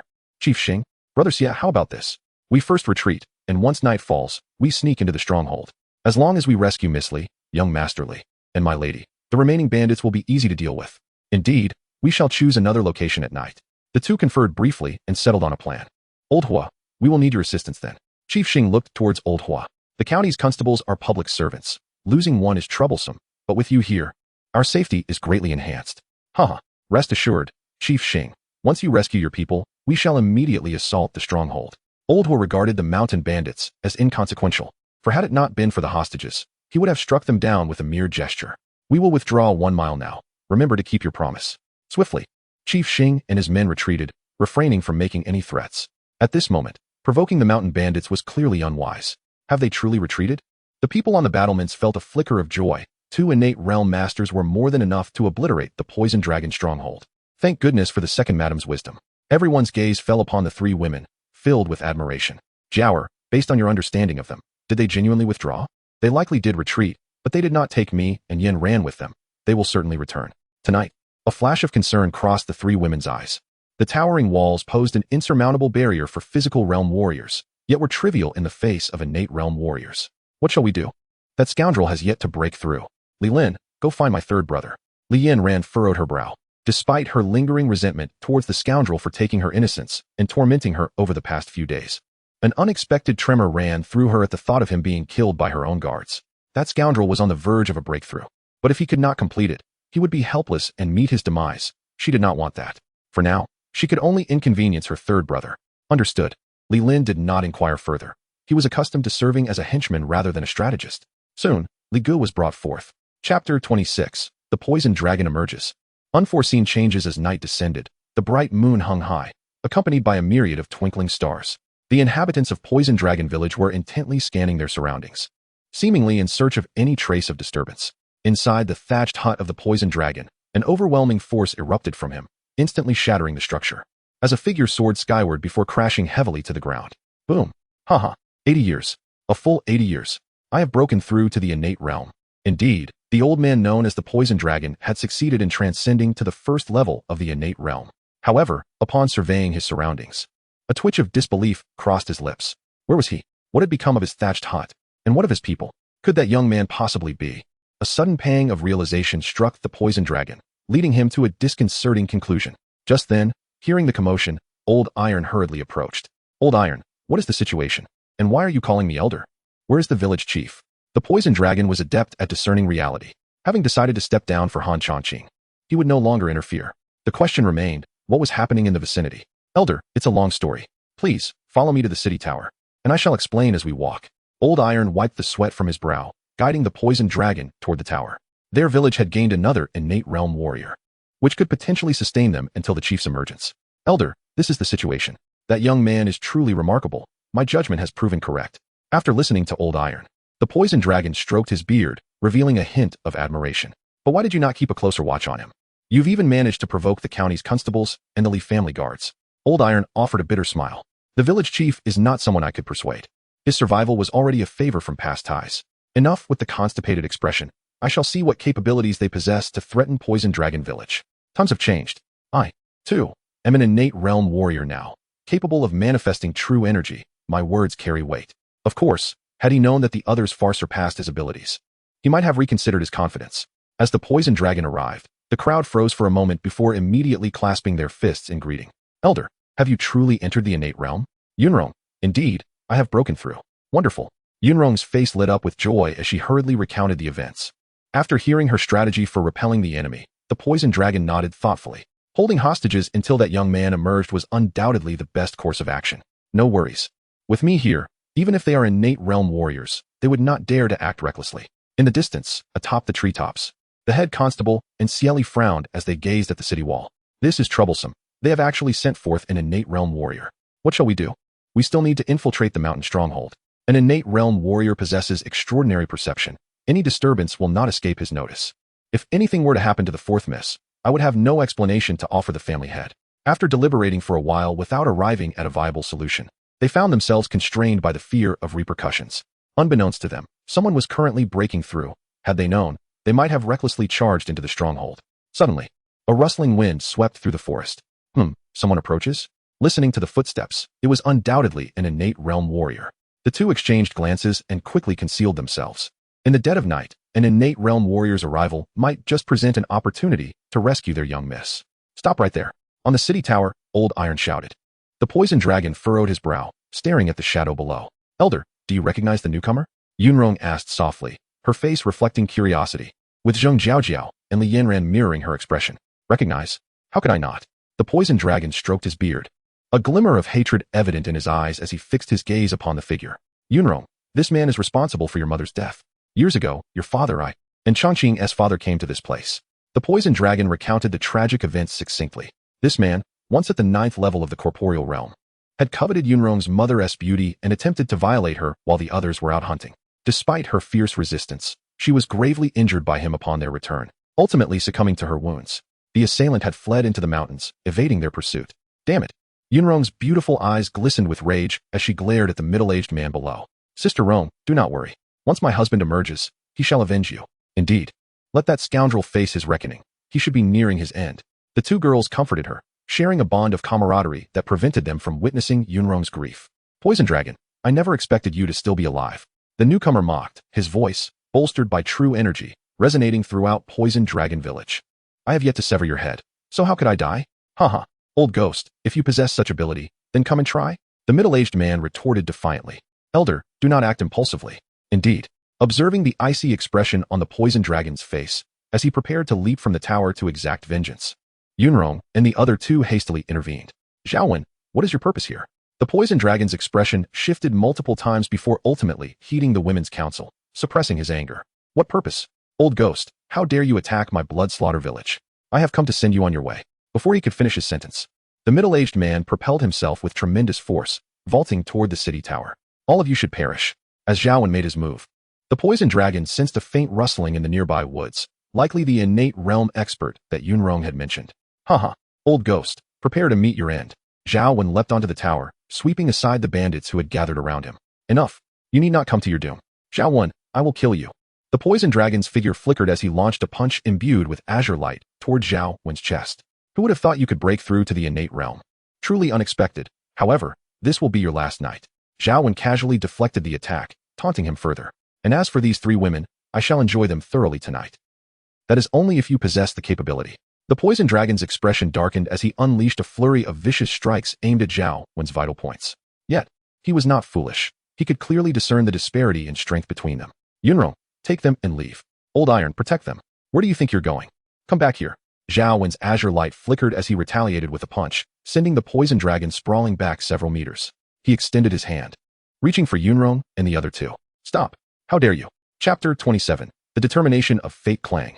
In an instant, a glimmer of a razor-sharp sword shot forth, swiftly aimed at Zhao Wen. Damn it. Zhao Wen cursed inwardly, with the sword at his side. If he continued to reach for those three young ladies, he would undoubtedly suffer serious injuries. He swiftly twisted his body to evade the attack. Protect the lady. Hurry. Li Lin shouted loudly. The bandits were jolted awake and hurriedly grasped their weapons, directing them towards Zhao Wen. The three women, Yun Rongrong and her companions, seized the opportunity to conceal themselves amidst the crowd. You old dog, Zhao? The poison dragon roared in fury, nearly caught off guard by this scoundrel's sneak attack, and unleashed a series of fierce strikes towards Zhao Wen with his dual knives. He had just gauged Zhao Wen's strength, which surpassed his own by a full realm. However, with desperate resolve, he believed he could match him blow for blow with military knife techniques. Be careful, there are still enemies, the poison dragon cautioned. Old ghost, I am the fourth chief of the Blood Fiend camp. Surrender quietly, and I may spare your life. Otherwise, do not blame me for being ruthless. Zhao Wen taunted the poison dragon while keeping a vigilant eye on the innate expert perched in the treetops at a distance. The owner of the sword throne was formidable indeed. Brother Xia, shall we join the fray? Let us go? Since we have been exposed, hiding here serves no purpose. Soon, the two captains appeared atop the city tower, creating a tense standoff among the three parties. Although the poison dragon was the weakest, he held hostages, rendering Xia Lijing and his companion hesitant to act. Zhao Wen initially intended to eliminate the poison dragon before making his escape, but he found himself firmly targeted by Xia Lijing. Any movement on his part would surely invite a devastating counterattack. Haha, it seems I have arrived just in time. Old Master Hua acknowledged with a nod to the two captains. Poison dragon, I respect you as a worthy opponent. Release the Li family's young master and young ladies, and I might spare your life. Hua's gaze shifted from Zhao Wen to the poison dragon, considering him beneath his notice as an innate expert of the second realm. The poison dragon's expression darkened. How could he contend with an innate master of the ninth realm? What was he to do? Zheng Jiaojiao and Li Yanran exchanged anxious glances with Yun Rongrong, who shook her head in despair. What could she possibly do in the presence of such powerful experts? All tactics seemed futile. Third young master, fourth young lady, come here. Young miss, the Lord is waiting for you. The elder called out, and Yun Rongrong turned to the poison dragon for help. These three were hostages. If they were to leave, the bandits would be seen as mere prey. Old Master Hua, it's better to meet than to hear of someone's reputation. One must take responsibility for their actions. We can release the two young ladies, and I will accompany you, but you must guarantee the safety of the other members of my poison dragon camp. Otherwise, we will all perish together. The poison dragon's face grew cold. No way. Not a single bandit who kidnapped the third young master and fourth young lady shall escape. Xia Lijing firmly rejected, recalling his master's orders. Oh no, what to do? The bandits felt a chill run down their spines upon hearing this. It meant there was no room for negotiation. The poison dragon's eyes narrowed. Old Master Hua remained smiling, but it was clear Xia Lijing had other plans. That could hardly be blamed on him. The captains frowned as they observed their young ladies hiding amongst the crowd, their minds filled with confusion. Zhao Wen inwardly cursed. If they were to act, why focus solely on him? He had not desecrated their ancestors' graves. In that moment, a tense stalemate ensued, and as time dragged on, the atmosphere grew increasingly oppressive. Captain Xia, kill them. Do not worry about our safety. Their chief, Han Changqing, is currently breaking through to the essence formation stage. Suddenly, Li Gu exclaimed, a glint of malice in his eyes. What? Almost instantly, Hua and the other two launched a ferocious assault on the poison dragon. Oh no! The poison dragon's heart sank, unable to fathom why Han Changqing was breaking through. He saw three figures rushing towards him. This is bad. I cannot withstand this. My life is forfeit. Fast, precise, ruthless. The trio had no intention of sparing him. Ha! A flicker of hatred gleamed in Li Gu's eyes. Stop! In that moment, Zheng Jiaojiao and Li Yanran instinctively shouted for them to halt. Yet, the trio was faster. Their combined assault could likely overwhelm even an innate master of the ninth realm, let alone the newly advanced poison dragon. As the poison dragon faced imminent death at the hands of the trio, a cold snort echoed in their ears, disorienting them and causing their energy to falter, forcing them to stagger back. The weakest of the captains spat blood, collapsing to one knee. Is that a mental attack from the essence formation stage? Old Master Hua's face turned pale as he gazed into the distance, where a figure clad in gray robes approached steadily. The chief. The chief has arrived. We are saved. Long live the chief. The bandits erupted in cheers, their voices resonating like thunder. Flee. Without hesitation, Old Master Hua and Xia Lijing turned and dashed towards the city tower. What are you still waiting for? Just a casual snort from the opponent has injured them. The captain wished to escape, but he was gravely wounded by Han Changqing's earlier attack, lacking the strength to flee. Soon, the poison dragon was subdued, his powers sealed. Zhao Wen stood awkwardly atop the city tower. It was not that he did not wish to escape, but the poison dragon had him firmly in his grasp. Remaining could only prolong his life by a few seconds. Husband, that person killed Sister Rong's mother. Zheng Jiaojiao pointed at Zhao Wen with hatred. She had always detested scoundrels. Oh, is that so? Han Changqing's gaze fell upon Zhao Wen. As for the two fleeing figures, he was in no rush. Letting them escape for a moment would change nothing. How could they ever flee from his grasp? It's a misunderstanding, truly. Zhao Wen, now stripped of his earlier arrogance, felt cold sweat trickling down his forehead under Han Changqing's icy glare. Changqing, old man, whatever you have to say can wait. Before he finished speaking, everyone was startled to see another Han Changqing appear beside Zhao Wen. This. Has the chief mastered the art of illusions? He can create duplicates? The power of this young man was truly terrifying. Unlike the others, Zhao Wen felt a chill run down his spine as he watched a finger point towards his forehead. This is bad. He has coming. Quick dodge. Zhao Wen's spirit quaked, attempting to evade, but his body refused to obey. No matter how he called out, that finger loomed larger in his fearful gaze until it filled his vision. and darkness enveloped him. Bang! Zhao Wen collapsed, and everyone finally realized that the previous Han Changqing had merely been an illusion. Rong, I am here. You may deal with him as you wish. I will return shortly. Han Changqing's gaze softened as he turned to Yun Rongrong. Yun Rongrong nodded. Her eyes tinged with red. She felt a surge of gratitude. You reckless fool. Thank you. Old man, bring some people along. This time, let us ensure we retrieve everyone who came up here to become bandits. The crowd witnessed the shadow flicker. Han Changqing leaped into the air, resembling an immortal descending from the moon, and in the blink of an eye, he landed atop the distant treetops, then vanished from sight. His voice lingered, gradually fading away. Chapter 28. Capturing a Spiritual Beast? What should we do, old Master Hua? Seeing that Han Changqing did not pursue them, the two of them managed to escape for over 10 kilometers before finally pausing to catch their breath. It was not that they lacked the desire to flee, but rather that their vital energy was nearly depleted, necessitating a brief recovery. The might of a condensation realm master was overwhelming, their attacks laced with spiritual force. Each strike was a crushing blow to them, leaving them no choice but to retreat and devise a new plan. What about the guards of the Xie family? Are you really brave enough to turn back? Old Master Hua, to be frank, I almost wet myself just now. Xia Lijing chuckled wryly, shaking his head. Return? That would be tantamount to walking into death. But how could he explain this to the family head after coming down the mountain? Let us go? A bandit of the condensation realm has appeared near Songshan, which spells disaster for the region. We must hurry down the mountain to contact Lord Zheng and report to the county for assistance. Indeed, today's humiliation shall be avenged. After resting for a moment and regaining some vital energy, the two leaped toward the foot of the mountain. Less than 20 breaths later, Han Changqing's figure emerged. Haha, I found you. It appeared as though Han Changqing had detected their trail, as he raised his gaze to a certain spot, his form flickering as he left behind numerous slowly fading phantoms among the treetops. Utilizing the mirage step of the condensation realm, his movement was akin to the flight of a master in the Dharma manifestation realm. Old Master Hua, let us take a moment. My vital energy is nearly exhausted. All right. The two found stones to sit on and crossed their legs. After all, they were in the mountains, and wild beasts roamed at night. Without vital energy to protect themselves, they could easily find themselves in dire straits. Crack! A faint sound echoed from deep within the woods. Is someone there? No, that aura. It's a fierce tiger. Roar!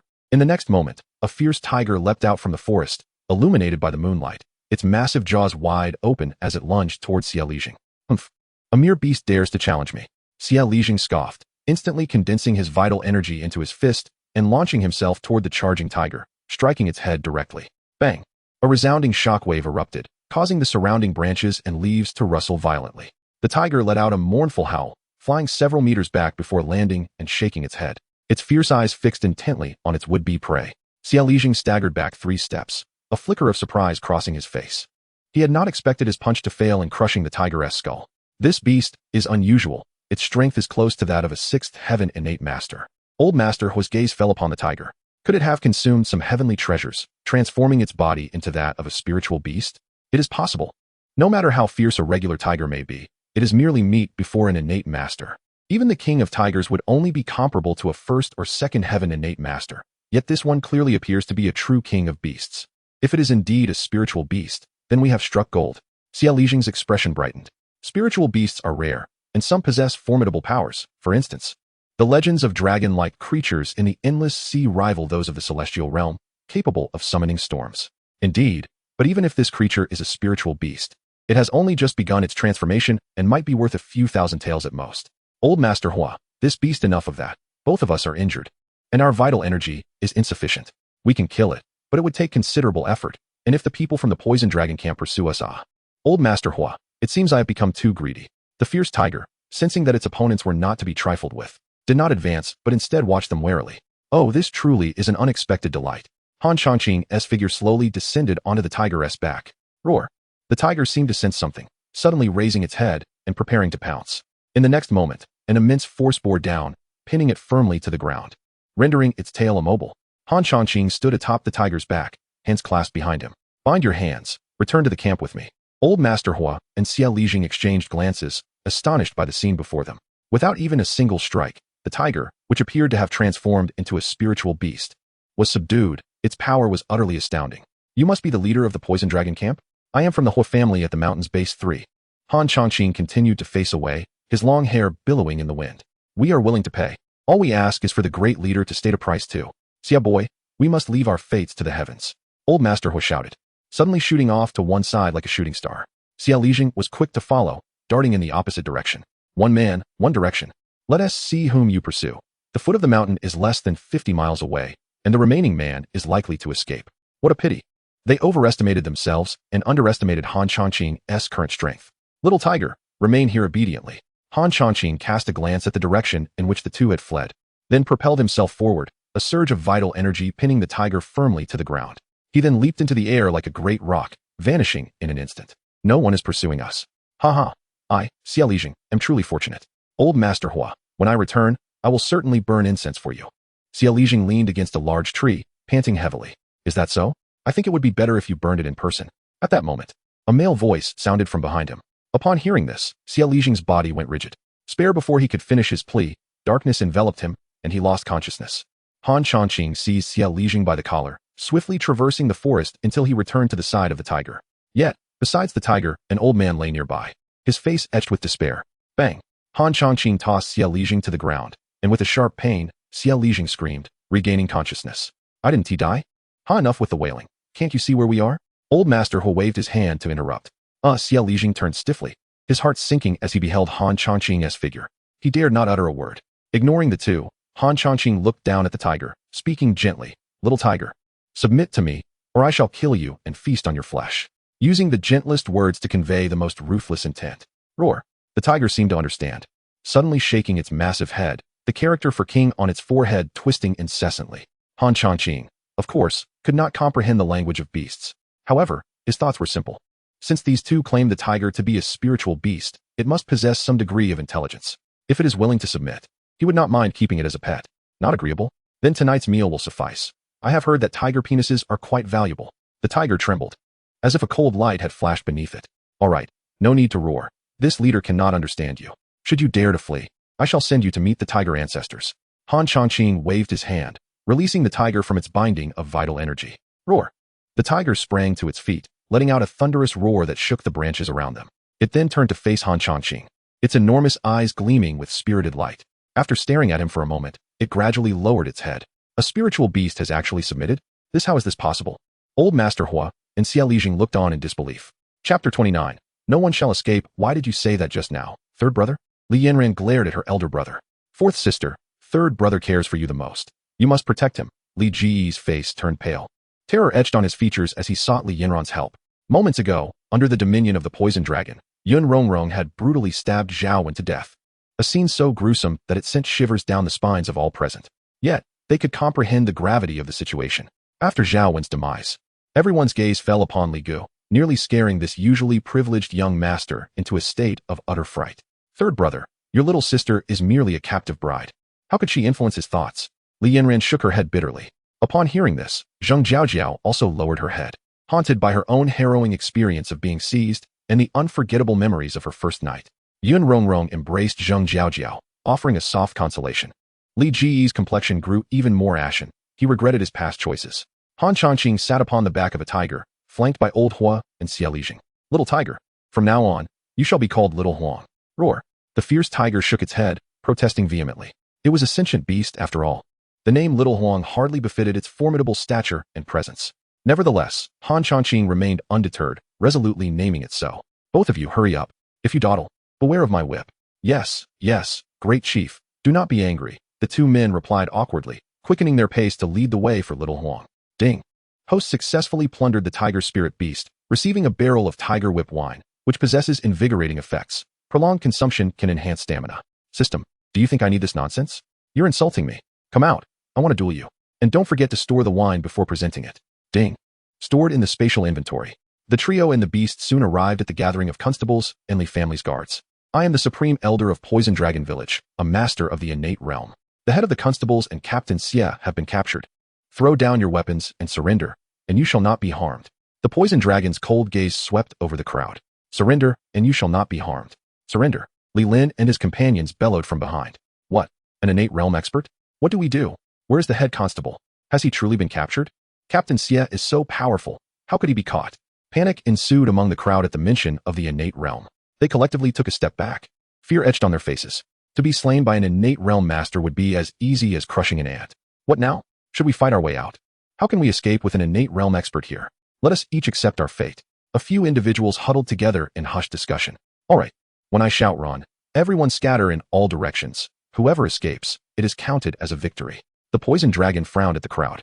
While it was true that an innate realm master could easily slaughter those in the mortal realm, with so many attempting to flee, he could only use his 2 legs and 2 hands. Capturing them all would be impossible. As for Li Lin and the others, he had never intended to rely on them. Supreme Elder, something seems amiss? Li Lin, ever astute, picked up on the tension. Indeed, there are too many of them. If they scatter, capturing even a few would be a challenge, the poison dragon replied. But should we resort to lethal force? No need, according to Changqing's plans. He likely wishes to subdue this lot and bring them into Poison Dragon Village. The poison dragon shook his head. Just then, a commotion erupted from the crowd, followed by the sounds of panic. In an instant, the masses began to scatter. Not good. Quickly seize them. The poison dragon reacted swiftly, flashing forward and striking down several constables with a single blow, who were promptly bound by Li Lin and his companions. They've escaped? Han Changqing, being at the condensation realm, could hear the distant chaos. Little Huang, you follow those two. If they attempt to flee, I will serve them up for dinner. Roar. Little Huang nodded, exhibiting a remarkable display of sentience.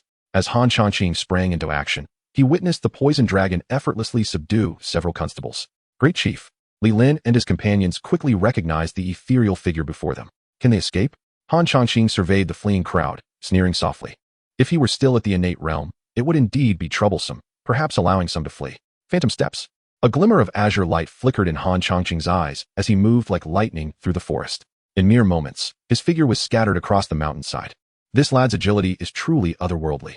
The poison dragon sighed inwardly, noting how his once innocent nephew had transformed in just a few days. Great Chief. He is a divine being. Li Lin and the others stared, dumbfounded, at the multitude of figures. Unbelievable. Upon returning to his original position, Han Changqing exhaled a heavy breath. Despite the few minutes of exertion, he had indeed found it quite effortless, merely pushing his phantom steps to their zenith. As his words settled, it triggered a chain reaction, causing figures across the mountainside to tremble. Oh no. Spare me. Don't kill me.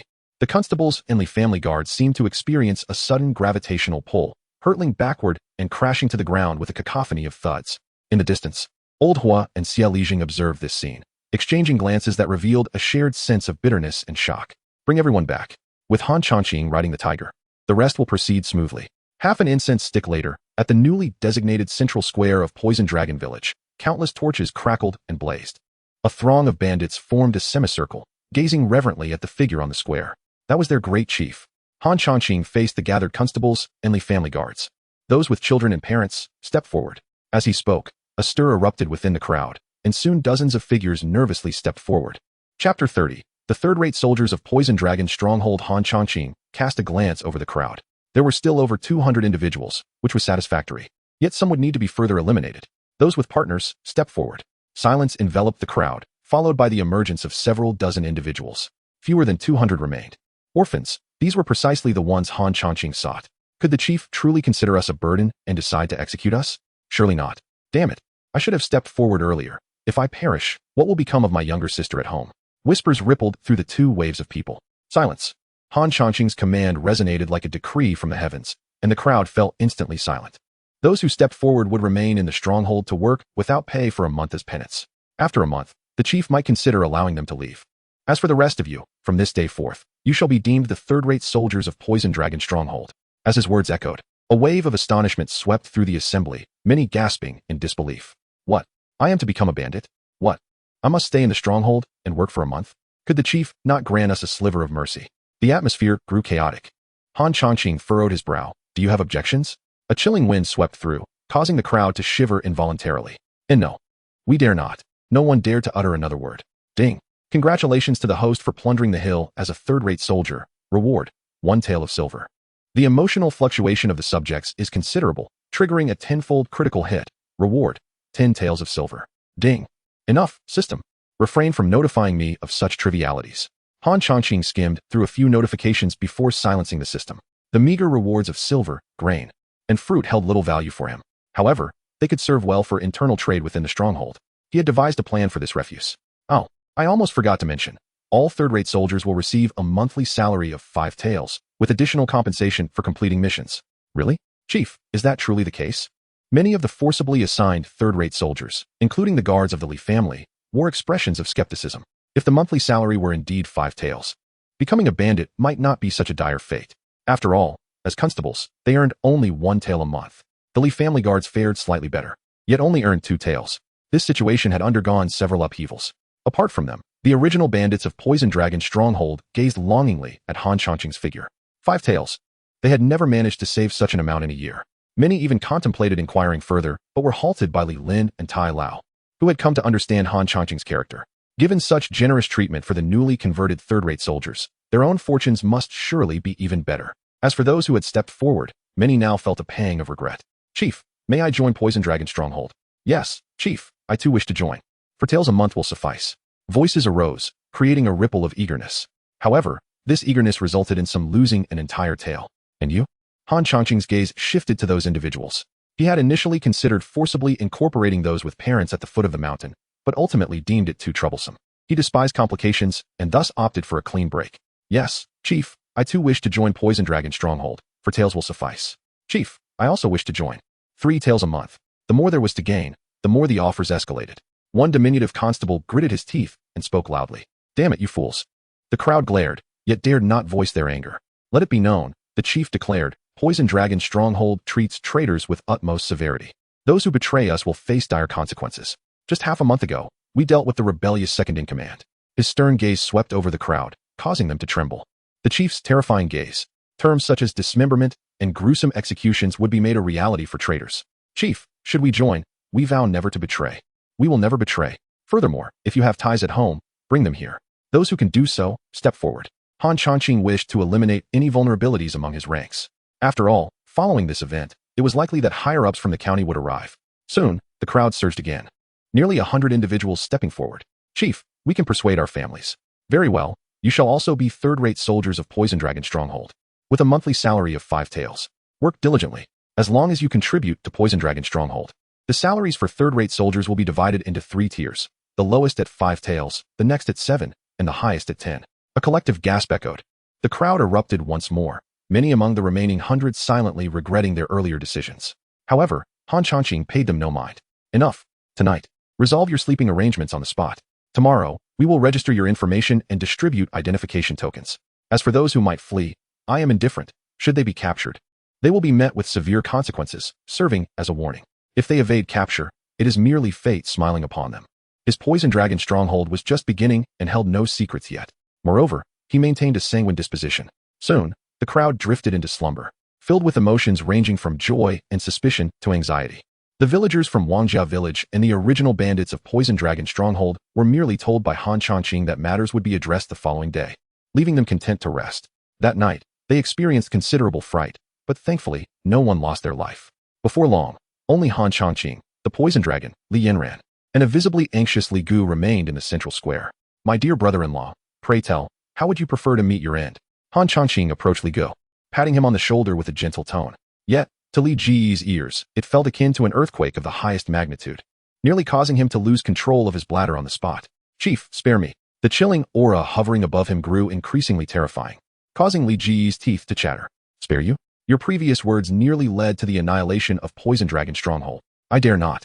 I won't do it again. My husband, could you spare my third brother this once? Faced with Li Ji's imploring gaze, Li Yanran hesitated, ultimately unable to bear witnessing her brother meet his demise at the hands of her husband. Jiaoer and Rongrong, what are your thoughts? My husband. Perhaps we should heed Yanran's wishes. My husband, Rongrong will follow your lead, but killing Li Gu would surely sadden Yanran. Huh, it must be you. My dear dark-skinned girl, Han Changqing chuckled, raising a hand to pinch her adorable, hurt nose, prompting a playful pout from the beauty. My husband, how vexing. Rongrong is no longer dark-skinned. Yun Rongrong's cheeks flushed crimson. Indeed, after consuming a body-refining pill, she had undergone a remarkable transformation. Her skin now exuding a delicate radiance akin to fine jade, a far cry from her previous complexion. Chapter 31. The Special Envoy of Yuezhou, Nangong Xian to Li Gu. He was nothing more than an insignificant ant, unworthy of concern regarding life or death. However, it would be unseemly to cause distress to a beauty. Therefore, Han Changqing waved his hand decisively, instructing the poison dragon to take the person away, while he himself returned to the warmth of the hot springs, embracing 3 lovely ladies. My husband, you must cherish me. The following day, as dawn broke, the mountain stronghold was already bustling with activity, with the addition of over 300 individuals. The progress was visibly remarkable. Meanwhile, another 100 people had risen early to descend the mountain, preparing to bring their families up. At this time, The Great Yin dynasty had just been established, yet minor rebellions were rampant, and sinister forces were endangering lives. The common folk were surprisingly less resistant to becoming mountain bandits, all in the name of survival. In the palace of the Great Yin dynasty, within the Qianyuan Hall, three stunning figures stood before a map: the empress, the grand general, and the chancellor. 3 years prior, Qin Lingyue, as the northern general of the previous dynasty, led troops to quell disturbances, only to be nearly ensnared by the former ruler's lustful schemes. At the twilight of the previous dynasty, chaos reigned among the clans, with incessant warfare. After fleeing, she allied with the Holy Maiden sect's leader, Shangwan Ziyue, and the Holy Maiden of the Pill Pavilion, Shun Luoyan. Together, they ultimately led the soldiers of the Great Yin to overthrow the old regime, establishing the new dynasty. Shangwan Ziyue was appointed as the Grand General, while Shun Luoyan took the position of Chancellor. Your Majesty, have you summoned us regarding the Northern King? Shun Luoyan, the so-called think tank, spoke first. The Northern King? Could it be that old ghost has rebelled? Shangwan Ziyue raised an eyebrow. If that old fellow dared to revolt, it would serve as a perfect opportunity to test the sharpness of her sword. An informant reported, the Northern King has been unusually active lately, having eliminated spies from his residence thrice. We have no intelligence regarding the royal manor, while outside, his son is traveling through various counties, seemingly to win hearts in preparation for rebellion. With a tall stature and a frosty demeanor, Qin Lingyue pointed at Yuezhou on the map, the territory of the Northern King. Your Majesty, I shall go, Shangwan Ziyue declared. Absolutely not, replied Qin Lingyue without a moment's hesitation. While she was an adept general in warfare, her fiery temperament meant that should she confront the Northern King, intense conflict would erupt within 3 days. While she wished to eliminate the Northern King, she preferred to avoid an all-out war, keeping the situation within manageable bounds. Luoyan, do you have anyone in mind? Shangwan Ziyue inquired. Your Majesty, the Northern King is a peak expert in the transcendent realm, and ordinary individuals are no match against him, making it impossible to ascertain his true strength. However, I do have a candidate who happens to be known to your Majesty. Chancellor, do speak freely, no need for theatrics, Shangwan Ziyue retorted. Are you referring to the newly crowned top scholar, Nangong Xian? Qin Lingyue pondered, quickly grasping the implication. Indeed, the Nangong family had fallen, and this young woman was the one sustaining it. Most importantly, she could be of service to the Empress. Shun Luoyan left her statement at that. Qin Lingyue nodded, summoning a guard to fetch Nangong Xian. The three continued to strategize on how to respond if the Northern King truly rebelled. After the establishment of the Great Yin, 3 kings were in theft, with the Northern King holding the most formidable power, commanding 1 million troops known as the Invincible Northern Army. Naturally, the other 2 kings were not to be underestimated either. One misstep could lead to widespread turmoil, unless absolutely necessary. Qin Lingyue was reluctant to take action against her former subordinates. Soon, Nangong Xian, dressed in male attire, entered the hall. I pay my respects to your Majesty, to the Grand General, and to the Chancellor. She first greeted Qin Lingyue before bowing to Shangwan Ziyue and Shun Luoyan. Let us dispense with the formalities. I have but one question for you. Are you willing to serve me? Qin Lingyue asked sternly, waving her hand dismissively. Since Shun Luoyan had indicated that this individual could be of use, there was no need for further pleasantries. Upon hearing this, even Nangong Xian, despite her composure, could not help but shudder slightly. I am willing to go through fire and water for your Majesty, without hesitation. Without much thought, she clasped her fists and bowed in response. Given the Empress's character, even if she declined, she felt assured that her life would be spared, though she would likely be marginalized henceforth. Additionally, she sensed a deeper implication in the Empress's words. Very well, Luoyan, please explain the situation to Lady Nangong. Lady Nangong, the matter is as follows. Soon, Shun Luoyan conveyed the plan they had devised. In essence, it boiled down to a few words: covertly investigate the Northern King's movements, letting evidence speak for itself. Your Majesty, is this the only position for Lady Nangong? Shun Luoyan looked somewhat troubled, glancing at Qin Lingyue. In her view, appointing Nangong Xian as the governor of Qingzhou would be the most effective and expeditious method. However, as a newly crowned top scholar with considerable strength, she had just entered the court without any achievements, making it impossible for the Chancellor to bypass regulations. I propose, appoint Lady Nangong as the special envoy of Yuezhou, bestow upon her the imperial sword, and send her to inspect Yuezhou on my behalf. Thank you, Your Majesty. Nangong Xian's expression shifted slightly as she hurriedly expressed her gratitude. The imperial sword symbolized the authority of the Great Yin Empress, compelling even the Northern King to bow in deference. With the identity of a special envoy coupled with the imperial sword, Nangong Xian felt confident in her ability to handle significant matters. Moreover, keep an eye on Songshan County. Reports indicate a band of mountain bandits has emerged, committing murder. Qin Lingyue, holding the most formidable intelligence organization in the Great Yin, the Shadows, was quite aware of the implications. Han Changqing, however, had not anticipated that his descent to plunder would reach the ears of the imperial court. Had he known, he would have likely gone into hiding, but alas, he was blissfully unaware. 3 days later, a white steed galloped swiftly through the capital. In the makeshift conference hall of Poison Dragon Stronghold, Han Changqing sat at the head of the table, flanked by Poison Dragon, Iron Forest, the elderly village chief of Wangjia Village, Li Lin, Yin Nong, and others. Li Yanran acted as a secretary, seated beside Han Changqing, ready to take notes. This is the first major meeting of Poison Dragon Stronghold. I shall set the tone. We will only discuss matters here. The attendees nodded in agreement. Very well. The first order of business is to establish 3 tiers of stronghold warriors, with monthly salaries divided into 3 levels, 5 taels to 10 taels. This has already been communicated to you. Additionally, there are second-tier warriors with monthly salaries of 20 taels, 30 taels, and 50 taels. Gasp. The crowd looked at Han Changqing in astonishment. Was the leader serious? 50 taels. Even Li Yanran gazed at the man beside her in mild shock. Wangjia Village. You have just joined Poison Dragon Stronghold. Any of you willing to join the warriors will receive the benefits of second-tier warriors. Leader, are you truly serious? The elder of Wangjia Village stood up in surprise. Leader, please do not misunderstand. The old man is not questioning your intentions. Chapter 32. This is my Poison Dragon Stronghold. Please return and tally those willing to join the stronghold. Thank you, great stronghold master. The elderly village chief of Wangjia Village bowed deeply. With provisions in front and wealth behind, this is the lifeline for Wangjia Village. As for the original members of Poison Dragon Stronghold, they will all receive the treatment of third-tier stronghold soldiers. Thank you, great stronghold master. The crowd harbored no doubts about Han Changqing's financial capabilities. If he dared to speak, then surely money was not an issue. Above the second-tier soldiers, there existed first-tier soldiers and elite soldiers. First-tier soldiers, monthly salary of 100, 300, or 500 taels. Elite soldiers, monthly salary of 1,000, 2,000, or 5,000 taels. Gasp. At the utterance of this statement, the crowd was utterly astonished. 5,000 taels? Who will wake me from this dream? Various expressions danced across their faces. Han Changqing, however, was not surprised. With conditions attached, aside from achievements, second-tier soldiers must have a cultivation level above the 7th heaven of the physical realm. First-tier soldiers must be at the innate realm, while elite soldiers must at least attain the condensation pill realm. Gasp. The fervor in their hearts was instantly extinguished. The condensation pill realm. Aside from the great stronghold master, who among them could reach such heights? Nevertheless, second-tier soldiers could still strive for it. Tai Lao, Li Lin, and the elder. You 3 should discuss how to set the contribution values for each level and devise a plan. A plan? The 3 exchanged glances, bewildered. It means to strategize. How much merit is needed to attain the treatment of a third-tier soldier? Do you understand? I comprehend, but the issue is that I cannot read. I used to be a mere foot soldier. How about this? When you wish to discuss, call upon the third madam, Yanran, and you can take notes for them. All right then. Li Yanran stuck out her tongue. This fellow only enjoys bullying her, finding brilliance in every aspect. The few in Poison Dragon nodded in agreement. Third madam, I will call upon you when the time comes. Poison Dragon quickly adapted to his role. Were it not for Han Changqing, he would have already descended to find his old comrades for tea. Now that his cultivation has broken through to the innate realm, he could assist his nephew a bit more.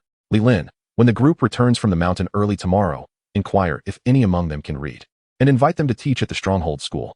Every soldier must at least recognize 200 characters as a hard standard. If they fail to master them within 3 months, their treatment will be reduced to 1 tael, and it will be reinstated once they have grasped enough characters. At this pronouncement, a look of distress washed over the crowd. Literacy. Many in the stronghold would soon find themselves in a predicament. Yanran, have you noted everything? It must be posted in the central square. Husband, I have recorded everything. This charcoal pen is even easier to use than a brush. Li Yanran waved the charcoal pen in her hand.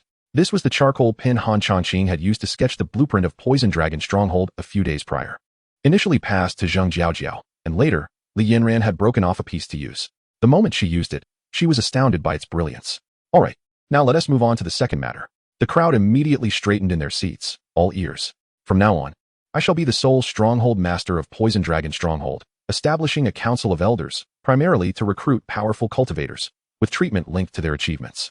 I will personally engage with the members of the Elders Council. A martial hall will be established, primarily responsible for raiding and defense missions, with a hall master, deputy hall master, and leaders and sub-leaders. A sub-leader will oversee 10 soldiers, while a leader will oversee 10 sub-leaders. An intelligence hall will be set up to gather information. A logistics hall will manage external supplies, equipment repairs, and miscellaneous tasks within the stronghold. A martial arts hall will govern the techniques of the stronghold. A spirit treasure hall will oversee spiritual items within the stronghold, also handling healing and medical needs. Each hall's master will have the same rank, with a monthly salary starting at 5,000. The crowd listened in rapt silence, secretly admiring the great stronghold master who had endured for years. Look at his capabilities, so organized. It is simply impressive. Elder, for now, you will be the only member of the Elders' Council. As for your treatment, let me know how much you desire. Very well. Poison Dragon smiled and waved his hand. He had minimal material desires, lacking money yet not needing it. Tai Lao, you will serve as the head of the logistics hall with a monthly salary of 100 taels. Li Lin, you will be the sub-leader of the martial hall with a monthly salary of 50 taels. Raise your cultivation as soon as possible. Rest assured, great stronghold master. Li Lin stood up with a clap, responding loudly. How could a mere third heaven of the physical realm become a sub-leader? This was all the great stronghold master's appreciation. The crowd looked at the two with envy, their postures becoming even more upright, as their names had yet to be called. Yun Nong, you will be the head of the martial hall with a monthly salary of 100 taels. Old Wang, you will take the position of sub-leader in the logistics hall with a monthly salary of 30 taels. After a lengthy discussion, Han Changqing finally established the framework of Poison Dragon Stronghold. Henceforth, it would be a true stronghold, no longer a mere petty operation. He also contemplated the day he would capture the great Yin Empress to warm his bed. All right, do you have any further doubts? Great. Tai Lao suddenly recalled that Han Changqing had abolished the titles of the other stronghold masters and quickly corrected himself. Stronghold master, how shall we allocate the remaining members? Aside from the martial hall, the intelligence hall and other primary combat halls will see a reduction of 60% in personnel. Once the stronghold is rebuilt, you may recruit soldiers as you see fit. Understood, great stronghold master. Subsequently, Li Lin, Yun Nong, and even Poison Dragon posed 1 or 2 questions. All right, if there are no further matters, you may disperse. Yanran, return and organize these details. Tomorrow, find someone to post them in the central square bulletin board. Yes, husband. As the crowd departed, soon only Han Changqing and Poison Dragon remained in the room. What is wrong? Elder, do you not recognize me? Poison Dragon chuckled. I would like to pry open your skull and see if there is a monster hidden within. Haha. The two shared a laugh before returning to normal. Changqing, Elder spoke again. What are your ambitions? To dominate the world? To become a regional overlord? Or self-preservation? Self-preservation? Indeed. In the 3rd year of the great Yin dynasty's establishment, chaos reigns, and lives are as worthless as dogs. Without strength, one cannot survive for long. Of course, his true aspirations were not as simple. He merely wished to be a mountain bandit, plundering the world. Beauties would be his, treasures would be his. He would also like to encounter the so-called immortals. If displeased, he would seize and bury them first. This is best, though the great Yin dynasty has just begun. It holds the moral high ground. Now is not the opportune moment to rise against it. Even if such thoughts cross your mind, you must endure, lest you bring ruin upon the Han family. Poison Dragon spoke earnestly. Elder, rest assured. Listening attentively, Han Changqing began to understand. It seemed this old man was here to spur him on. However, he would not dwell on this matter for now, merely responding with a few perfunctory remarks. The two conversed for a while longer. Han Changqing rose to leave, heading towards the makeshift dungeon. Great stronghold master. All right, you may exit for now. Yes. The guards clasped their fists and stepped out. Han Changqing turned to the 3 pallid-faced individuals, a slight smile playing on his lips. Gentlemen, what have you decided? Chapter 33. The poison will not kill you, but it can frighten you. Do you dare detain the head of the constabulary without fearing the arrival of officials from the county? The head constable retorted. Old Hua and Xieli were momentarily silent, clearly aware that their identities did not intimidate the opposition. It seems you have yet to comprehend the situation. Bring them out and execute them to feed the dogs. Han Changqing's eyes glinted coldly. Are you playing tricks with me? You should consider your current predicament. The 3 men were taken aback, startled by this unexpected turn of events. Just then, 3 bandits entered, intent on capturing them. No. It's all a misunderstanding. Great chieftain, we are willing to submit and yield. Enough. You may leave first. Han Changqing gestured to the 3 intruders. Yes, they responded, exiting. With a sigh of relief, the head constable and his companions realized they were drenched in sweat, having felt the genuine murderous intent radiating from Han Changqing. We are grateful for your mercy, great chieftain, they said, untying their ropes and bowing in respect. Regardless of their thoughts, their foremost priority was survival, and they understood the importance of assessing the situation. Han Changqing took a seat, while the 3 stood respectfully to the side. Now, tell me about your circumstances. They exchanged glances, and the head constable, with a resigned sigh, decided to speak first. Great chieftain, I am Xing Guang, the head constable of Sanshan County. I was ordered by Lord Zheng to come up the mountain to rescue the young lady. What? Did my father-in-law not instruct you to bring my head back to him? And no. There is. Under Han Changqing's piercing gaze, Xing Guang dared not meet his eyes. I am Li's guard captain, at the 7th level of innate realm. I was commanded to rescue the trapped 3rd young master and 4th young lady, and also, to eliminate the poison dragon stronghold and bring back my head as proof, correct? Xieli lowered his head, too frightened to respond. Fearing that a simple acknowledgement would cost him his life, Han Changqing's gaze shifted to Old Hua. Great Chieftain, I had no intention of causing harm. I was merely entrusted by Master Li to locate the Poison Dragon stronghold. Old Hua hastily protested, shaking his head. Having lived for decades, he had never felt so cornered. Your name is Hua Zhuang? Great Chieftain, you recognize me? Old Hua inquired cautiously. Your reputation precedes you. 3 years ago, you guided the way for the destruction of my Poison Dragon stronghold. Individuals like you are even more detestable than the other two. Great Chieftain, spare me. With a thud, Hua Zhuang fell to his knees, begging for mercy. The atmosphere was thick with unrestrained murderous intent. Fear not. Han Changqing's glance swept over him, retracting the murderous aura. What you did in the past is of no concern to me. However, your future actions are something you should be aware of. Yes, I will certainly comply with the Great Chieftain's arrangements. I would never dare to harbor any ill intentions. Hua Zhuang replied, keeping his head bowed. As for his true thoughts, only he knew them. Notification. Host is plundering. You three are now part of the Poison Dragon stronghold. Contemplate how to become competent bandits and serve me well. As for your families, Great Chieftain, I am willing to bring my wife and daughter up the mountain. Xingguang immediately responded. I am willing too, Xieli said bitterly. Realizing he would have to abandon his wife, 3 concubines, and 4 children, along with the substantial family estate he had established in the county. You do not wish to? Hua Zhuang, drenched in cold sweat, quickly shook his head, exclaiming, Great Chieftain, I am willing. I am most willing. Ah, look at you, trembling in fear at your age. Stand up. Great Chieftain, I have been disrespectful. I dare not stand. Han Changqing's smile vanished, replaced by a stern tone. The 3 were left reeling from the force of his voice. With a crack, Hua Zhuang stood upright. Should this happen again, you will be the one to remove your own head. Yes, Hua Zhuang shivered in response, understanding that the Great Chieftain was using him as an example. He dared not show any signs of dissent, knowing that the executioner's blade would truly fall upon him. He still had 2 young and beautiful concubines at home he could not bear to lose. I know you are accustomed to wealth. As punishment for the distress caused to your wife, I shall confiscate 60% of your assets. Do you have any objections? And no, I wouldn't dare. They hastily shook their heads. Rest assured, following me will yield benefits for you.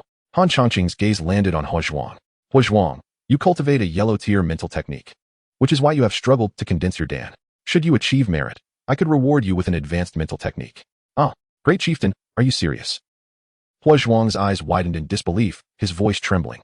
I do not doubt your words, Great Chieftain. I am simply too excited. Yes, too excited.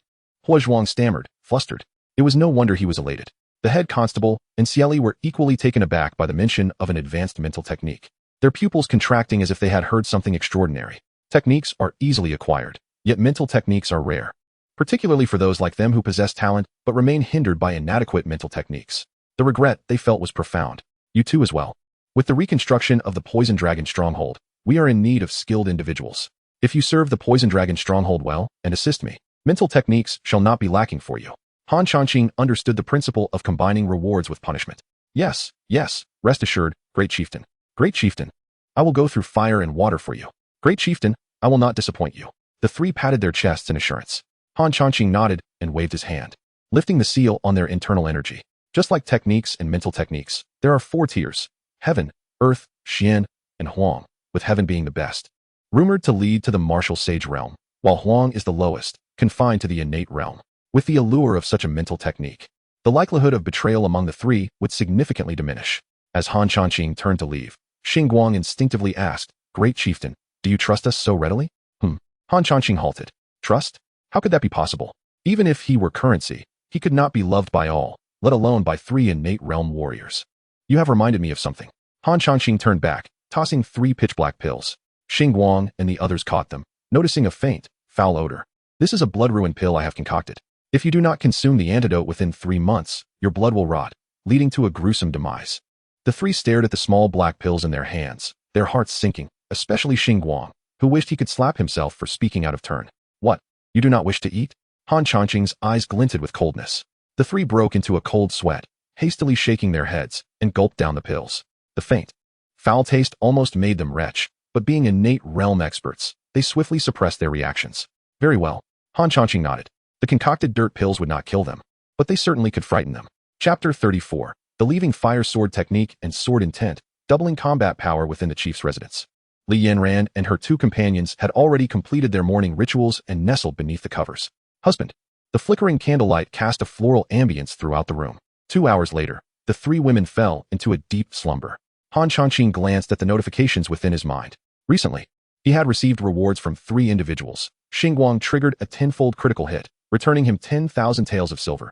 Xie Lijing achieved a 15-fold critical hit, granting him a profound sword technique, the Leaving Fire sword technique, and He Zhuang activated a 20-fold critical hit, earning him a profound mental technique, the Still Water Heart Sutra.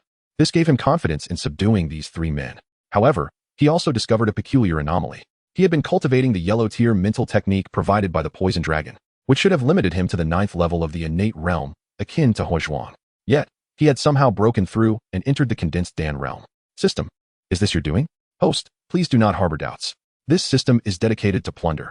As long as the host plunders, all things are possible. The host had already suspected it was the system's merit. This was fortuitous. He would no longer need to fret about mental techniques. System. Acquire the Leaving Fire sword technique. Beep. Dispersed. In the next moment, a profound understanding blossomed within Han Changqing, a mastery of sword usage. A faint sword aura even emanated from the pores of his skin. Gradually, the comprehension of the Leaving Fire sword technique deepened within him, reaching perfection. So it is. Han Changqing murmured. A glimmer of sword intent flashed in his eyes, and in a mere breath, he cultivated the Leaving Fire sword technique to its utmost completion. Grasping the essence of Leaving Fire sword intent, while his cultivation level did not significantly change, his combat power doubled. As for the Still Water Heart Sutra, he opted not to acquire it, allowing the system to revert it to a booklet, planning for Li Yanran to transcribe a copy while retaining the original for himself. The following day, as the morning sun rose and the skies brightened slightly, a newly constructed bulletin board in the central square drew a crowd. Hey, have you all heard? The chief officially announced the village rules yesterday. I've heard bits and pieces, but no specifics. The crowd buzzed with speculation. At that moment, Li Lin approached with several individuals carrying large sheets of paper, prompting the crowd to clear a path. They had heard that Li Lin had become the small leader of the martial hall, commanding 10 men, which left many former bandits of the Poison Dragon village envious and restless. All right, everyone, step aside and make space. There are several announcements that were transcribed by the third madam. Upon hearing Li Lin's command, the crowd retreated a few steps, allowing Li Lin's subordinates to post the notices. You all can't read, so gathering around is pointless. Find some literate folks to read it for you. All right. Indeed, this is something Han Changqing has overlooked. Soon, a few individuals from the former Songshan County Constabulary and the Li family's guards volunteered to read aloud for the crowd. The Poison Dragon village will henceforth have only one chief, beneath whom will be the guest elder council, the martial hall, and the technique hall. Second-tier village soldiers will receive monthly salaries of 20 taels, 30 taels, and 50 taels.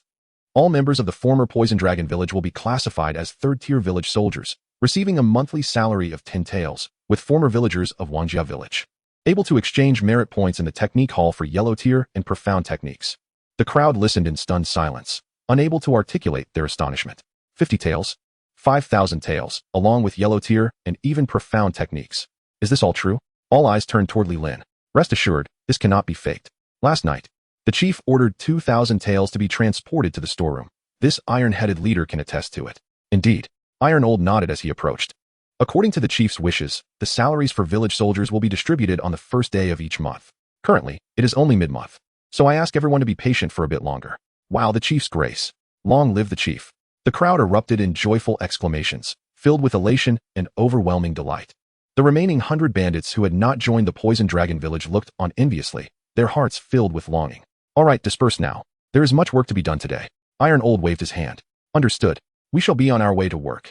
The crowd dispersed jubilantly, invigorated and ready to labor. Han Changqing had initially estimated it would take 30 days to construct the 20-mile Poison Dragon village, but given the fervor of the crowd, he suspected the timeline would surprise him. In the distance, many villagers from Wangjia village were engaged in conversation while working. Wang Deju, are you planning to sign up for the village soldier selection? Of course. Why not? The old village chief said last night that if we pass the selection, we'll receive 7 taels of silver each month.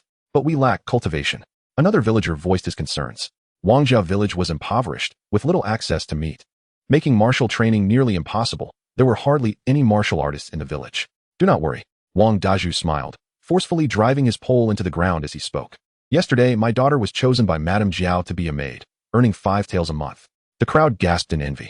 Ah, but what does that have to do with us participating in the selection?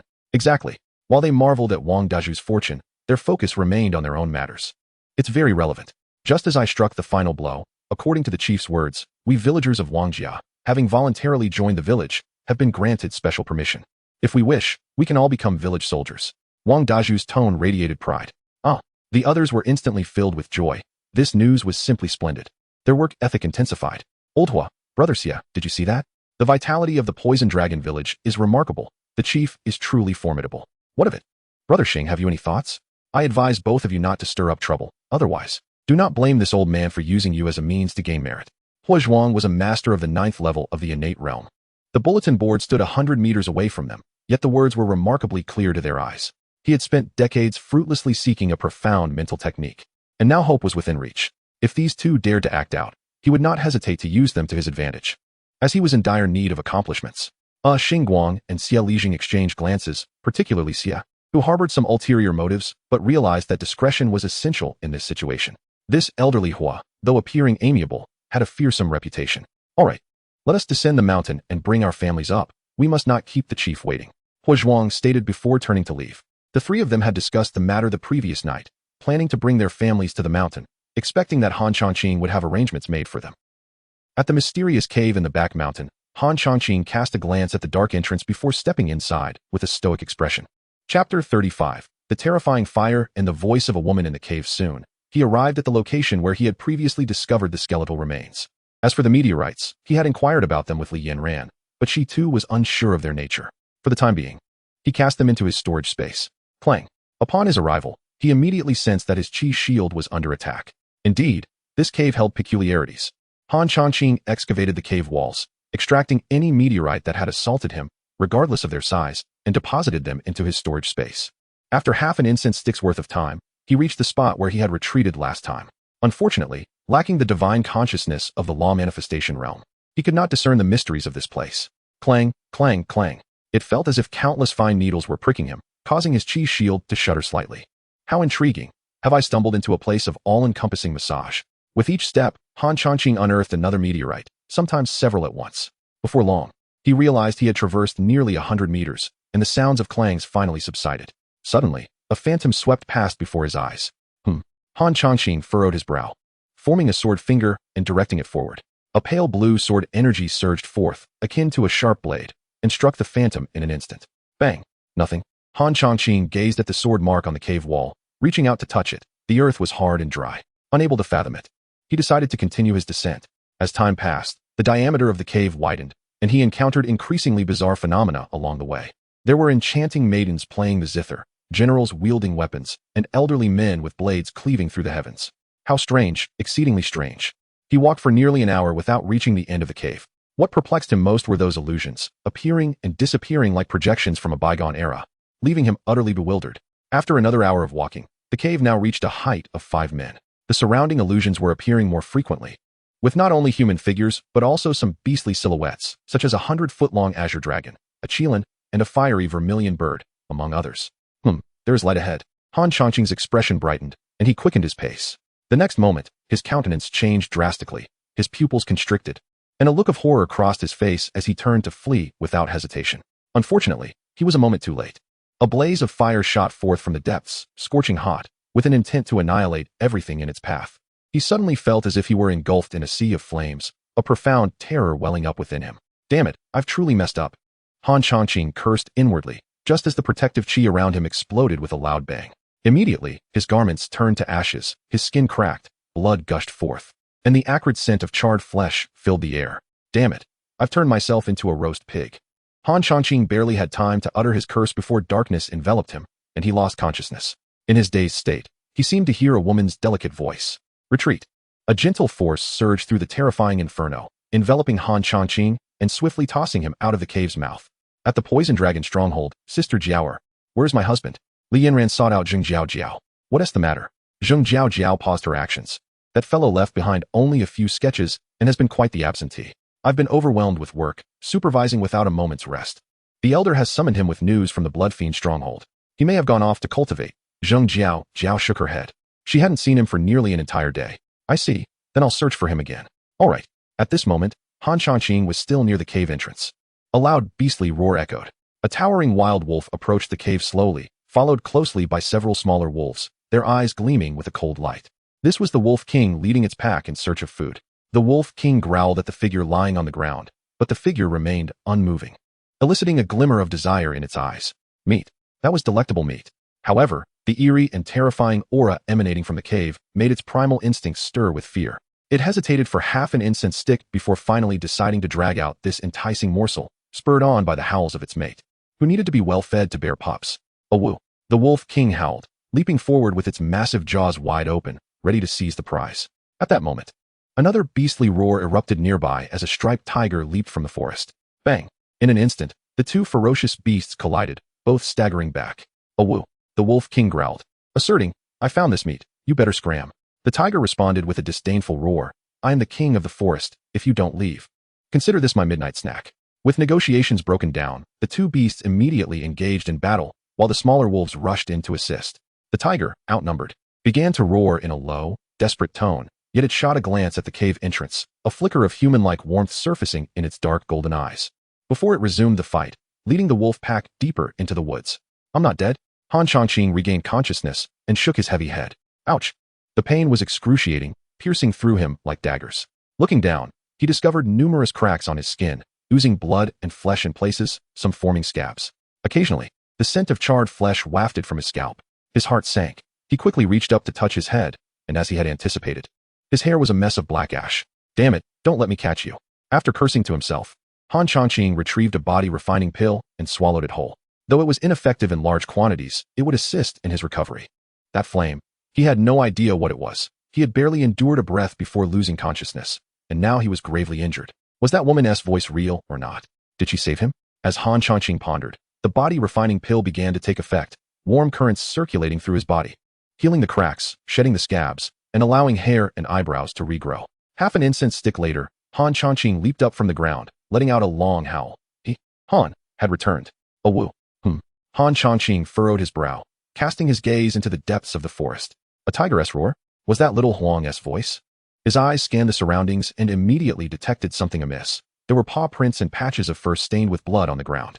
Could it be that a beast had attacked him, only to be led away by little Huang? After contemplating for a moment, he swiftly dashed towards the source of the sound. Indeed, little Huang was not just in trouble, it was in grave peril. The Wolf King had delivered a powerful blow, sending it crashing several meters back against a great tree, emitting a heart-wrenching howl. The terrifying force had shattered the tree behind it, which was embraced by three men. The Wolf King gazed at the tiger, a cruel glint flashing in its eyes, its long tongue dripping with saliva. Awoo! Little Huang recoiled in fear. Awoo! The Wolf King roared, leaping towards little Huang. The other wolves, covered in blood, followed suit, all leaping to pounce. It was apparent that little Huang was on the verge of being overwhelmed and devoured by the pack of wolves. Chapter 36. Proactively seeking targets, a beam of sword light swiftly traversed the forest, approaching the wolf pack like a playful sprite. In an instant, the wild wolves fell to the ground without so much as a mournful howl. Han Changqing observed this scene with a slight nod, acknowledging the formidable power of the great perfection-level leaving fire sword technique, capable of delivering a lethal blow to a spirit beast from hundreds of meters away. Roar! Upon seeing Han Changqing, Xiao Huang's eyes sparkled with joy as he hurried over. "Enough, you are not a dog, stop licking. Let's return to the stronghold," Han Changqing said, lifting the Wolf King. He then gathered several vines to bind the remaining wolves to Xiao Huang, who bared his teeth in protest, seemingly conveying, "Master, how could you be so unkind? I am still injured. It's nothing. Once we return, we'll feast on the Wolf King's meat, and you'll recover swiftly." In the temporary conference hall of the Poison Dragon stronghold, the third madam inquired, "Is there any news from Changqing?" "None. I've asked everyone in the stronghold, and no one has seen him. That is indeed strange." Poison Dragon frowned in contemplation. A living person could not simply vanish without a trace, especially someone of Han Changqing's caliber. No one in Songshan County could inflict harm upon him. Could he have gone to that cave? Poison Dragon's heart sank. "Ladies, I may have to set out tonight to search for the chief. Be cautious, especially around those three.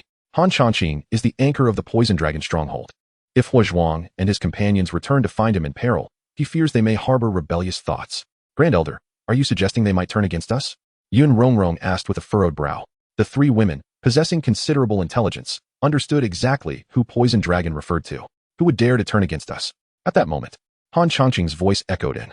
"Ah, husband, we haven't seen you all day. You could have at least informed us before leaving," they exclaimed, their tone reproachful, yet filled with concern. "Ha!" Han Changqing chuckled, ruffling the three women's hair. "All right, there was a slight mishap. You all go wash up, and please call that Li Lin over." "Understood." The three nodded and left the room. "Old man, did you summon me? Were you at that cave?" Poison Dragon scrutinized Han Changqing. "Indeed. Was there an unexpected occurrence?" "Huh. Old man, No wonder people say experience triumphs over youth, Han Changqing replied, briefly recounting the events in the cave. Since his cultivation had not reached the next level, he had no desire to revisit that place. Poison Dragon's expression shifted as he listened. What? Do you know the cave's origins? Han Changqing noticed Poison Dragon's changing demeanor. You are aware of the legends surrounding Jinxian Mountain, correct? Yes. Isn't it said that a celestial being is sealed here? Wait, old man, what do you mean? Han Changqing's eyes widened in realization. It is all speculation, but I did hear some rumors during my time in the previous dynasty's military. This place might indeed harbor a celestial being.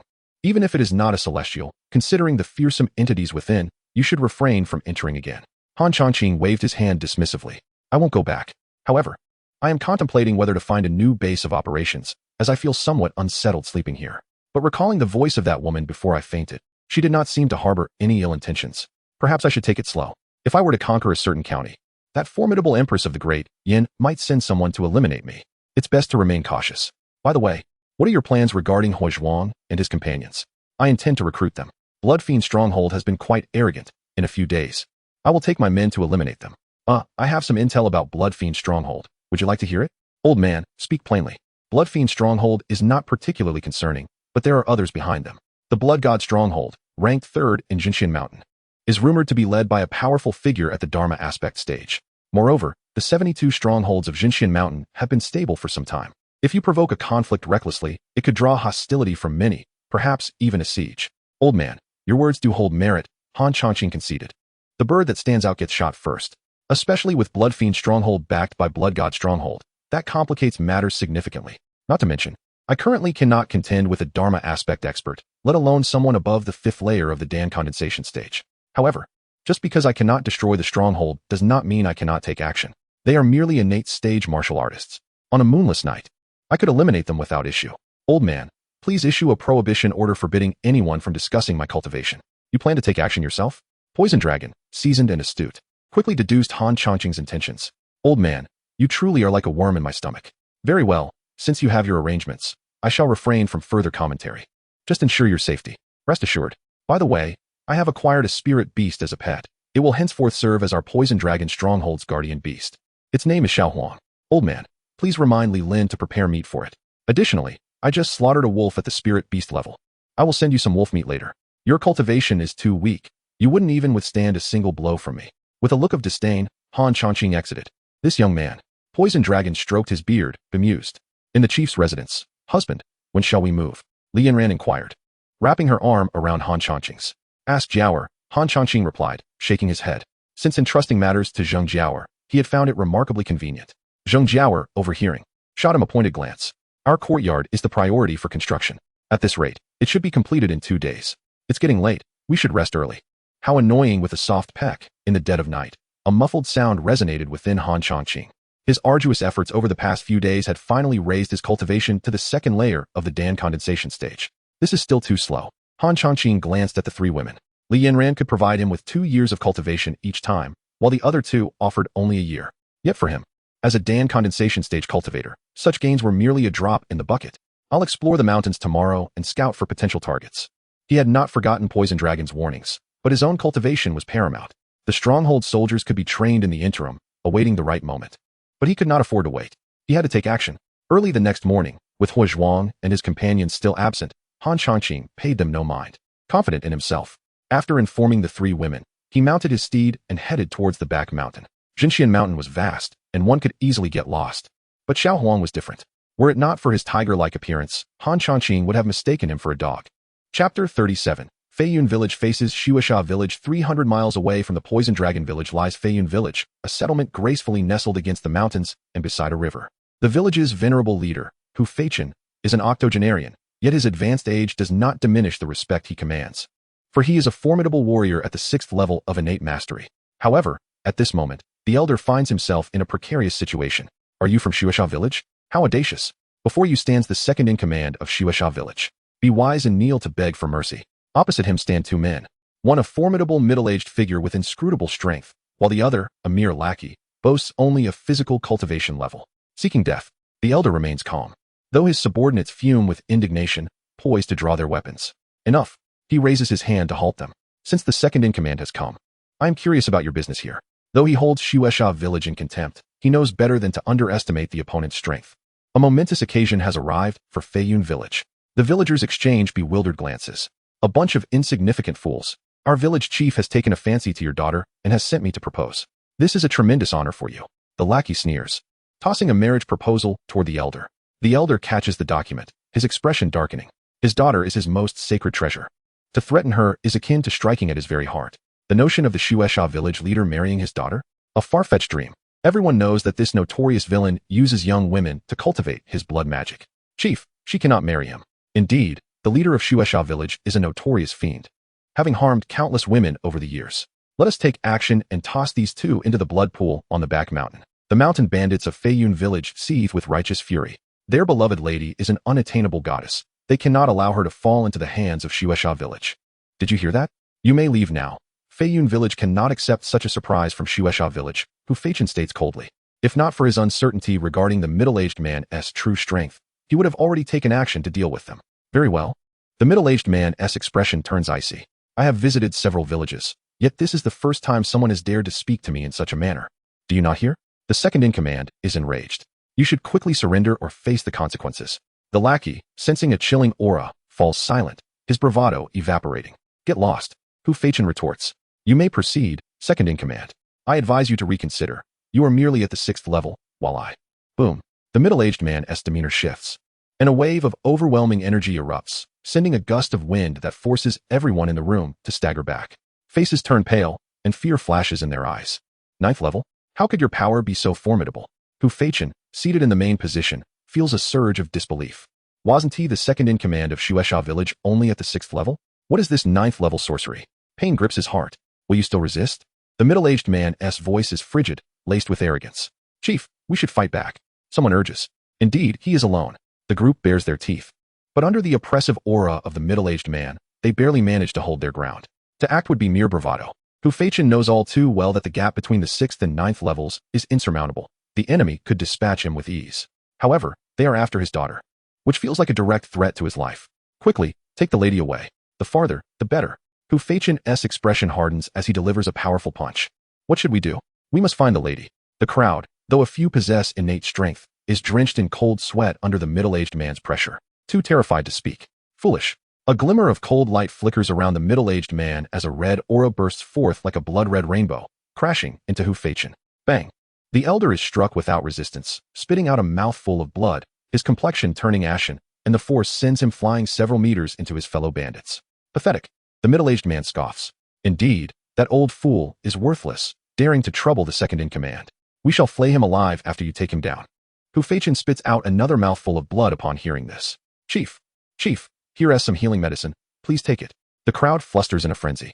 Moments later, Hu Feichen manages to push through the crowd and rise again. Blood magic? Shueisha village seeks its own demise. The authorities will surely come to eradicate you. You are truly stubborn, old man. The second-in-command has shown you mercy, yet you dare curse my village? The lackey retorts, stepping forward to strike. But he halts as he realizes there are still 2 intact innate warriors before him. Approaching them would be akin to walking into a lion's den, especially with 3 innate warriors glaring at him coldly. He sheepishly retracts his step. Useless. The middle-aged man's expression hardens. If this lackey were not the chief's nephew, he would have long since swatted him like a fly to enjoy some peace. Did you hear that? The second-in-command has called you useless. The middle-aged man's lips curl in irritation as he suppresses his urge to kill. Hu Feichen, hand over your daughter. Shueisha village allows you to use the bond of marriage. Otherwise, do not blame me for leaving your village in ruin today. Boom. His icy tone, coupled with a terrifying aura, spreads like wildfire. The villagers shudder in fear, trembling uncontrollably. Some of the weaker bandits even lose control of their bowels, though no one notices in the chaos. What should we do, chief? The lady. In the face of life and death, many begin to waver in their resolve. Humph. Even if I die, I will not allow you to lay a finger on my daughter. Hu Feichen shoots a cold glance at those wavering in their faith. Then it seems Feiyun village no longer has a reason to exist. The middle-aged man's patience wears thin. In a flash, he lunges at Hu Feichen with a thunderous strike. Blood magic explosion. You wretch, dare you? In the blink of an eye, a woman's voice rings out from outside the room. Before her words finish, everyone sees a flash of movement as a delicate figure appears before Hu Feichen. Her jade-like hand clenched into a fist, countering the impending blow. Boom. The shockwave erupts, filling the room with chaos as both parties stagger back 3 steps, glaring at each other. Chapter 38. I still prefer your unruly nature, Miss Chinga. The members of Feiyun village were utterly bewildered. Even her father, Hu Feichen, was taken aback. His daughter possessed such formidable strength? How had he been unaware? Was she truly the daughter of the Hu family, or had she been transformed into some sort of monster? Of course, these thoughts merely flitted through Hu Feichen's mind. Father, are you all right? Hu Qing'er remained vigilant, her gaze fixed on the imposing middle-aged man before her, unwilling to relax for even a moment. This individual was immensely powerful. Although he paled in comparison to her master, he was undoubtedly the strongest adversary she had ever encountered. I'm fine. For heaven's sake, come help me up. Hu Feichen responded softly at first, then shot a fierce glare at the few bystanders still in shock. Heh. The middle-aged man let out a cold laugh. This is quite intriguing. I never expected Feiyun village to conceal such depth. With your innate 9th-level cultivation, once I absorb you, I too shall break through to the Dan formation realm. Heh. His sinister laughter sent chills down the spines of those present. Humph. Hu Qing'er's expression turned icy. Those who practice the blood demon technique deserve death. Second village master. She was first noticed by the village master. At that moment, a minor thug attempted to stir trouble again. However, he was oblivious to the fact that the middle-aged man had reached the limits of his patience. Enough noise. The thug froze in surprise, and before he could react, a crimson flash struck him. Pain and suffocation engulfed him. Clutching his throat, his eyes bulged in disbelief. He could not fathom that the second village master would actually kill him. He collapsed to the ground, his expression frozen in terror. Serves him right. He should have died long ago. Although it was the middle-aged man who had struck the fatal blow, a wave of relief washed over the crowd. Truly a fiend practicing dark arts, ruthless even towards his own. Hu Qing'er's gaze hardened, laced with sarcasm. Yet her vital energy surged powerfully, poised to unleash a devastating strike at any moment. Both sides were on the lookout for each other's weaknesses. Kill. The battle was imminent. The middle-aged man launched a punch toward Hu Qing'er's shoulder, aiming to diminish her combat capabilities. Hu Qing'er was quick to respond. As he advanced, she executed a lightning-fast kick aimed at his lower regions. You wish to capture me as a blood slave? I'll render you impotent, leaving you to weep for what you can never have. How vicious. The middle-aged man's expression twitched as he performed a swift roll to evade her strike, retaliating with a knife-hand attack aimed at Hu Qing'er's comrades behind her. Not good. In an instant, Hu Qing'er understood the gravity of the situation and turned to grab hold of her father. If it were merely ordinary bandits, she would not have cared. But her beloved father was there. She could not bear to see him harmed. This was precisely the middle-aged man's scheme. After only a few exchanges, he had discerned Hu Qing'er's weakness. In terms of vital energy, she even surpassed him slightly. However, she lacked sufficient combat experience. The members of Feiyun village watched in horror as the silver flash grew larger, their hearts racing with fear, dread, and regret. Don't. Hu Feichen remained the most composed among them. Upon seeing his daughter turn, his heart sank. His life held little value, but the moment his daughter turned, the enemy had found an opportunity. Thus, he shouted in warning. Regrettably, it was too late. Everything had already fallen into the middle-aged man's line of sight. Bang! The 3-foot silver flash shattered beneath Hu Qing'er's grasp. Only 2 unfortunate souls suffered severed arms, while the rest remained unscathed. Just as she rejoiced in saving her father, a wave of chilling dread washed over her from behind. Not good. Bang! Hu Qing'er was struck on her back, her body jolting violently as she soared several meters high, blood spewing forth, staining the ground crimson. She gazed at the horrified faces of those around her. Fear, concern, and her father's worried expression stirred a complex mix of emotions within her. Cough, cough. Master, I was careless. Darkness enveloped her vision, and she lost consciousness. Just before fading away, she sensed a light approaching and felt herself cradled in a warm embrace. How comforting. I'm tired. I shall sleep for a while. Qing'er, Mississippi. The members of Feiyun village could only cry out in alarm as a radiant figure burst through the door, catching Hu Qing'er midair and gently lowering her to the ground. She is unharmed, merely gravely injured. She will not die. The crowd was momentarily speechless. Gravely injured, but not dead? Is that what one calls safe? Yet, who was this person? As if sensing their confusion, Han Chongqing smiled gently. I am her man. Everyone was once again left in shock, including Hu Feichen. The day had already brought enough surprises. His daughter had suddenly transformed into a martial artist far beyond his understanding, and now a man claiming to be her partner, and his son-in-law, had appeared. The developments were overwhelming. This young man, my daughter. Father-in-law, you should take care of yourself first. Han Chongqing swiftly dismissed Hu Feichen's intent to embrace his daughter, a 9th-level innate practitioner. If he consumes a body-forging pill, could he break through to the Dan formation realm? If so, I stand to gain tremendously. With that thought, Han Chongqing's smile brightened further. You there, who are you? Do you know who she is? The middle-aged man's demeanor turned frigid, although he viewed her merely as a blood slave. Not just anyone could lay hands on her. Yet he sensed something peculiar about this man's strength. However, considering the man's age, he felt reassured, especially since he had the backing of the Bloodslaughter village. Young man, Han Chongqing's smile turned sinister. Did you just claim to be the second village master of Bloodslaughter Village? Are you afraid now? The middle-aged man's expression shifted to one of amusement. If you kneel and duly present Hu Qing'er, I might consider sparing your life. However, your hands must be rendered useless. Is that so? Han Changqing's smile vanished, his gaze turning icy. Kneel. The next moment, the onlookers were astonished as the once arrogant second village master suddenly collapsed to the ground, the blue bricks cracking beneath him. A sharp snap echoed from his knee. Everyone understood what had transpired. The second village master's kneecap had shattered. You dare. The middle-aged man nearly ground his teeth in fury. The psychological pressure was overwhelming. This young man was comparable to the village master, a formidable figure at the Dan formation realm. Realization of this struck fear into the heart of the middle-aged man. Spare me, spare me. Heh. You are quite astute. However, I still prefer the unruly demeanor you displayed moments ago. Han Changqing mocked. What happened to your arrogance? Your sense of superiority? Young master. You jest. The middle-aged man's face was a mask of embarrassment, his heart ablaze with rage, yet his demeanor was one of forced respect. Heh. If you bow 3 times, I might consider sparing your life. This young master. Hu Feichen hesitated, wanting to speak, but holding back. Han Changqing waved his hand dismissively. So what will it be? Chapter 39, An Unintentional Encounter with an Elite Monster TikTok. Beads of cold sweat trickled down the high-browed middle-aged man's forehead. The atmosphere hung heavy with silence, as if the entire assembly awaited his decision. Since you. Han Changqing encircled the slender waist of the beauty with one hand while raising the other, shimmering with a faint azure light. This is bad. Does he intend to kill me? The murderous intent was unmistakable. The middle-aged man shuddered, gritting his teeth, and declared, I am willing to bow. Subsequently, he clenched his teeth, closed his eyes, and bowed 3 resounding times. Bang, bang, bang. The sound was indeed loud enough to shatter the blue bricks beneath him, staining them with droplets of blood. Primarily, the high-browed man feared that his blows would not be deemed sufficiently forceful, prompting his adversary to take vengeance upon him. I have finished bowing, young master. Look, may I leave now? The middle-aged man spoke cautiously, his face smeared with blood, a sight both grotesque and unsettling. Yet, at this moment, he had little regard for appearances. All he desired was to escape. When he did, he vowed to flay this individual alive and leave no trace of the Flying Cloud Gang. As for Hu Qing'er, he intended to gradually transform her into a blood slave for his own depraved pleasures. Those 3 bows were indeed loud enough. Then I can fulfill my promise and spare your life. Then I shall take my leave now. We shall meet again. The middle-aged man trembled, feigning respect as he bowed to Han Changqing, his heart racing with anticipation. He had survived. You all wait. I shall make you regret being born as humans. Turning away, his face twisted with malice, he swore. How could you let him go, my lord? Indeed, the Bloodslaughter gang will seek retribution. What? Do you wish for me to be seen as untrustworthy? Han Changqing's expression turned icy. And no, we dare not. The members of the Flying Cloud Gang felt a chill run down their spines, sensing that the seemingly cheerful man before them had indeed taken many lives. Very well. You uphold your word, do you? Await my return.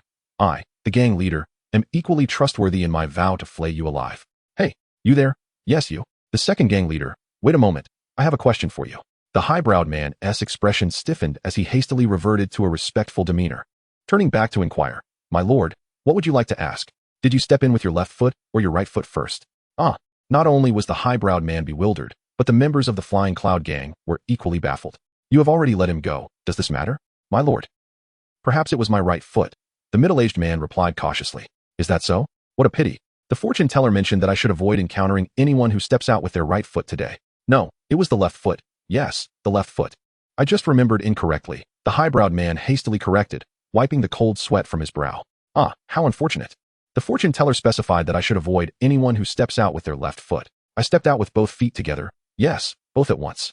Is that so? How coincidental, for the fortune teller also mentioned. Are you mocking me? At this point, even the most naive of the high-browed men grasped the situation. Is that so? No, this was all the fortune teller's words. You merely infringed upon my taboo. As he spoke, Han Changqing slowly raised his hand, a crimson glimmer swirling ominously. Upon closer inspection, it revealed itself to be a slender red sword.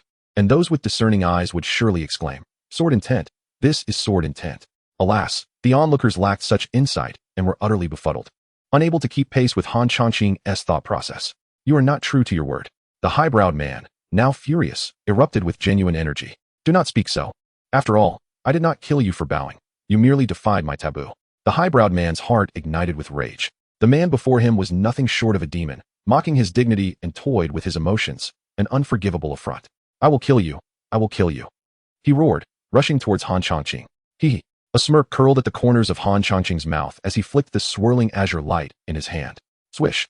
The sword intent sliced through, severing the high-browed man's limbs, reducing him to a grotesque form. With a thud, he collapsed to the ground. Hiss! The members of the Flying Cloud Gang collectively gasped, retreating 3 steps as if faced with a demon. You deceived me. You are not true to your word. I will not die in peace. Someone will avenge me. Oh dear, I am terribly frightened. Han Changqing replied with a hint of mockery. Huffed. The high-browed man coughed up a mouthful of blood, lifelessly collapsing. Oh my, he could not withstand the pressure? TSK. It seems my prowess has deepened yet again. The members of the Flying Cloud Gang stood in stunned silence, their shock immeasurable. The second in command of the Bloodslaughter Gang had been killed by sheer indignation. The figure before them loomed like a deity, forever etched in their memories. Ding. Host has successfully plundered the life of Meng Hao. Target's cultivation, innate realm, 9th heaven. Comprehensive evaluation. The opponent trembled with despair before death. Wishing to tear your bones, consume your flesh, and extract your tendons, filled with fear, deep regret, and loathing. Reward. 2 years of lifespan, triggering a 500-fold critical hit. Reward. 1,000 years of lifespan. What a surprise, an elite monster. Han Changqing too was taken aback. A full 1,000 years? Does this mean I have become an ancient being? His lifespan had surpassed the millennium threshold of a martial saint, and it was highly probable that he would become the first emperor to achieve longevity in this realm. Why do you all stare at me? My lord. I leapt out of bed this morning without setting foot down. One of the innate bandits instinctively waved his hand upon meeting Han Changqing's gaze. Is that so? Han Changqing raised an eyebrow. When you entered just now, did you step with your left foot or your right foot first? The man broke out in a cold sweat, trembling uncontrollably. Left foot, right foot. Dear nephew, look at my daughter's injury. Outside. Hu Feichen awaited anxiously with 2 maidservants at the door, yet Han Changqing did not summon them inside. They lacked the courage to enter. Finally, when Han Changqing emerged, Hu Feichen, the anxious father, inquired, is everything all right? No worries. Her organs are misaligned, and there is some bleeding. A few days of rest should suffice. Upon reaching this point, Han Changqing turned to his future father-in-law. Of course, if you have any quality healing elixirs, her recovery would be expedited. Well. Hu Feichen's expression turned awkward. As a bandit leader, where could he procure premium healing elixirs? All right, you two may enter and take care of your young lady. Old man, come with me. Yes, son-in-law. Hu Feichen cast a glance at the room before turning to follow Han Changqing. Chapter 40. Do you believe in love at first sight? Dear nephew, enough, old man. There's no need for pretense. You must have already discerned the nature of my relationship with your daughter. My son. You are a dragon among men, while my Qing'er is merely an ordinary mountain bandit girl, a delicate willow, truly unworthy of your esteemed gaze. Hu Feichen, the seasoned old rogue, was concerned that a direct refusal might provoke Han Changqing, so he resorted to belittling his precious daughter instead. Am I to say that I am granting you an opportunity beyond your reach? Hu Feichen found himself momentarily taken aback. He wanted to exclaim, I do not desire this opportunity. Whoever wants it may take it. Yet, he dared not speak such words. Old man, let me be frank. I have taken a liking to your daughter. Whether you agree or not, the fact remains unchanged.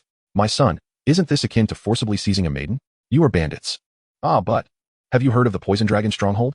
Han Changqing's thoughts raced ahead, leaving Hu Feichen merely nodding in response. Who hasn't heard of it? There are few who dwell near Zhangshenshan that are unaware. It is indeed a... What is it? It would be inappropriate to curse behind one's back. Fear not. I am the leader of the Poison Dragon stronghold. If your words are sweet, for your daughter's sake, I shall spare you.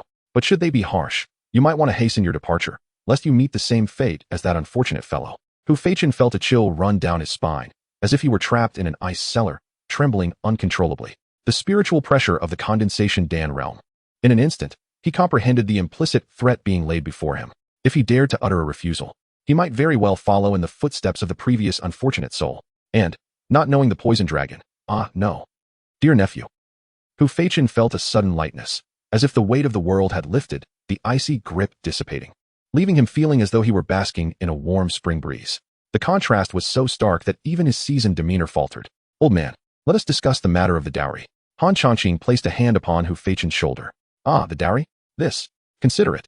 You have but one daughter, thus her possessions belong to her. And as her man, her belongings naturally become mine as well. Would you not agree? While the logic seemed sound, Hu Feichen found himself bewildered by the convoluted notions of possession. Indeed, that is how it should be, but you see, your Feiyan stronghold. Let us choose a date to merge it with my poison dragon stronghold? Hey, were we not discussing Qing?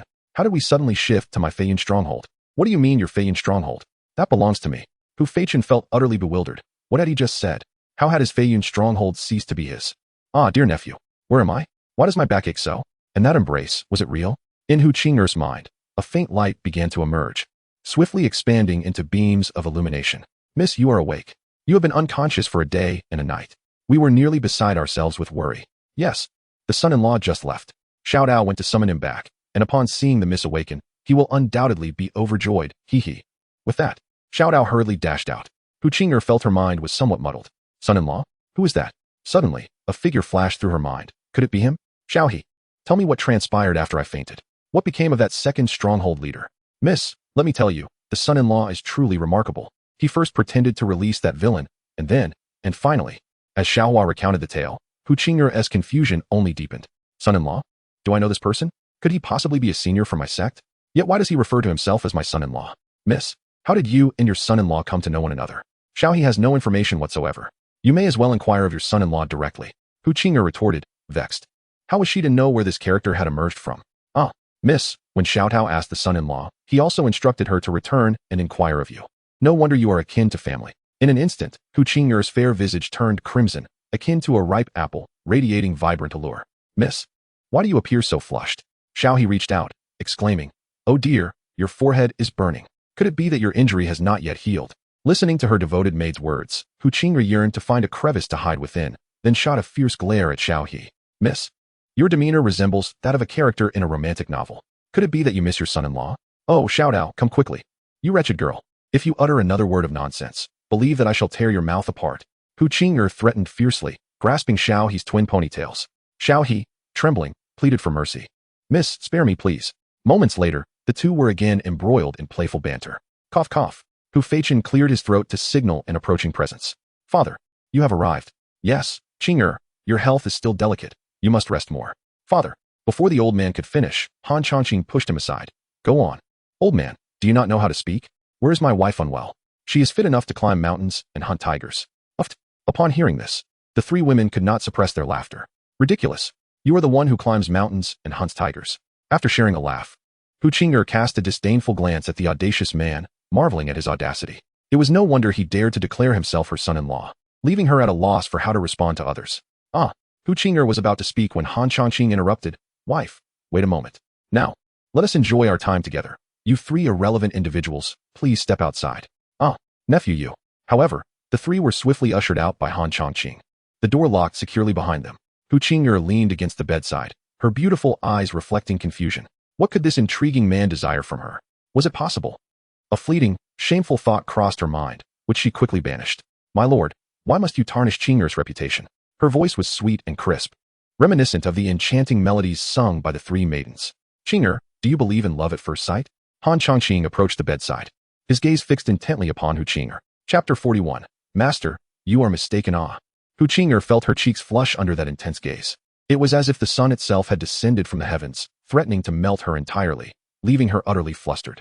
However, Master said that those who speak in such a manner are often rogues. Hu Qing'er lowered her head, timidly uttering her words. Bah! Which meddlesome woman has sabotaged my good fortune? Han Chongqing silently cursed within, maintaining a faade of deep affection. Qing'er, gaze into my eyes. Upon hearing this, Hu Qing'er instinctively lifted her gaze once more, meeting those fervent eyes, undeniably captivating, as if they were drawing her very soul in. Unbeknownst to her, Han Chongqing gently took the exquisite hand of the beauty. My lady, Qing'er, do you know? Before I met you, I scoffed at the notion of love at first sight. Ah, did the gentleman just? But after encountering you, I realized that love at first sight truly exists in this world. Qing'er, I have even envisioned the name of our first child. But Hu Qing'er was somewhat bewildered. She had intended to remark that they had only just met and didn't even know each other's names. How could he suddenly be contemplating their child's name? It was all too hasty. Fear not. I shall always accompany you on the journey ahead. Will you accompany me? In those burning eyes, Hu Qing'er seemed to forget everything, the visage of the man magnifying in her mind, and she unconsciously responded, Thus, in a daze, Hu Qing'er lost her first kiss. Sir, you are truly wicked. Regaining her senses, Hu Qing'er huffed, breathless and playful. This man was far too experienced. Despite it being their first meeting, she felt no aversion to him, having even lost her cherished first kiss that she had preserved for 26 years. Master, come and save your disciple Wu. Do you enjoy such wickedness? Han Chongqing grasped the delicate hand of the beauty, planting a soft kiss upon it. How detestable. Hu Qing'er shot him a disapproving glance. Ha, my lady, you have yet to inquire about my name. Ah, is that so? Perhaps my memory is failing me. Humph. Clearly, you are too eager. Merely seeking to tease Qing'er. I would never dream of teasing you. Humph. Let me tell you, your man is Han Changqing, hailing from. What? You are married? Why, then, do you pursue Qing'er? I loathe you. Because from the moment I laid eyes on you, you have taken residence in my heart. But, you. Hu Qing'er's heart raced. She longed to firmly reject him, yet the words caught in her throat. This charming rogue seemed to have ensnared her very essence, and despite it being their first encounter, she was enraptured. Master, could it be that you were correct?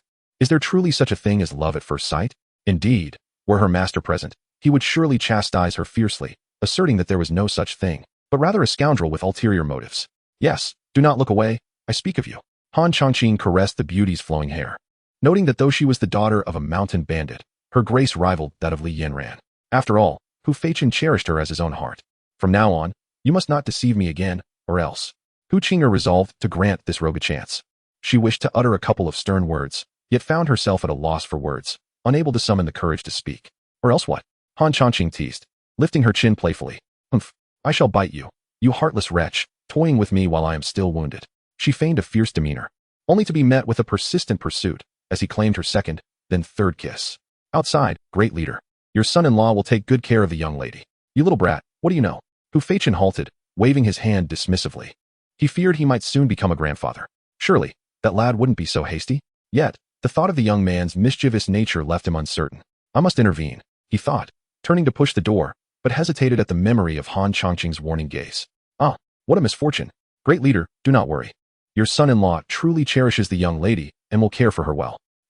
Xiao Tao inquired of the son-in-law, where did you meet the young lady? The son-in-law replied, ask the young lady. Then Xiao he posed the same query to the young lady. Great leader, do you know how she responded? How did she respond? Hu Feichen's attention was piqued. The young lady said, you should ask the son-in-law. Doesn't he that indicate a mutual understanding?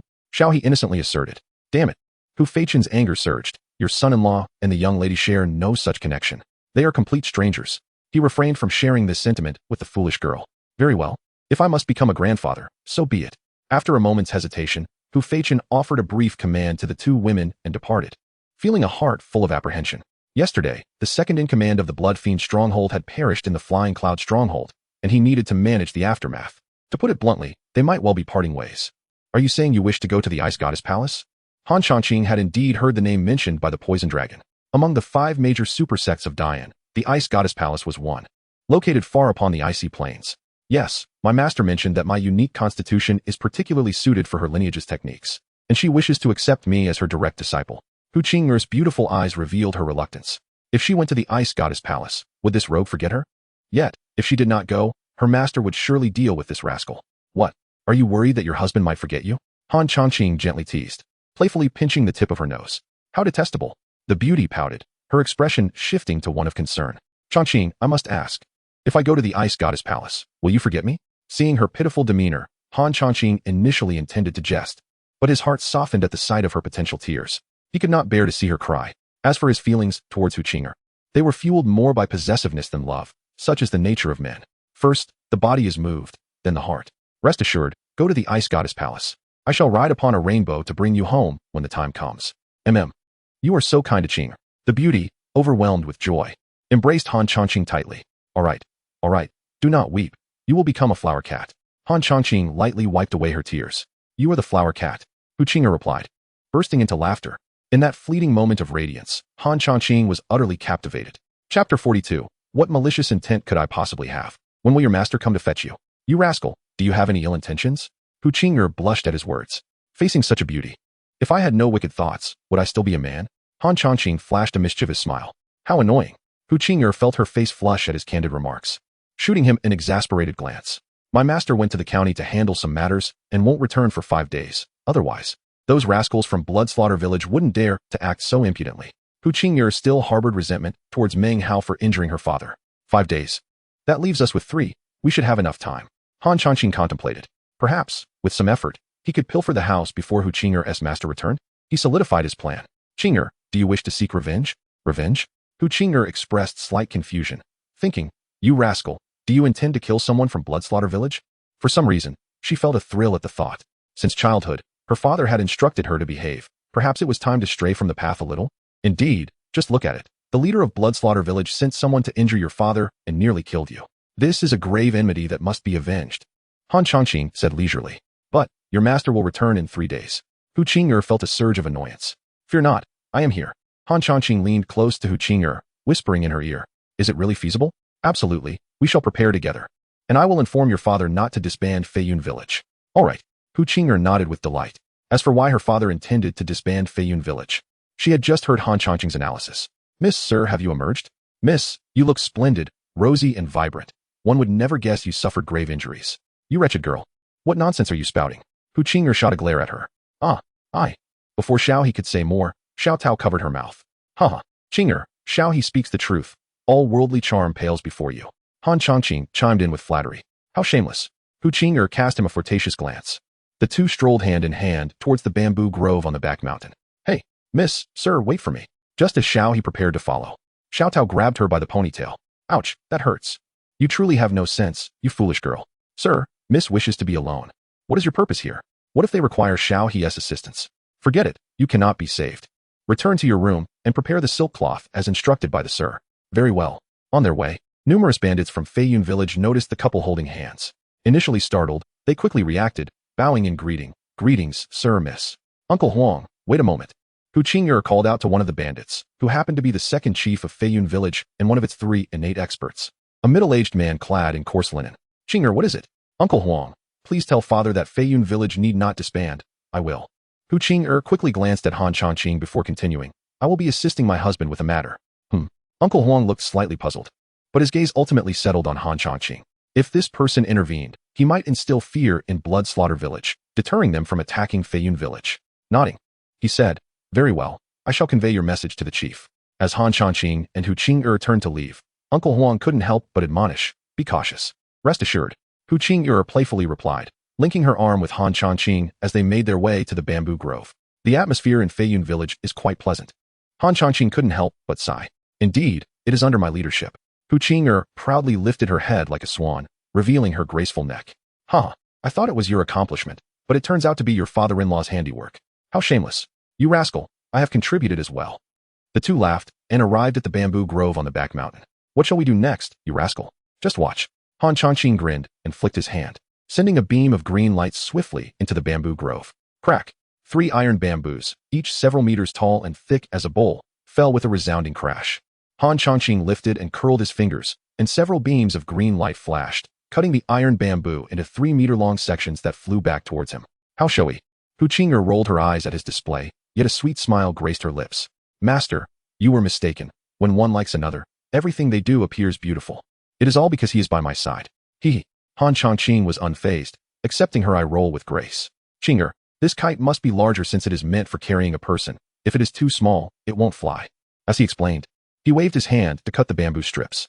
The iron bamboo here is unlike the iron bamboo from my past life. It possesses a genuinely steel-like hardness. Even an ordinary person wielding an axe would struggle to cut through a section. However, for Han Changqing, it was as easy as drinking water, effortlessly dealt with in mere moments. Occasionally, Hu Qing'er would assist him in holding things steady. Their cooperation was seamless. Before long, a sizable kite frame was assembled, requiring only fabric and oiled paper to wrap it up. All right, let us return and secure it. If it passes the test flight, we can set off for Blood Slaughter village tonight. Hu Qing'er nodded eagerly, her face alight with anticipation. She wrapped her arms around Han Changqing's, saying, You rascal, let us hurry back. Very well. Along the way, the delightful sound of her laughter echoed. Xiao Tao, is everything prepared? Upon returning to the courtyard, Hu Qing'er was particularly enthusiastic. Miss, everything is ready. Xiao Tao and Xiao He produced the silk cloth, oiled paper, and hemp rope. The items were laid out on the stone platform in the courtyard. Upon seeing the large kite, the 2 women displayed curiosity. Sir, what is this? Xiao He remarked. It resembles a paper kite, though I have never seen one this large. You wouldn't understand. Hu Qing'er smiled triumphantly, keeping them in suspense. Miss, please tell us. Yes. Miss, do share. Driven by curiosity, the 2 women fell for her tease. This is a kite invented by your sir. It can carry people and soar through the sky, traveling thousands of miles. I see. This thing called a kite can carry people. Your sir is truly remarkable. Listening to the praise from Hu Qing'er and the 2 women, Han Changqing shook his head and smiled, continuing his work on the kite. In his past life, he had made kites and flown gliders, so this task posed little challenge. Before long, the oversized kite was complete, and after drying it with his true energy, it stabilized perfectly. Han Changqing gave it a tug to test its strength. Quite sturdy. Thus, Hu Qing'er took the others to the rooftop, preparing for the test flight. Chapter 43. Hu Qing'er's concerns on the rooftop. Watch your step, you rascal. Do not worry, I am a practitioner at the condensed dance stage. Even if this contraption proves unreliable, I shall not come to harm. Han Changqing reassured, gently stroking the beautiful maiden's hair. Cousin, go for it, cheered Xiao Tao and Xiao He from the side. Whether their cousin could shatter the truth that prohibits the Dharma form from soaring into the heavens rested upon this moment. Wait for my return. With a powerful thrust of his foot, Han Changqing expelled a surge of true energy, using the force to leap. His hands gripping the kite as he shot forth like an arrow released from its bow, vanishing into the sky. Did it work? Oh yes. Cousin has soared into the sky. How high is he? Where did he go? Xiao Tao can't see him anymore. In an instant, the three maidens experienced a whirlwind of emotions, both anxious and elated. Qing'er, Hu Feichen gazed at his daughter, who was lost in thought, and could not help but call out. Ah, father, what is it? Hu Qing'er snapped back to reality, a charming blush gracing her cheeks. Have you met the great chief? Forget it. Hu Feichen waved his hand, puzzled. Was that shadow that just flew out Han Changqing? It is indeed our cousin, great chief. You cannot imagine, he can fly? Before anyone could respond, Xiao He babbled excitedly. You mean, that fellow crafted a paper kite and flew away? Even Hu Feichen, usually composed, could not help but feel a flicker of surprise. Soaring into the sky was a dream for many warriors of the great Yin. This lad was indeed extraordinary. Perhaps it wouldn't be so bad for Qing'er to follow him. He mused, his thoughts beginning to shift. Qing'er, where's Changqing? He said he would return after attending to some matters. I see. Hu Feichen pondered for a moment before speaking. The Yellow Gate mentioned you have a solution for the Blood Fiend village. Could you share it with your father? Father, let us descend first.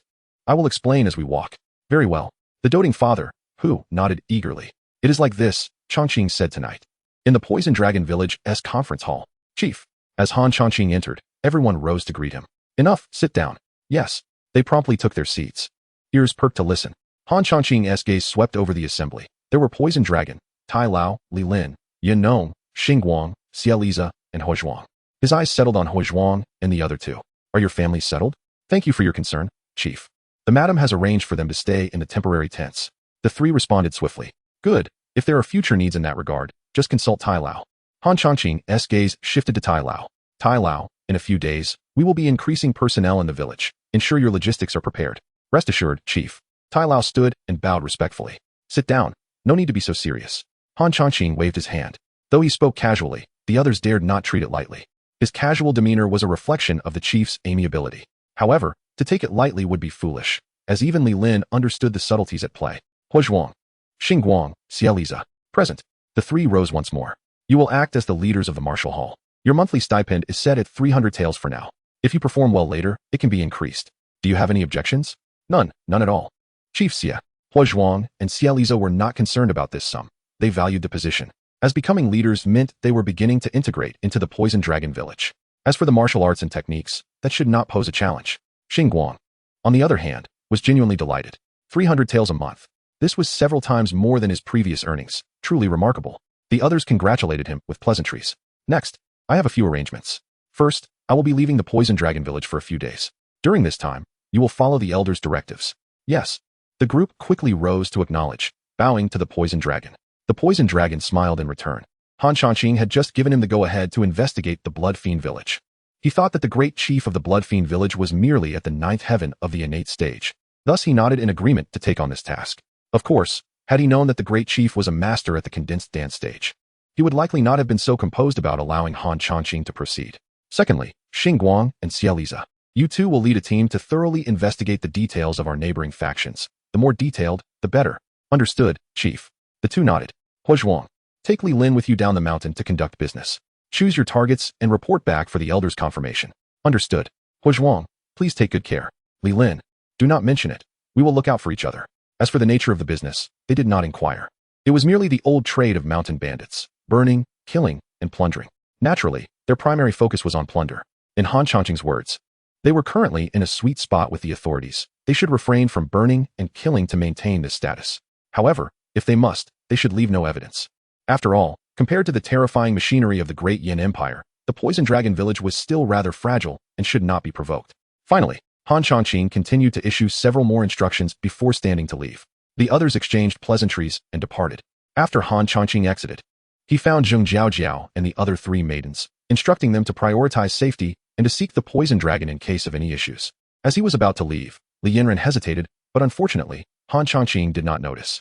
Sister Yinran, do not worry. My husband will return in a few days. You can speak with him then. Whoosh. As the wind rustled by, Han Changqing watched the distant trees blur past, a feeling of exhilaration swelling within him. He wished to compose a poem, yet lamentably, his literary talent was limited. He could only adjust his course, swiftly heading towards the flying cloud village. Miss, it is already the hour of the dog, your cousin. Xiaohe was about to say something when Xiao Tao quickly tugged at her sleeve, making a gesture. This foolish girl had no sense of the situation. Could she not see that the miss was already anxious? Why bring up such a topic? Miss, have something to eat. If your cousin sees you like this, it will surely pain him. Xiao Tao brought forth a bowl of ginseng and black-boned chicken soup. The soup was made from a century-old wild ginseng from the mountains, coupled with black-boned chickens fed on spiritual grains. Simmered into a rich broth that was not only delicious, but also immensely beneficial for practitioners. This was specially nurtured by old Hu for his precious daughter. Xiao Tao, why hasn't he arrived yet? Hu Qing'er seemed to have absorbed this concern. She took a sip of the ginseng chicken soup. A warm sensation flowing from her mouth down her throat to her stomach, filling her with a comforting warmth, as if she were enveloped in a gentle spring breeze. It felt delightful. Yet, Hu Qing'er had no mind to relish it. She gazed at the empty night sky, her heart growing increasingly restless. Chapter 44. Whom will the child resemble more? What has happened to me? Today marks the first encounter between the two. Hu Qing'er has questioned herself more than once. Yet each time the answer diverges. For instance, the rogue has taken advantage of her, or perhaps the worry that her enemies might cause her harm, leaving her unable to repay the life-saving grace she has received. Or could it be that this scoundrel has truly encountered misfortune? As time passes, Xiaohe and Xiao Tao notice their young mistress's increasingly anxious expression. Initially, she could sit still, but now she stands on the rooftop, gazing up at the night sky. Not far away, Hu Laodad watches his daughter, a mix of emotions swirling in his heart. His little darling has grown, now concerned for a man other than her father. As for Han Changqing, he seems a bit mischievous, not quite the ideal match, but Hu Laodad feels powerless to intervene. Just earlier at lunch, Hu Qing'er had divulged her cultivation matters and mentioned her impending journey to the Ice God Palace, urging him to take care of himself. Upon hearing of his daughter's trip to the Ice God Palace, Hu Laodad's face remained impassive, but his heart raced. Despite the Ice God Palace being one of the 5 paramount sects, it is filled with emotionally detached women, akin to wooden dolls, many of whom harbor a disdain for men. If one were to forsake their humanity in the pursuit of martial prowess, Hu Laodad would much prefer his daughter to remain at home, tending to familial duties. However, he cannot prevent her from going to the Ice God Palace, the celestial realm. My boy, I find myself hoping you might grant me a grandson next year, Hu Laodad murmured to himself. Xiao Tao, what time is it now? Miss, it is nearly the hour of high. The hour of high. That scoundrel, you promised Qing. At this moment, Han Changqing is facing some minor troubles. A flock of birds has pursued him relentlessly. Are they night hawks? As he dodges, he observes them closely. Their heads are flat, wings long and pointed, tails lengthy. Their plumage a mix of brown, black, and white, reminiscent of the night hawks from his previous life. However, do night hawks really have a wingspan of 10 feet? And do they even feast on human flesh? Caw-caw. How is it that I am nearly 300 miles away, yet you can still keep up? Han Changqing is astonished. Should I capture them and raise them? With this thought, he decides to act, channeling his inner energy to slow his speed. As the 3 nighthawks notice him, they immediately caw and swoop down. In the next moment, a green light net shoots forth, ensnaring them. Heh. Han Changqing smirks cunningly. How could these trifling creatures compare to a noble, handsome, and intelligent human? Ignoring the 3 struggling nighthawks in the net, he quickly turns and flies towards Feiyun village. He must hurry. What if the beauty becomes anxious? Hey, miss, look over there. Something seems to be flying this way. Xiao Tao suddenly exclaims. Huh. Without hesitation, Hu Qing'er turns to look. With her innate level of cultivation, she can see clearly for miles in the night. A figure is swiftly approaching through the night sky. Indeed, it is the scoundrel she has been pondering. Her heart tightens, and tears involuntarily fall. Who has bullied our Qing? Tell me, and I shall teach them a lesson. Han Changqing executes a graceful tailspin before landing. Humph. So it was a pig that bullied Qing. Let it show itself, and I shall make it regret its actions. Han Changqing feigns bravado. Uff, you're so annoying, always trying to amuse me. Hu Qing'er is unable to contain her laughter, tears sparkling as they fall. All right, I have returned, haven't I? Han Changqing gently embraces Hu Qing'er to comfort her. But you cannot do this again. Qing'er was worried sick. Indeed, I promise that if I ever break my word again, may I suffer divine punishment. Fool, how could you make such a vow? Hearing this, Hu Qing'er quickly covers Han Changqing's mouth. In the next moment, her face flushes as she awkwardly withdraws her hand, realizing that he had been teasing her. Scoundrel, look at you. Your mouth could practically hold an oil jar, yet you still fume. Humph. Hu Qing'er displays an expression that seems to plead for comfort. Han Changqing employs his charm, and soon enough, the beauty is giggling. Your lordship is truly impressive. Who could deny it? The two maidservants nearby watch in awe, secretly admiring. Not far away, Hulaudad strokes his beard and departs. Scoundrel, what do you hold in your hands? The beauty regains her composure and soon notices the three night hawks still struggling within the green light net. Night hawks? They were just ambushing me, Han Changqing briefly explains. Let us roast them. Upon hearing this, Hu Qing'er unexpectedly bursts out. It seems the beauty is still a bit upset. Slowly, Han Changqing reveals his idea of raising them as messengers, believing these three night hawks could evolve into spirit beasts. If he could tame them, their flying speed would make delivering messages exceedingly convenient. But how to tame them? They are already so large. No rush. Let us starve them for a few days first. All right. After settling the three night hawks, he engages in casual conversation with his future father-in-law. My dear nephew, Qing'er's mother passed away early. I have raised her with great care, and now she has grown to the age of marriage. Do not leave her to be all alone. Alone? Han Changqing recalls the meaningful gaze of his future father-in-law. Goodness, have you two been thinking along the same lines? How perceptive you are, my future father-in-law. Now, I find myself tasked with fulfilling this duty. Scoundrel, what exactly did you discuss with my father? Why do you both seem so peculiar? Hu Qing'er glances suspiciously between the two. Nothing. Your father merely instructed me to take good care of you. If you don't believe me, you can ask him. Father Hu Qing'er promptly turns to tug at Hulaudad's arm, acting coyly. Haha, what my dear nephew says is true. Hulaudad enjoys the moment, stroking his beard. Is that so? Hu Qing'er still seems somewhat skeptical. All right, Qing'er, we must depart. Very well. Xiao Tao and Xiao He quickly bring over the large kite, preparing it for them and retrieving the ropes to secure it. This journey is somewhat long, so an extra rope will ensure they are not too fatigued. Father, we are off. Old man, we are leaving, do not worry. Han Changqing wraps an arm around Hu Qing'er, casting a glance at Hulaudad that conveys reassurance. Old man, have faith, your son-in-law shall give his all. Let us go. With a powerful stomp, Han Changqing utilizes the recoil of his true energy, propelling them skyward, spinning thrice in the air before swiftly darting in one direction. In the blink of an eye, they vanish from sight. This young man, Hulaudad shakes his head, instinctively asking, do you think their child will resemble whom more? Xiao Tao and Xiao He, caught off guard, momentarily stand in stunned silence. Resemble whom? The daughter resembles the miss? The boy resembles the young master? Chapter 45. The capricious chief of blood-killing village. As the wind whistled past their ears, the two gazed at the distant nightscape, rapidly retreating behind them. Indeed, at this moment, Hu Qing'er felt a yearning to continue this exhilarating flight forever. She closed her eyes slowly, reveling in the moment. Yet, with a beautiful woman nestled in his embrace, the protagonist Han Changqing dared not make a move. A single misstep could spell disaster for them both. They were currently soaring at least 1,000 meters above the ground. A fall from such a height would inevitably lead to a grim fate. Damn it. I actually didn't want to go to the Ice God Palace today, thought Hu Qing'er, her eyes closed, her eyelashes fluttering slightly as she clung tightly to Han Changqing. Sensing her emotions, Han Changqing summoned a faint azure light that enveloped them, effectively muffling the sounds of the wind outside. In that instant, they appeared like a shooting star streaking across the night sky. Well, my father-in-law said. Hu Qing'er suddenly lifted her head, her eyes sparkling with charm. Me? Han Changqing feigned deep contemplation. Of course, I hope you can stay by my side. Then I. Hu Qing'er seemed to muster her courage. Qing'er, listen to me. The Ice God Palace is of little consequence. What truly matters is that you hold me in your heart, and I hold you in mine. The Ice God Palace is merely a splendid stage, and I believe you will shine there. All right. Hu Qing'er felt a slight melancholy. Does he really not want me by his side? After all, he has 3 other wives. This little beauty tends to overthink. Noticing her dejection, Han Changqing quickly reassured her. Focus on your training. In the future, it will be you, Fairy who protects me. Besides, I've even thought of a name for our first child. You wish. I want to protect you, you rascal. She teased playfully, her mood visibly brightening at his words. And what shall we name the child? Hu Qing'er pondered, a flush creeping from her fair cheeks to her ears. Naturally, we shall name him Han Yinqing. How annoying.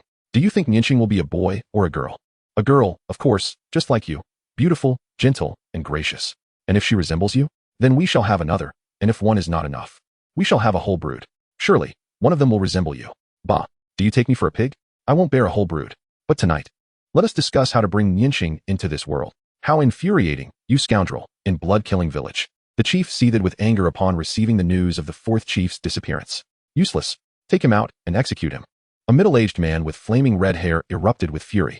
Please spare me, chief, spare me. A cry of anguish echoed from afar. The onlookers trembled, daring not to interject. Ever since their chief's blood demon technique had reached the Dan condensation stage, his temper had grown increasingly volatile, and he resorted to violence at the slightest provocation. Is there any news from the 2nd chief? None, chief. A man rose to respond. anxious about meeting the same fate as the previous brothers, quickly adding, "The second chief is at Feiyun village, where the strongest opponent is an aging, innate-level expert. Easily dealt with. We should receive news shortly, either today or within 2 days." Xiao Yuani waved his hand dismissively, but just as he was about to speak, a hurried report came from outside. "Chief, it's terrible. The second chief has been killed." The messenger, panting heavily, collapsed to the ground. The second chief was slain by a man at Feiyun village. He dared not mention the identity of the assailant. A chilling wind swept through the room, sending shivers down the spines of the mountain bandits. "Speak everything you know." "Why, yes."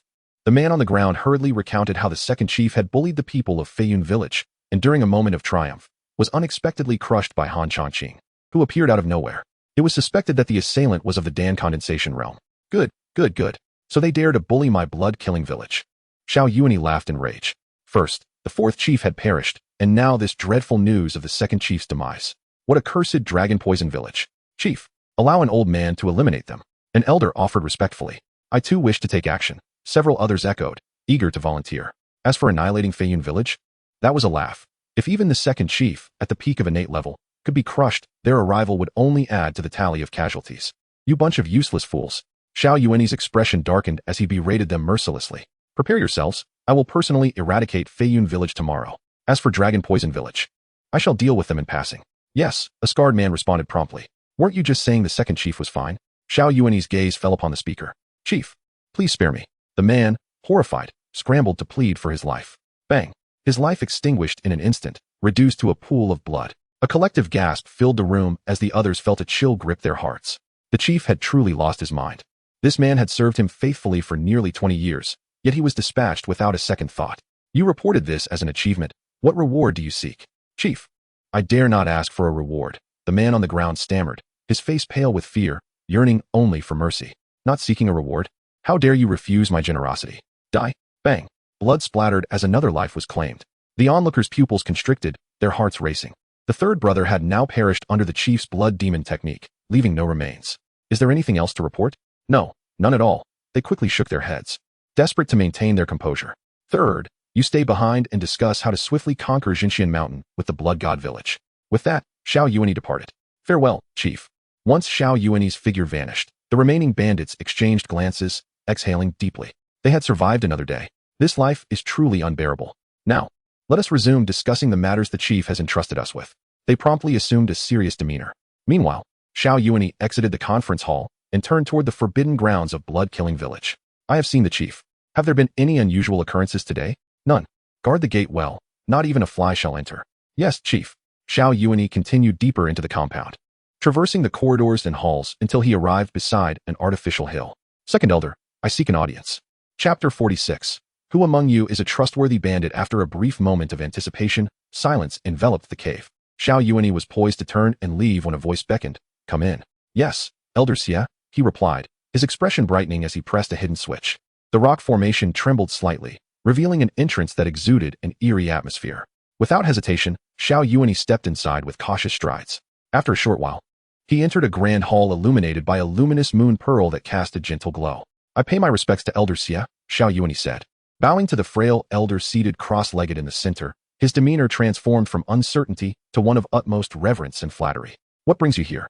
A deep voice emanated from the elder's abdomen, for he had yet to speak. "Elder, Meng Hao has perished. Might I request another blood demon seed?" Xiao Yuani articulated carefully. The elder's eyes opened, a flash of crimson flickering within. An involuntary chill coursed through Xiao Yuani, reminiscent of being preyed upon by a ferocious beast, causing him to instinctively shrink back. Though he was at the first level of the condensation realm, the elder before him was a formidable expert from the Blood God tribe, a master of the Dharma aspect. Despite his injuries, he could extinguish Xiao Yuani's life as easily as crushing an ant. "Elder, Meng Hao encountered a young martial artist in the condensation realm. If I can implant the blood demon seed, it would undoubtedly bring you great benefits." Xiao Yuani pressed on, his teeth clenched. "A youth?" The elder raised an eyebrow, seemingly intrigued. The internal struggles within the Blood God tribe were ruthless. The sooner he recovered from his injuries, the better. Should his adversaries learn of his plight, he might himself become a blood demon seed for another. "Bring the youth to me, and I shall grant you another blood demon seed," the elder stated nonchalantly. "Understood." Xiao Yuani did not dare to voice any objections and retreated respectfully. It was only upon reaching the cave's entrance that he turned back. The elder had no interest in women. Thus, Hu Qing'er would be left for his own enjoyment. He planned to refine her into a blood slave. absorbing her primordial Yin before implanting the blood demon's seed. Perhaps then, he could advance beyond the 5th level of the condensation realm. A cold glint flickered in Xiao Yuanyi's eyes as he departed. Inside the cave, the elder observed Xiao Yuanyi's retreating figure, a sly smile creeping across his lips. Is that the finger peak? After traversing through the night for over an hour, Han Changqing and his companion finally glimpsed the unique landmark of the Blood Fiend tribe, Finger Peak. Are we almost there? Hu Qing'er asked, a hint of reluctance in her voice. Fear not. We shall have ample time ahead, Han Changqing assured her, gently brushing her nose with his fingers for comfort. Yes, we need to find a place to land. There are scouts from the Blood Fiend tribe nearby. We must avoid them. The two circled above before Han Changqing finally spotted an optimal landing spot on the opposite side of Finger Peak. After securing their flying apparatus, Hu Qing'er inquired, what now? Shall we storm in? Absolutely not. If we create a commotion, that fiend Xiao Yuanyi could escape, and the repercussions would be dire. Han Changqing replied, shaking his head. Moreover, we have no idea what level of the condensation realm he has attained. To charge and recklessly could leave us with no chance of retreat. Otherwise, we could train together first and elevate our cultivation levels significantly, Hu Qing'er suggested, her tone playful. What kind of gaze is that? Hu Qing'er blushed, unable to resist biting him lightly. Boss, I urgently need to relieve myself. May I step away? Go ahead, you lazy bones. Thanks, boss. But be careful, it's dark and windy here. Don't let a female ghost take you away. To hell with that. I'd actually welcome a female ghost. It would be perfect for my lineage. You're quite the beast, not even sparing a female ghost, mocked the one teasing him. Clearly astonished by Li Beijiao's audacity. What's there to fear? As long as it's a female, Li Beijiao chuckled back. All right, you win this round, came the playful retort. Haha. Li Beijiao laughed before turning to leave. A female ghost? If only such a thing existed. Ever since the chief had begun cultivating that blood demon technique, the Blood Fiend tribe had not a single woman to be found, leaving the men yearning. No, after enduring these few nights, he must find an opportunity to request leave to vent his frustrations. He felt as though he might burst. As Li Beijiao prepared to relieve himself, he suddenly felt a sharp pain in his neck and darkness enveloped him. When he regained consciousness, he discovered himself bound and gagged in a cave. Ugh! Li Beijiao struggled in panic as two figures entered, Han Changqing and Hu Qing'er. Upon entering, they blocked the entrance with stones. Ugh! Fear filled Li Beijiao's eyes. It was over for him. He had been captured. I'm in a good mood today. If you cooperate, I might spare your life. Not if you agree. Shake your head if you don't. Ugh! Li Beijiao quickly nodded. At this moment, loyalty and camaraderie were worthless. Survival was paramount. Han Changqing chuckled at Li Beijiao's response and turned to Hu Qing'er. Qing'er, it seems you've lost this round. Humph. Hu Qing'er frowned, glaring at Li Beijiao. Why didn't you shake your head? She made a threatening gesture with her fist. Ugh! Li Beijiao's heart raced in terror. To shake his head would mean death. Enough. Don't frighten him too much. We still need to catch more people afterward, Han Changqing interjected, grasping Hu Qing'er's fist. Who told him not to choose shaking his head? He's only concerned about living. Lacking any bandit loyalty, Hu Qing'er pouted angrily. Not everyone can possess the noble spirit of our Qing'er, Han Changqing remarked. Indeed. Hu Qing'er held her head high. Ha! Han Changqing chuckled lightly, leading Hu Qing'er to a hewn stone bench to sit. He then waved his hand, freeing Li Beijiao from his bindings. Li Beijiao quickly discarded the rag from his mouth and knelt, begging for mercy. Heroes, please spare me. Spare me.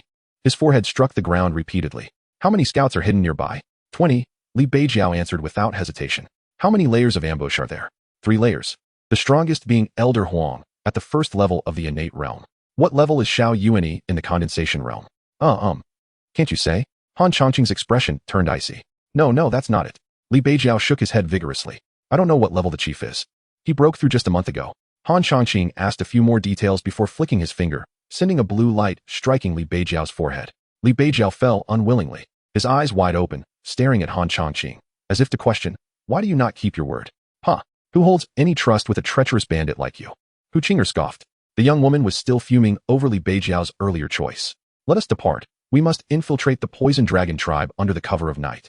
Chapter 47. Hu Qing'er applies to battle with a swish. The two donned their night attire, resembling wolves stealthily prowling through the darkness. In a matter of moments, they deftly evaded the triple defenses of the blood slaughter village and infiltrated its depths. Shall we directly take Xiao Yuanyi's life?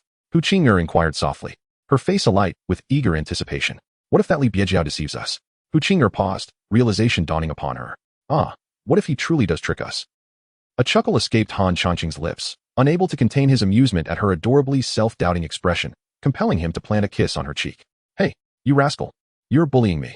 I'll tell my father. Hu Qing'er's cheeks flushed as she feigned annoyance, casting a playful glare at Han Changqing. Suddenly, she understood. That Li Beijiao could not possibly be lying. This scoundrel was merely relishing in her embarrassment. How wicked. All right, enough of this. We mustn't attract Xiao Yuan's attention. Humph.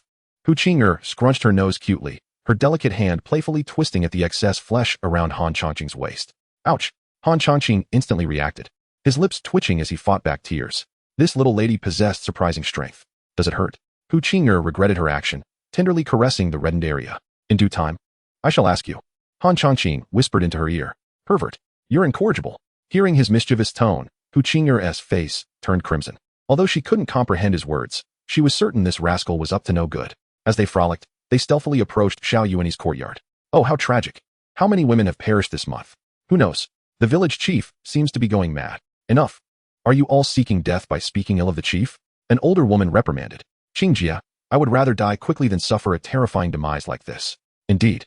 All right, bear with it a little longer. Li Daniu mentioned that the chief will set out tomorrow to attack Feiyun village. He will surely bring back some women. And we will be safer. Ah, is that true? It can't be false. Li Daniu is a remarkably honest man. He even blushes upon seeing a girl. Well then, that is good. That is good. In the corridor, several maidservants carried lanterns, whispering among themselves as they departed. That rascal.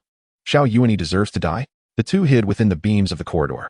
Don't be angry. If you get upset, I will be heartbroken, Han Changqing consoled, stroking Hu Qing'er's hair. Annoying. You've messed up my hair again. Hu Qing'er pouted, yet this time she did not brush away that warm, comforting hand. In fact, she began to enjoy it. However, rascal, how did you know that Xiao Yuan would attack Feiyun village? It's a guess. A guess? Indeed. Xiao Yuan is notorious in our region for his petty nature and brutal killings, known for his obstinate disposition. If we were to eliminate his men, once the news reaches him, if he can endure even 2 days without retaliation, he would no longer be Xiao Yuan. What should we call him then? Certainly, we would call him a cowardly wretch. Wouldn't you agree, our esteemed village chief? Suddenly, a burst of flame shot forth.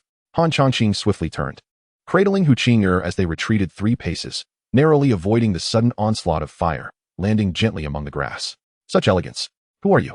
Xiao Yuan's gaze sharpened, recognizing Han Changqing's cultivation level as the first realm of the condensation dance stage. You may refer to us as the avenging lovers, Han Changqing grinned. Oh, the first realm of the condensation dance stage? My apologies, Xiao Yuan. Allow me to indulge in a bit of bravado. How detestable. Hu Qing'er regained her composure, lightly pinching the flesh at Han Changqing's waist again. Is that so? Xiao Yuan's eyes narrowed, realizing that these 2 young ones were daring enough to provoke him. However, he noted that this boy was of the condensation dance stage. Let us expend his true energy first. Then I shall capture him and turn that girl into a blood slave. Heh. Proceed, regardless of the consequences. Xiao Yuan gestured to the bandits rushing forward. Understood. Kill. Die. Dozens, if not hundreds, of bandits unsheathed their blades and charged forth. Are you scared? Huh. Do I appear frightened to you? Hu Qing'er arched an eyebrow. A mere bunch of physical realm bandits. Rascals, do not interfere. I shall deal with them myself. Before Han Changqing could respond, Hu Qing'er twisted her waist, stepping out of his embrace. A chilling white light surged forth, instantly freezing the first few assailants in their tracks. Pre-celestial stage? Everyone was taken aback, astonished that this little darling possessed the prowess of the pre-celestial stage, leaving them bewildered. Whoever dares to retreat, I shall crush them. Xiao Yuan's gaze turned frigid. Third brother, you too join in. And you lot as well. He pointed out several of his pre-celestial stage commanders, astonished that this girl was at the 9th level of the pre-celestial stage. A tremendous surprise indeed. Xiao Yuan's fortune was indeed profound. Kill. The 3rd village chief, a broad-faced middle-aged man, exchanged glances with his comrades, signaling them to proceed while ensuring their safety. They nodded in agreement and together lunged at Hu Qing. Attempting to deplete our true energy, are you? Han Changqing observed keenly, recognizing Xiao Yuan's strategy to wear him down. Using these underlings to exhaust my true energy is a sound approach. However, you have grossly underestimated Qing'er's strength. Though she lacks battle experience, her true energy is formidable. Moreover, Han Changqing's gaze flickered to the body-refining pills within his storage space, a slight smile gracing his lips. With this powerful tool at my disposal, even if I were on the brink of collapse, I could recover, let alone regain some true energy. It is an exceedingly simple task. Just right for Qing'er to hone her combat skills. Bang, bang. Under the absolute suppression of martial might, numbers alone could not dictate the outcome. Within mere moments, the ground was strewn with the moans and cries of the fallen bandits. Although Hu Qing'er lacked a strong combat awareness, that was merely in reference to the pre-celestial stage. Under the influence of her true energy, these physical realm bandits were gravely injured by a mere touch, their limbs shattered upon contact. 3rd village chief, this cannot continue. We are being overwhelmed. Indeed, this woman in black is an enigma, her strength at the 9th level of the pre-celestial stage, yet her combat awareness is severely lacking. Of course, do you think I am unaware? The question remains, how do we withdraw? The few of them were nearly at their wits' end. Their full-force attacks unable to breach even the opponent's protective true energy. The longer they fought, the greater the depletion of their true energy became. Ultimately, while Hu Qing'er bore the brunt of the exhaustion, she had continuously maintained her true energy to form a protective shield around herself, ensuring she would not be ambushed as she had been previously. Even Han Changqing could not help but admire her resilience. Chapter 48. They have come to seek your life. A group of inept individuals surrounded the young man. Xiao Yuanyi observed with a hint of anger. His discerning gaze revealed that Hu Qing'er possessed no combat experience whatsoever. However, it mattered little now. The opponents were rapidly depleting their vital energy, soon to become mere fish in a barrel for him. The crux lay with that young man. The essence of the Dan formation was the main event. If he could subdue that youth, he would spare his life to plant a blood demon seed within him. The woman, on the other hand, would cultivate a blood slave. A perfect synergy. Heaven had been exceedingly kind to him. Kill. The ordinary mountain bandits, gathered to spectate, swiftly redirected their assault towards Han Changqing. Crack. Han Changqing nonchalantly twisted his neck, chuckling. Xiao the Great Tortoise, your shamelessness knows no bounds. You fear for your life, yet send your minions to their doom. TSK. With a wave of his hand, several lives were extinguished in mere moments. He approached Hu Qing'er, effortlessly claiming more lives, unlike her, who hesitated to kill, all the while hurling insults. Hey, Xiao the Great Tortoise, if I were you, I would have lost all shame by now. Aren't you going to make a move? If you delay any longer, your minions shall be no more. The scornful words nearly caused Xiao Yuanyi to explode in fury. You seek death. Boom. A colossal blood fist formed in an instant, hurtling towards Han Changqing amidst a tempest of blood and fury. Too weak. A flash of crimson light illuminated Han Changqing's eyes, and with a swift movement, the blood fist shattered, causing countless iron swords in the vicinity to emit a crisp, low hum, as if bowing in submission to their incoming sovereign. This scene left the onlookers aghast. Impossible, absolutely impossible. Sword intent. You have comprehended sword intent. Xiao Yuanyi's pupils constricted in horror, disbelief washing over him. Sword intent. This individual possesses sword intent. What can I even do? Who was this genius disciple from which sect that dared to tread upon his head? It was somewhat impressive, yet alas, his fate was sealed. A faint smile graced Han Changqing's lips as he formed a sword finger and gestured towards Xiao Yuanyi. Not good. In that instant, Xiao Yuanyi's heart sounded alarms of impending doom. He sensed an extreme threat. Almost instinctively, he seized two lackeys beside him, using them as a shield. Swoosh. A red light flashed. The two lackeys barely had time to react before they were cleaved in half, their blood and entrails splattering over Xiao Yuanyi. The great bandit master had narrowly escaped disaster. Hiss. Without a moment's hesitation, Xiao Yuanyi bolted towards the forbidden grounds. Only the second elder could save him now. Meanwhile, the third master and several innate experts, who were besieging Hu Qing'er, trembled in fear at the horrifying spectacle. They too recognized the necessity to flee. Whoosh. Hu Qing'er, lacking experience, had initially held the upper hand. Yet, upon witnessing Han Changqing's display of sword intent, the others lost their nerve and fled in a frantic panic. She stood momentarily dumbfounded, missing the prime opportunity to pursue. In an instant, they vanished from sight. The remaining mountain bandits, having already lost their courage, followed suit. Those scoundrels. They fled. It's of no concern. Let's first send Xiao Yuanyi on his way, then return to deal with them later. Han Changqing waved dismissively. The recent bloodshed had granted him an additional century of lifespan. He was now burdened with an excess of vitality. Just a few innate beings. They can be killed or spared. If interest strikes, I may let them be. Otherwise, they shall meet their end. It all comes down to a mere gesture. Then let us depart before he escapes. Fear not, he shan't escape. He has already revealed his ultimate sword intent. There is no way he could allow Xiao Yuanyi to flee. Gush. Indeed, as Xiao Yuanyi reached the entrance of the forbidden grounds, he spewed forth a mouthful of blood, mixed with fragments of his own entrails. He stared in disbelief at the scene before him. How could this be? I clearly evaded it. Why am I still injured? It felt as if countless tiny swords were mercilessly slicing through his flesh, inflicting pain beyond measure. Pain. Excruciating agony pierced to his very bones. In an instant, cold sweat poured from Xiao Yuanyi's forehead, each drop hitting the ground as his jaw trembled. I shall die. Elder, help me. Xiao Yuanyi gazed desperately at the rockery 3 yards away, so close, yet so far. Oh dear, Xiao the Great Tortoise, why are you no longer fleeing? Han Changqing, leading Hu Qing'er, strolled in leisurely, as if perusing his own backyard. Gush. Upon witnessing this, Xiao Yuanyi felt a surge of rage and spat another mouthful of blood. TSK. Xiao the Great Tortoise, you ought to be more resilient. Otherwise, I may not restrain myself from ending you prematurely. You, insolent brat, you shall pay. Someone will avenge me. Xiao Yuanyi's glare intensified as he collapsed to the ground.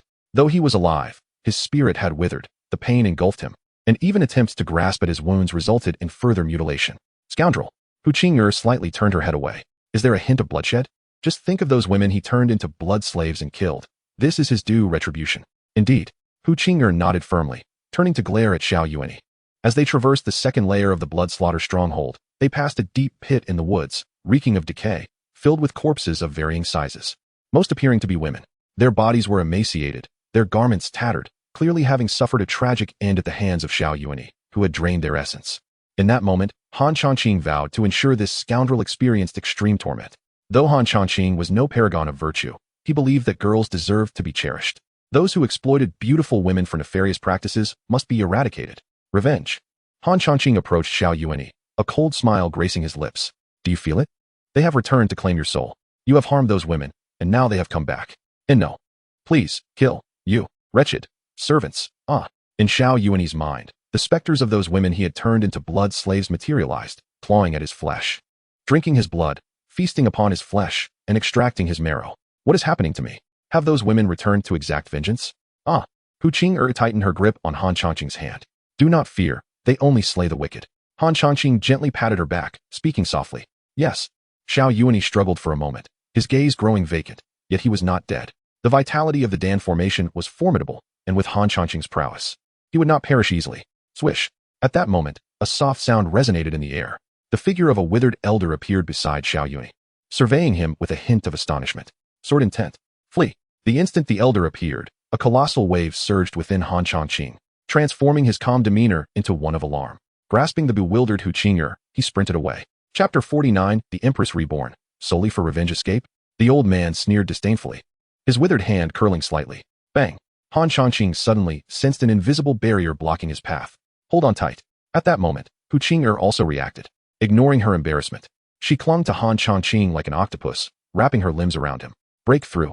In the next instant, a crimson light erupted from Han Changqing's body, flames soaring into the air, bathing the surroundings in a sea of red. A sharp sword intent radiated from him. The old man's expression faltered.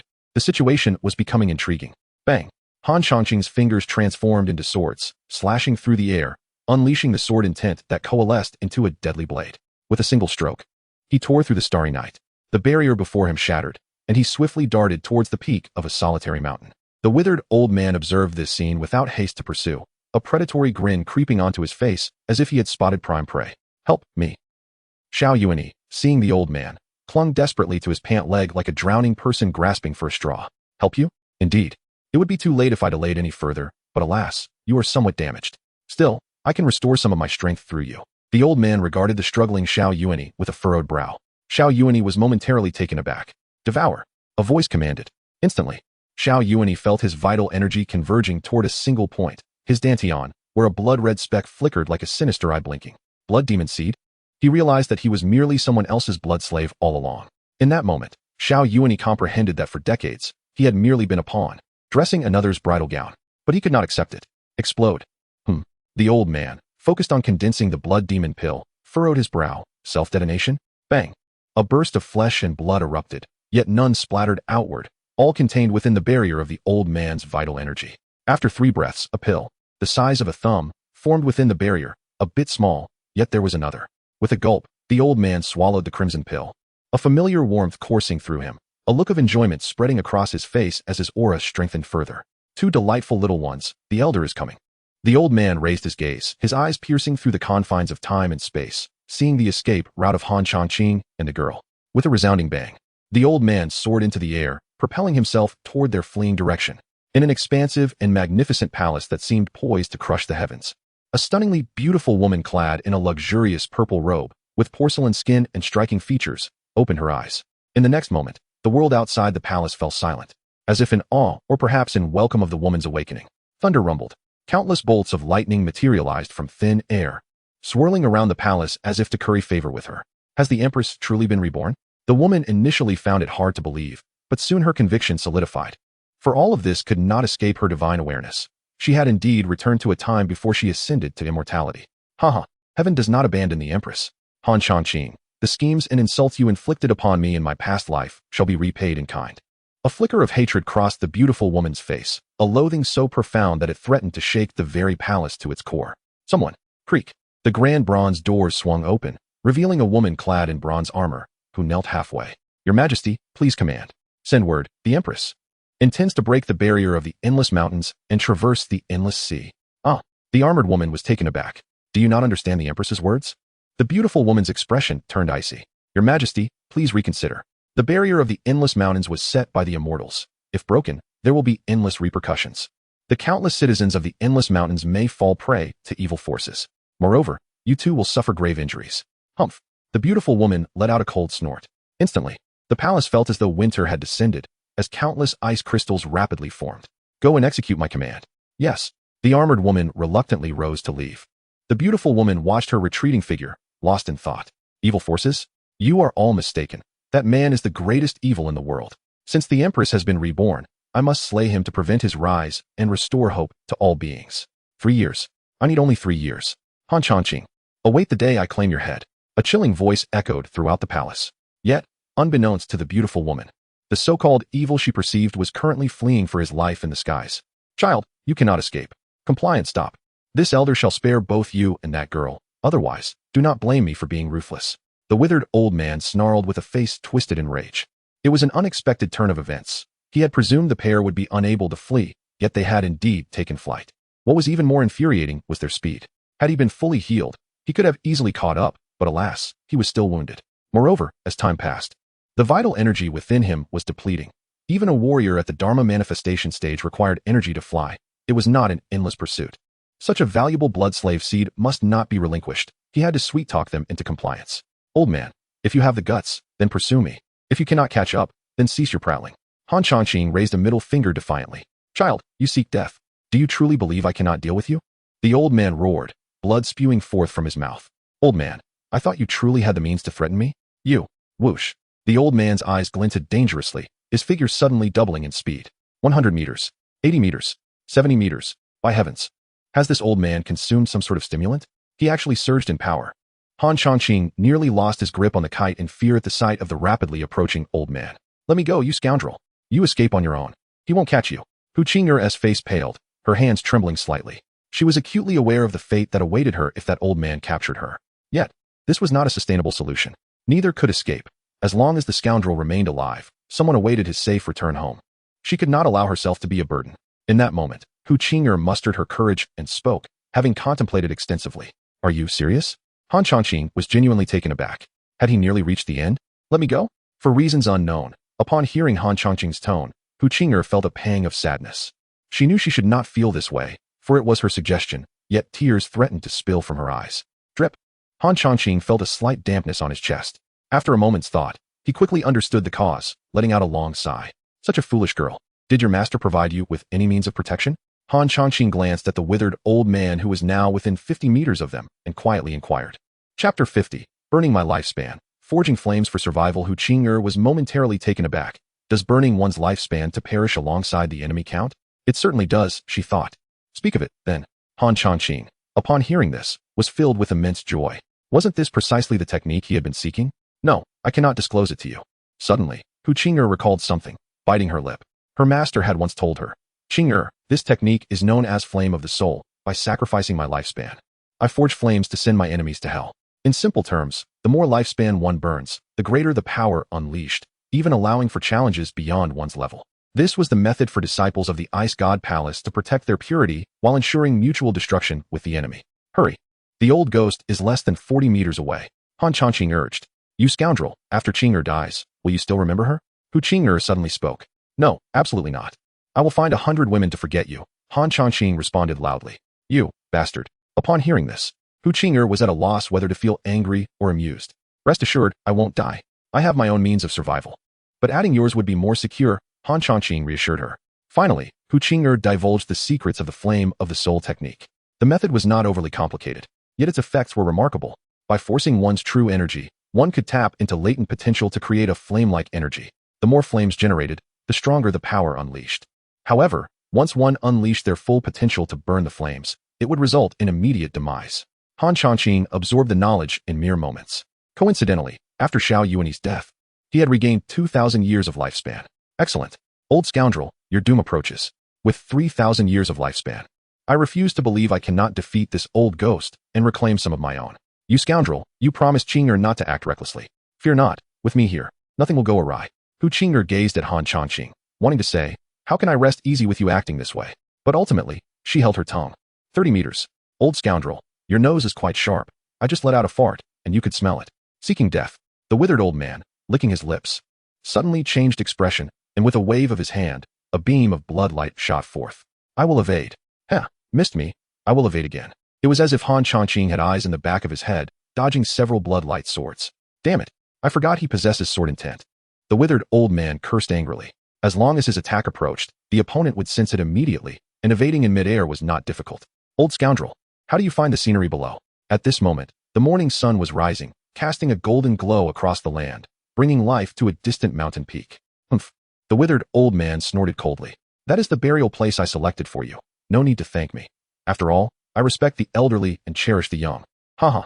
Amidst hearty laughter, Han Changqing twisted his hands, and the kite suddenly changed direction, soaring towards the mountain peak. Qing'er, trust me, no matter what happens. Do not act impulsively. We have yet to bring forth our offspring. You, scoundrel, what are you planning? Of course, to send that old scoundrel on his way. Han Changqing gently kissed Hu Qing'er's forehead and instructed, remember my words. With a powerful flick, he swiftly released the kite, tossing Hu Qing'er several dozen meters away, signaling her with a gesture. Haha, young man, fortune favors me. The old man, witnessing this scene, laughed triumphantly and quickly flew towards the ground. Laugh. Soon, I shall make you weep without a place to do so. Young man, do you really believe you can resist? The old man looked around in suspicion. Burning my lifespan. Forging flames. Han Changqing ignored him. With a sudden opening of his eyes, a red light swept through, and his true energy erupted, conjuring a hellish flame. Burn. The hotter the better. Han Changqing felt no discomfort. Instead, he sensed an overwhelming power surging within him. 1 time, 2 times, 3 times. Crack. The surrounding air seemed to struggle against the searing flames. In a mere breath, his strength surged beyond 20-fold and continued to rise. Old ghost, let us play. Han Changqing beckoned with his finger. Humph. Pretentious. The withered old man scoffed, yet his expression grew grave. His body ablaze with flames, his power surging. He recognized a similarity to a technique he had heard of. Are you from the Ice God Palace? Enough chatter. Han Changqing felt eager. Stepping forward to shatter the illusion and appearing 10 zhang away before the old man, he threw a powerful punch at the old man's face. Old scoundrel, let you chase me. Bang.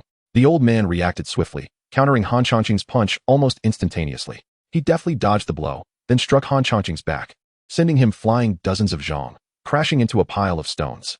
No. Scoundrel, you must not come to harm. Hu Qing'er's eyes welled with tears. She wished to rush forward, but when Han Changqing had tossed her away, he had fixed her in place. She was now unable to move. Yet, her heart felt as though it were shattering. I will kill you. I must kill you. With red eyes, Hu Qing'er glared fiercely at the withered old man. The old man looked at Han Changqing, whom he had effortlessly sent flying, and sighed with relief.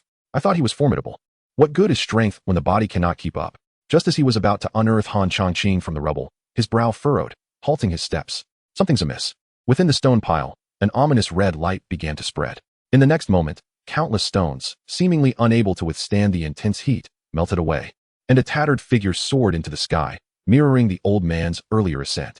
Weak, too weak, old scoundrel. That punch of yours was quite painful. Akin to a mere tickle, haha. Humph.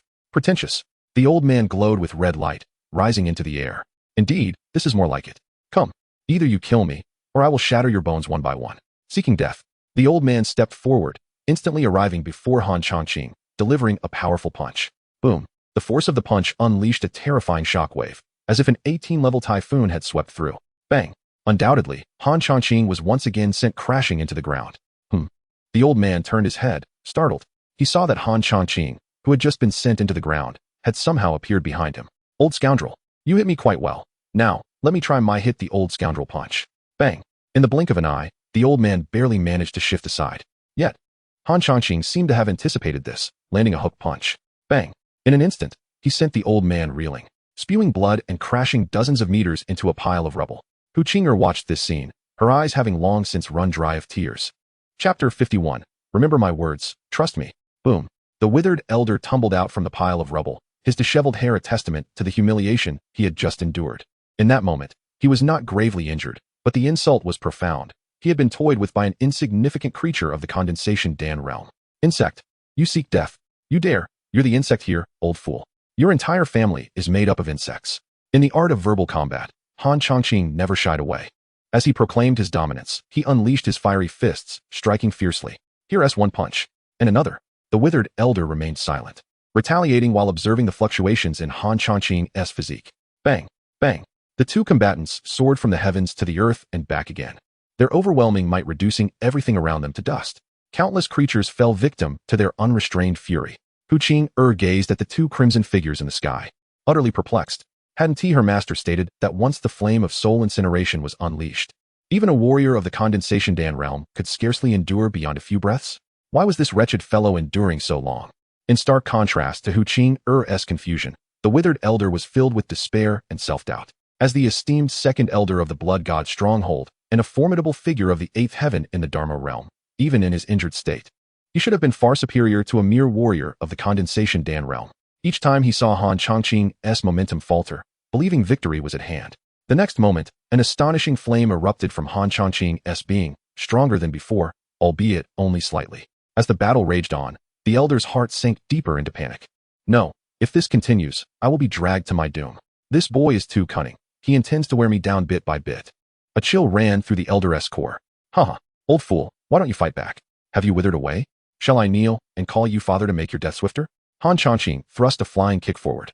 The flames roared, surging forth, scorching the ground into a spiderweb of cracks. Though it missed the elder. Don't run. Han Chongqing pressed on, delivering a fierce punch. Explode. Bang. Caught off guard. The elder received a devastating blow to the side of his face, his visage twisting grotesquely as he was propelled into the depths of the earth. Boom. A cloud of dust enveloped the area, revealing a gaping chasm in the ground, yet the elder was nowhere to be seen. Not good. Panic surged through Han Chongqing. He had gone too far. His form flickered as he dashed toward Hu Qing. Bang. Alas, it was too late. Beside the immobilized Hu Qing, the disheveled elder emerged from the ground, seizing her neck with a vice-like grip, his voice icy as he spoke. Boy, continue your arrogance. Go on, keep being arrogant. Don't worry about me, just kill him. Hu Qing gasped, her voice strained. Humph. The elder tightened his grip, causing Hu Qing to struggle for breath. Her words choked. Of course, she was merely feigning weakness. With her innate ninth heaven cultivation, a little nurturing, and she could soon break through to the Condensation Dan realm, yielding yet another potent blood Dan. Coupled with that peculiar lad's blood Dan, he would recover his strength in no time and reclaim everything from the blood god stronghold. The elder's thoughts raced, a cacophony of calculations echoing in his mind. Han Chongqing, pained by the scene, quickly interjected, Old ghost, if you have grievances, come at me directly. Bullying a defenseless woman is not the mark of a man. Unbeknownst to him, these words struck a nerve within the elder. I didn't mean to, seeing the elder's predatory expression. Han Chongqing immediately sensed the potential for danger and raised his hands innocently. Boy, extinguish that peculiar flame of yours and seal your cultivation, or I shall not hesitate to destroy the flower. The elder's visage contorted in malice as he lifted his hand, causing Hu Qing to rise on her toes in a desperate struggle. Cough, cough. No, I will seal it. I will seal my cultivation right now. Just don't hurt him. Hu Qing's face turned a disturbing shade of purple. Quickly. I have little patience left. Slap. Han Chongqing immediately struck his body in various places. Flashes of red light danced across him as the flames extinguished, leaving him feeling utterly drained, as if hollowed out. Old ghost, can I release her now? No. You must first have your limbs crippled. Do not move. The elder's eyes glinted with malice. Fine, I want to move. Just do it, and let her go. The elder sneered, unleashing 4 beams of red light directed at Han Chongqing's limbs. Crack, crack. In an instant, Han Chongqing's arms and legs were struck, bones shattering, sending him crashing to the ground, unable to rise again. Haha. The withered elder erupted into laughter at the sight. Experience proves true wisdom. Bang. The elder flung Hu Qing aside. How are you rascal? Don't frighten Qing. Tears welled in Hu Qing's eyes as she crouched nearby, wanting to reach out but fearing further harm to Han Chongqing. Sweet, Han Chongqing murmured, his lips moving slightly. Your tears are sweet. At a time like this, you still have the audacity to jest? Hu Qing was both amused and exasperated. Nearby, the elder was regaining his energy, realizing he had narrowly escaped disaster. This boy was surprisingly pure-hearted, willing to go to such lengths for a woman. It was unclear whether to commend his passion or to scorn his foolishness. Han Chongqing's face turned pale, as if enduring excruciating pain. Cough, cough. They say when you love someone, their tears are sweet. I never believed it. But now I do. Rascal. Hu Qing's tears flowed freely. Enough. If you keep crying, you'll drown your husband. You scoundrel. Hu Qing threatened to slap him. Why must you be so foolish? Foolish girl, I told you from the moment I laid eyes on you. I was smitten. I adore every glance, every smile, every movement of yours, every flaw and virtue.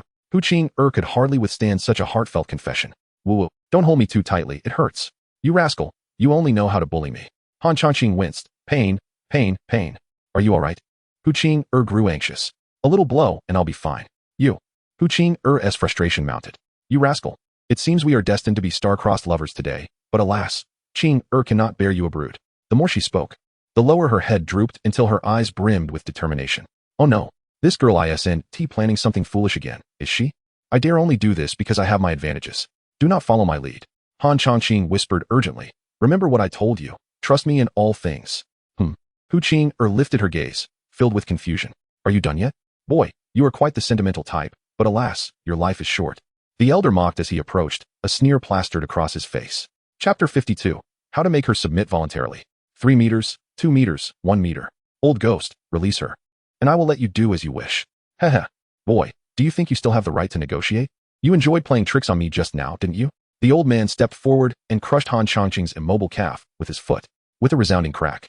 The cold sweat on Han Changqing's forehead increased as the bone in his calf shattered. This lady will fight back. Hu Qing gritted her teeth, turning to throw a punch. Bang! With a flick of the old man's tattered sleeve, a red light swept past, causing Hu Qing to be hurled back several meters, spitting out a mouthful of blood as she struggled to rise. Fortunately, the old man did not intend to take her life, but she would not escape unscathed.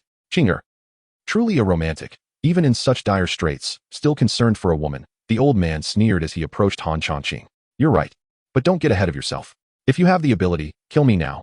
If not, stop your incessant chatter, Han Changqing retorted disdainfully. You are correct. I won't kill you just yet, but I will make you wish you were dead. The old man's expression darkened. A sphere of blood-red light appeared in his hand. Had Xiao Yunyi been present, he would have gasped in shock. Blood demon seed. Come on, if I even glance at you, I won't be surnamed Han. Humph. The old man coldly huffed, slowly placing the blood demon seed against Han Changqing's abdomen, preparing to force it into his dantian. 3 feet, 2 feet, 1 foot. Han Changqing silently counted in his heart. Now, in the next moment, Han Changqing's eyes widened as a fierce flame erupted, resembling the return of endless hellfire to the mortal realm, instantly enveloping his entire being. Old man, let us see how you handle my headbutt. Oh no. The moment the flames appeared, the old man reacted, internally cursing his misfortune. But the distance between them was too close, and given that his true energy had not yet fully recovered, forcing it now felt stiff and clumsy. He could only watch helplessly as Han Changqing's head loomed larger in his vision until it filled his entire sight. Boom! With a thunderous crash, a shockwave erupted, turning the surrounding soil once more. The old man's head was smashed as Han Changqing's headbutt connected, splattering red and white matter across the ground. His headless corpse was flung back several meters before finally collapsing to the ground, twitching occasionally. How absurd. A powerful being of the law manifestation realm. And this is your end? You still wish to move? As if hearing Han Changqing's words, the old man's headless body struggled violently for a moment before finally straightening its legs, lying still. Ding! Host successfully plundered the life of Mi Liqiang. Target's cultivation, 8th heaven of the law manifestation realm. Overall evaluation. The target feels extreme regret and hatred. Wishing to devour your flesh and drink your blood, even after being decapitated, he still desires your life. Reward.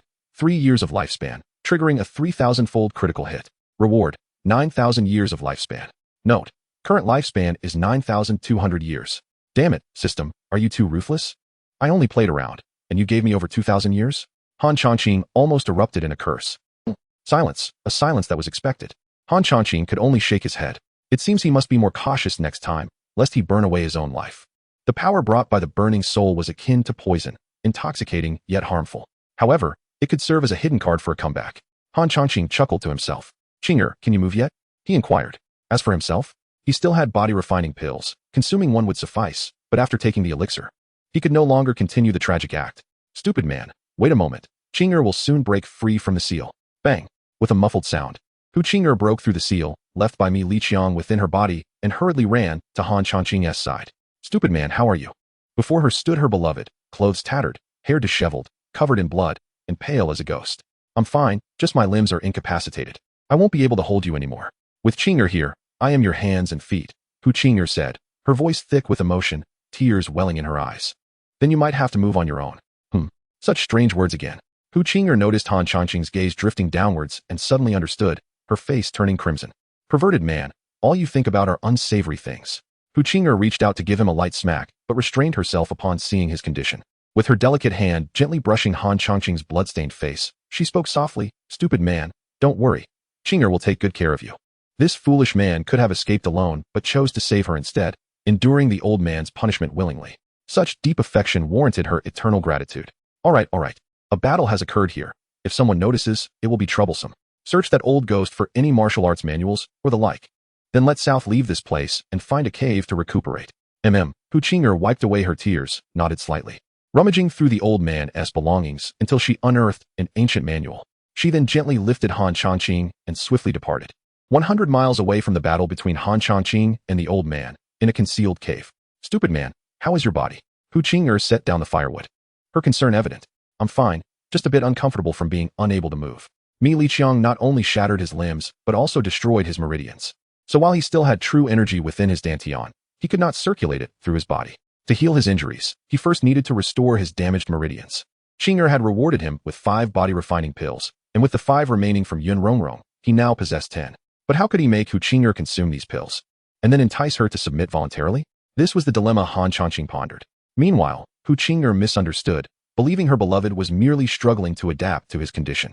Of course, had she known the truth, she might have exploded Han Changqing's little brother in anger. "You scoundrel, how many tears have you made me shed? Here, drink some water first." Hu Qing'er approached with a bowl of warm water, gently blowing on it as she walked. The two leaned against each other, chatting idly in the cave until nightfall. During this time, Hu Qing'er even ventured out to hunt, capturing a plump rabbit. Though lacking hunting experience, such trivial matters were easily handled by someone of her innate 9th-layer cultivation. What is that smell? Oh no, the rabbit is burnt, Hu Qing'er exclaimed, startled as she rushed to grab the charred rabbit from the fire. Indeed, one piece was completely burnt. "It's fine, we can tear it off. There are still edible parts." "Qing'er, I need to urinate." "Stupid man, why do you always come up with these things?" "Qing'er, I want to take a bath." "No, you're too filthy, hold it in." "Rascal, you're so troublesome." Qing'er had fallen asleep. Zzz. He. Han Changqing watched as the beauty nestled in his arms, her long eyelashes fluttering gently. "Stupid man, don't move around." I'm an injured person. How could I move?" Hu Qing'er immediately understood. Chapter 53. The cozy daily life in the cave. The following day, the morning sun poured down, casting a golden hue upon the earth and bestowing vitality upon all living things. Everything was brimming with life. Hu Qing'er slowly opened her eyes, feeling enveloped in a warm embrace. Oh no. In the next moment, she met Han Changqing's reddened gaze and was jolted awake. This was troublesome. "Are you all right?" she asked, her concern evident. "Not all right. I feel like I'm about to explode," Han Changqing replied, his face contorted in agony. "What do you mean by explode?" Following his line of sight, Hu Qing'er felt her cheeks flush crimson. "Ah, you incorrigible rascal. My dear Qing'er, if you keep scolding me, I truly might explode," Han Changqing pleaded. "Under the roof, one must bow their head." "Wait a moment then. Hurry up." With a sigh of relief, Hu Qing'er helped Han Changqing relieve himself, and then returned him to the stone bed. It was only then that he felt he had truly survived.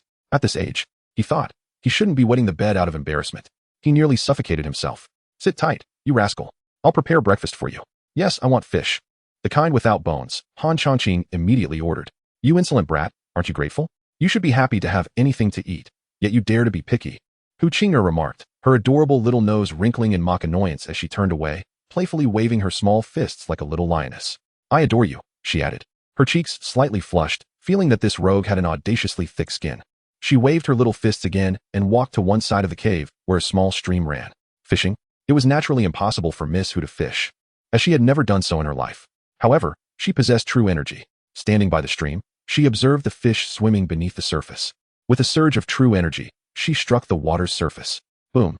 With a thunderous sound, the stream erupted as if plowed by a tractor, churning violently. Countless silver fish leapt out of the water, flopping on the ground, seemingly bewildered by how they suddenly found themselves out of the water. In the blink of an eye, Hu Qing'er captured the flopping fish and brought them back to the stone bed. Soon, flames rose in the cave, radiating warmth. Han Changqing gazed at Hu Qing'er's delicate profile, slightly stained with soot, yet it did nothing to diminish her beauty. Under the flickering firelight, she appeared even more enchanting. Hu Qing'er seemed to sense Han Changqing's heated gaze, instinctively drawing her long legs closer, a blush creeping onto her face. In that moment, it was difficult to discern whether it was the warmth from the fire or her own shyness that caused her to blush. Having gained experience from roasting the rabbit yesterday, Hu Qing'er successfully roasted the fish today, achieving a satisfactory result without burning them too much. Han Changqing took a glance and concluded in his heart that it was edible. "Come, Try this, Hu Qing'er said, immediately presenting the steaming roasted fish, carefully peeling off the scales and removing the bones before offering it to Han Changqing. She looked at him with an expectant gaze, like a little girl awaiting praise. How is it? Can you eat it? Delicious.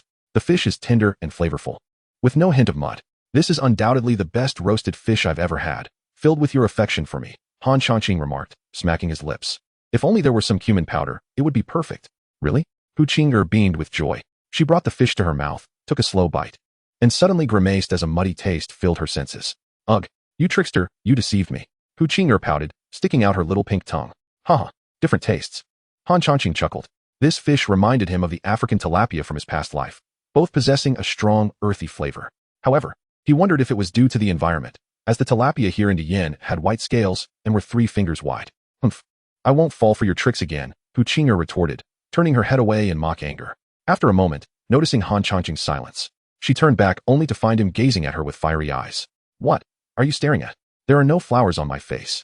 Qing'er, flowers have already bloomed in my heart for you. Even if you offered me poison, I would willingly drink it, Han Changqing professed with deep affection. At that moment, he yearned to embrace the shy beauty, but alas, he was powerless, his limbs broken and meridians destroyed, left to endure her teasing. You are quite the charmer. I wonder how many women you've said that to. Hu Qing'er blushed, lowering her head, her fingers nervously fiddling with her skirt, her heart racing. I swear, I have only spoken these words to you. If you don't believe me, I can swear. Let the heavens strike me. Stop. Hu Qing'er quickly covered Han Changqing's mouth, preventing him from continuing. I believe you. Qing'er believes you. It's just that it feels too fast, somewhat unreal. I'm afraid that if I open my eyes, you, Hu Qing'er voiced, her words catching in her throat. Rest assured, no matter what, I will always be by your side. Yes, a few fish have burned. It's all right. Qing'er will catch more later. Right now, I just want to hold you. The sweet, tender moments are always fleeting. Soon, night fell, and the sounds of insects filled the air while a bonfire crackled in the cave. On the other side of the cave, fireflies occasionally flickered, creating a warm and harmonious atmosphere. Han Changqing exclaimed, You're back. Like a husband waiting for his wife to return home, filled with warmth. Yes, Hu Qing'er replied, pushing her tousled hair aside, shaking the fruit in her hand cheerfully. I found some wild fruits outside the cave. They should be edible. We've been eating roasted meat for 2 days, so we should have some fruit. Han Changqing watched Hu Qing'er wash the fruit nearby, curious as he asked, Who taught you all this? My father, Hu Qing'er replied without turning her head. However, she suspected it was her mother who had taught him, for her father was a rough man who knew little of such things. A hint of nostalgia crept into her tone. Since she could remember, she had never seen her mother. When she was little, her father often told her that her mother had gone to a faraway place. Only when she grew up did she realize that the faraway place was an unreachable realm. Don't worry, from now on, I will accompany you, Han Changqing assured her. Here, try this. Hu Qing'er offered a red fruit. Crisp. Han Changqing took a bite, savoring the juicy, sweet flavor, and took 2 more bites. This tastes wonderful. You should try it too. The night was enchanting. You rascal. Is what you said yesterday about restoring your meridians through dual cultivation true? Hu Qing'er looked at the man beside her, shaking her fist playfully. Humph. I finally made up my mind with great difficulty, and now you ignore me. Chapter 54. 5,000-fold critical strike. 15,000 years of cultivation. As the night deepened, the cave resonated with the occasional chirping of insects. You rascal. I know you're not asleep, Hu Qing'er teased, lying in Han Changqing's embrace, her hands gently cradling his face. The masculine aura about him captivated her, stirring her emotions. Ahem. Just waking up, Han Changqing chuckled, feeling a sense of long-awaited fruition, akin to a daughter-in-law finally becoming a matron. Be careful. Qing'er might change her mind and make you regret it. She shot him a playful glare. Qing'er, can you bear to see me crippled for a lifetime? Humph. I am not foolish. The Ice God Palace must have elixirs capable of restoring meridians, Hu Qing'er pouted. Then you. Han Changqing's heart skipped a beat. The moment of truth was upon them. But Qing'er couldn't help herself. Seeing his discomfort made her heart ache. Suddenly, with tears streaming down her face, Hu Qing'er exclaimed, You silly girl.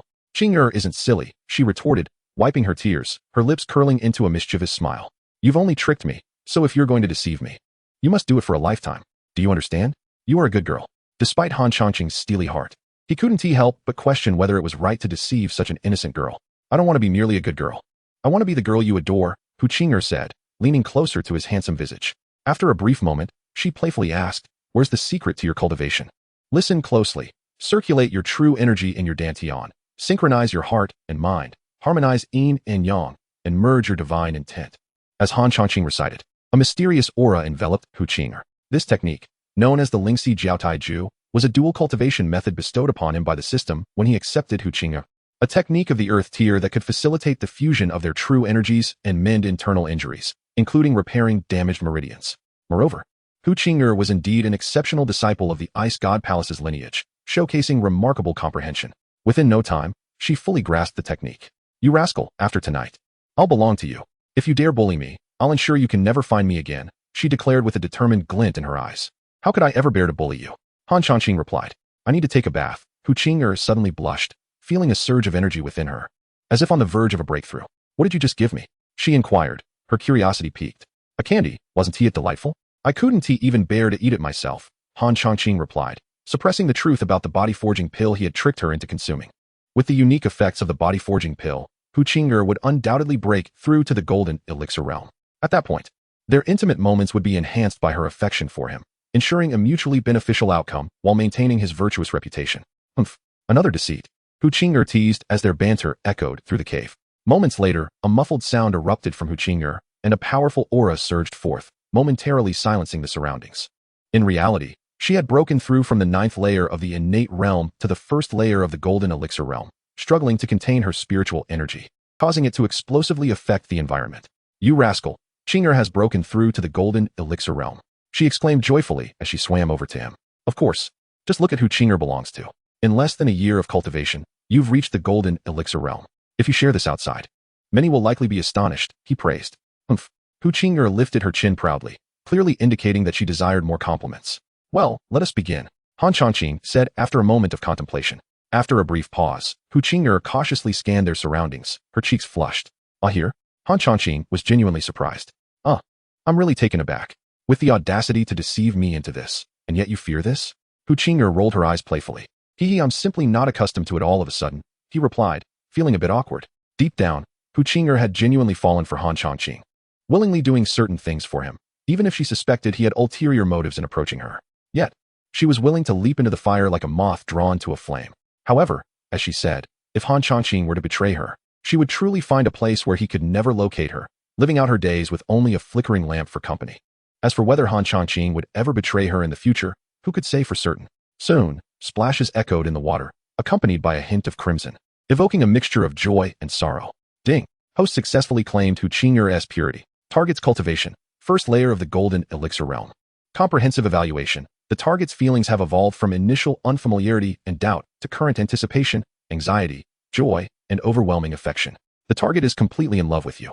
Throughout this process, her emotions have fluctuated significantly, reaching near fullness.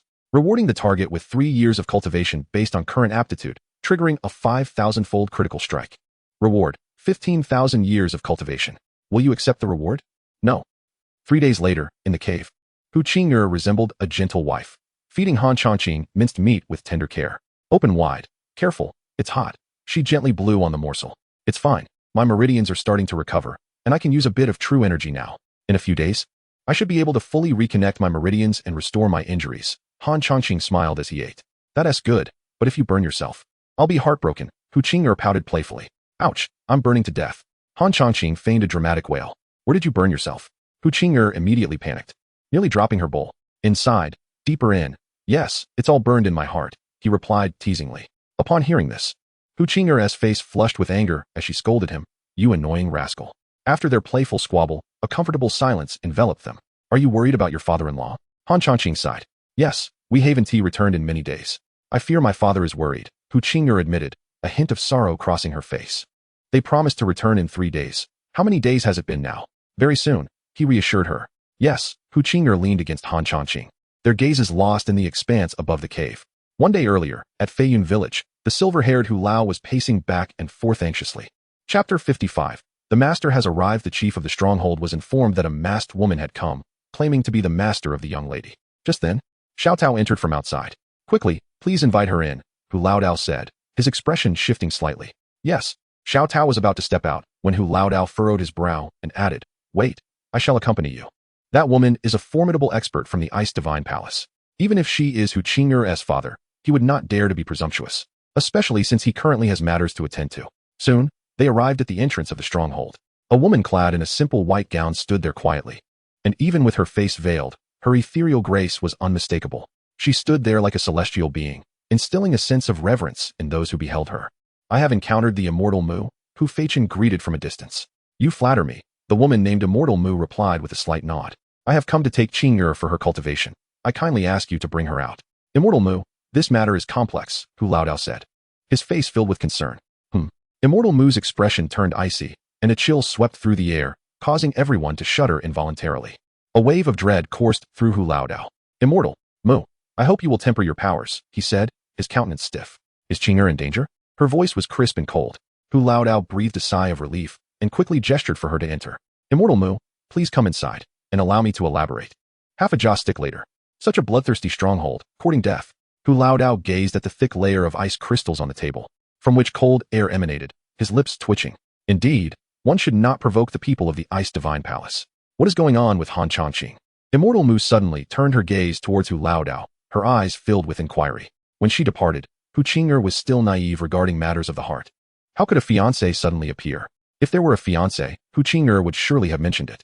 Though the Ice Divine Palace does not shy away from marriage, emotional entanglements should be minimized, especially for a gem like Hu Qing'er. This was decided when Qing'er was young. Hu Laodao told a small lie. Immortal Mu's aura was too powerful. He could scarcely fathom what kind of man could possibly dominate her. A thought flickered through Hu Laodao's mind. There was a moment of silence within the room. This matter, I shall discuss personally with Qing'er. She implied that he need not concern himself further. Yes, Hu Laodao responded respectfully, inwardly lamenting, young man, I can only assist you to this extent. He still could not believe that anything untoward would happen between them. With the cunning of that lad, no one could possibly outmaneuver him. Very well, I shall proceed to the bloodthirsty stronghold, Immortal Mu declared, rising. In a flash, her figure vanished from sight. Hu Laodao swallowed the words that lingered on his lips. Half an hour later, at the bloodthirsty stronghold, a group of individuals gathered together. Third Chief, what shall we do now? Why not? Third Chief, you simply become the chief. Indeed, I, Old Lu, agree. Voices arose, quickly met with echoes of agreement from others.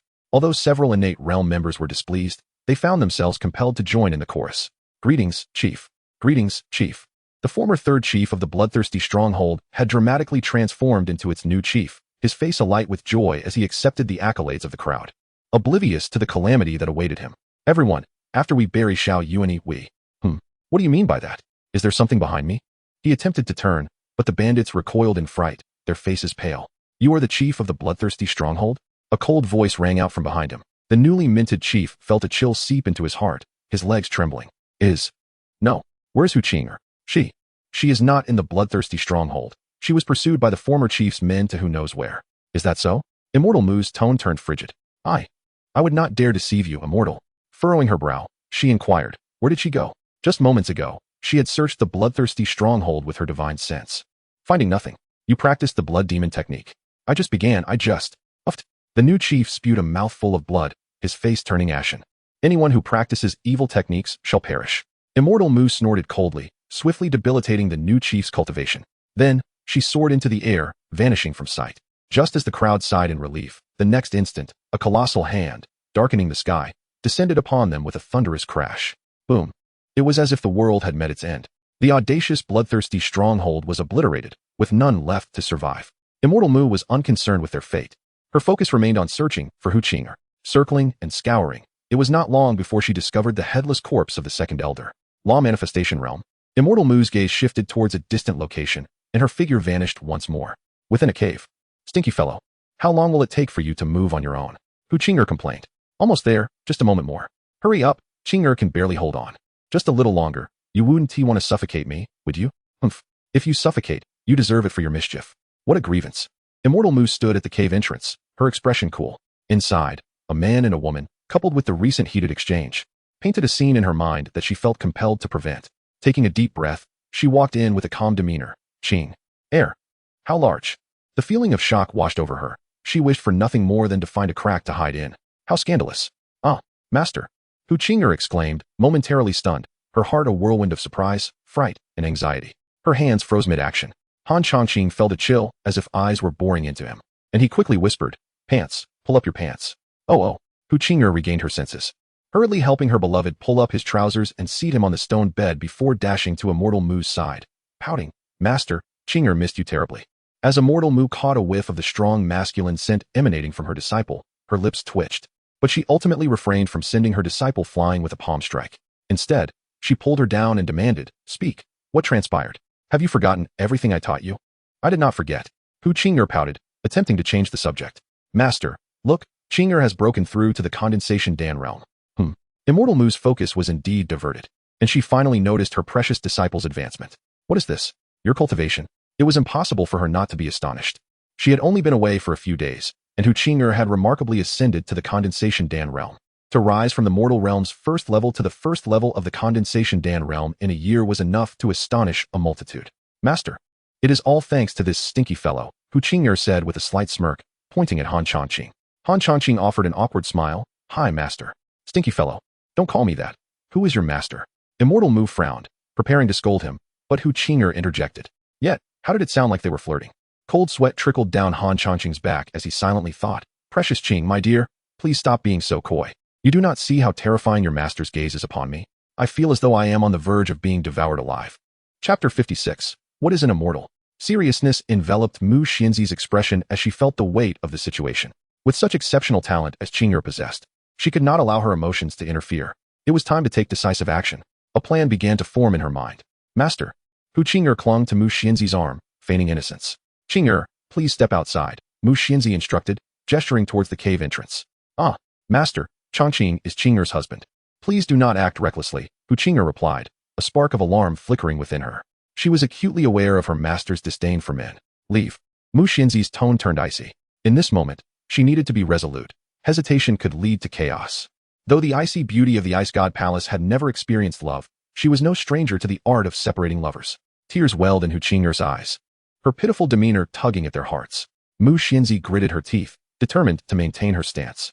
Han Changqing shook his head, discerning the icy maiden's intentions. Yet, would everything unfold according to her wishes? Qing'er, just step outside for a moment. I need to speak with our master. It's nothing serious, if you don't believe me. You can ask her, he said, attempting to reassure her. Seeing Hu Qing'er still teary-eyed, Han Changqing winked at Mu Xianzi, signaling that it was her turn. Mu Xianzi, irritated by his repeated references to our master, nodded begrudgingly. Changqing is correct. I merely wish to inquire about his family situation. Master. Qing'er is aware of everything she needs to tell you, Hu Qing'er said, immediately pouting. Qing'er, I suddenly have a craving for some sour fruits. Could you fetch some for me to share with our master? Han Changqing suggested softly. All right, Hu Qing'er replied, biting her lip as she approached the entrance. She turned back with a pleading gaze. Master, please do not harm my husband, I beg you. I promise you, Mu Xianzi smiled, knowing she was not like those inexperienced masters who would resort to force. Hu Qing'er left, glancing back multiple times. You have quite the skill, my young man. In such a short time, you've made Qing'er utterly devoted to you, Mu Xianzi remarked. Her face darkened, as if someone owed her a fortune. Master is jesting. We are merely exchanging sincerity for sincerity, Han Changqing replied shamelessly. Mu Xianzi's lips twitched in irritation. They were indeed equals, each a formidable opponent. Her beautiful eyes scanned Han Changqing, as if trying to uncover his secrets. Yet, whenever her gaze wandered southward, she felt a twinge of discomfort, relieved that her face was veiled and he could not see her expression. If Han Changqing were aware of her inner turmoil, he would surely be amused. Despite his predicament, it seemed his counterpart was not faring any better. Master, now that you've sent Qing'er away, may we speak freely? Han Changqing smiled, allowing her to scrutinize him. After all, his injuries were genuine, and he had no choice but to bear the truth. Your injuries were to save Qing'er? Mu Xianzi frowned. Indeed, he confessed unabashedly.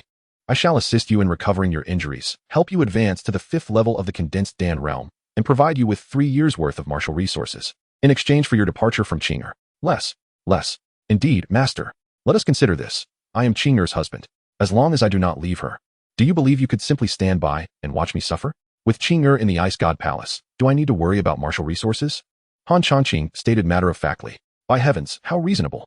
Mu Xianzi thought, a sudden notion striking her. No, I am a beautiful immortal. I must not speak in such a manner. She quickly banished the thought and faced her formidable opponent once more. Then what is your price? Simultaneously, she discreetly grasped the sound stone in her hand. If Han Changqing were to discover her maneuver, he would have no choice but to admire her cunning. A price? Master, what price is there? I must insist. I cannot leave Qing'er, not even under duress, Han Changqing professed earnestly. Did this lad know about the sound stone in her possession? Mu Xianzi pondered, her mind racing. Unbeknownst to her, Han Changqing had no idea of the stone. However, he had encountered enough tales online to understand the importance of maintaining control in negotiations. Aren't you afraid I might kill you? Mu Xianzi coldly threatened. If I wished, extinguishing your life would be as simple as crushing an ant. Afraid? Han Changqing nodded, then shook his head. I know you are not one to indiscriminately harm the innocent. Despite your icy demeanor, You lack murderous intent, especially with your connection to Qing'er. Is this lad exceptionally perceptive? Mu Xinzi thought, incredulous at how he seemed to read her thoughts. Qing'er is still young. Her potential is immense. She may very well become the first female martial immortal of Diyan. If she becomes enmeshed in romantic entanglements, it could hinder her progress. Can you bear to see her that way? Having exhausted the threat, Mu Xinzi shifted to an emotional appeal. Not too young, indeed. Master, in our land, one can marry at 20.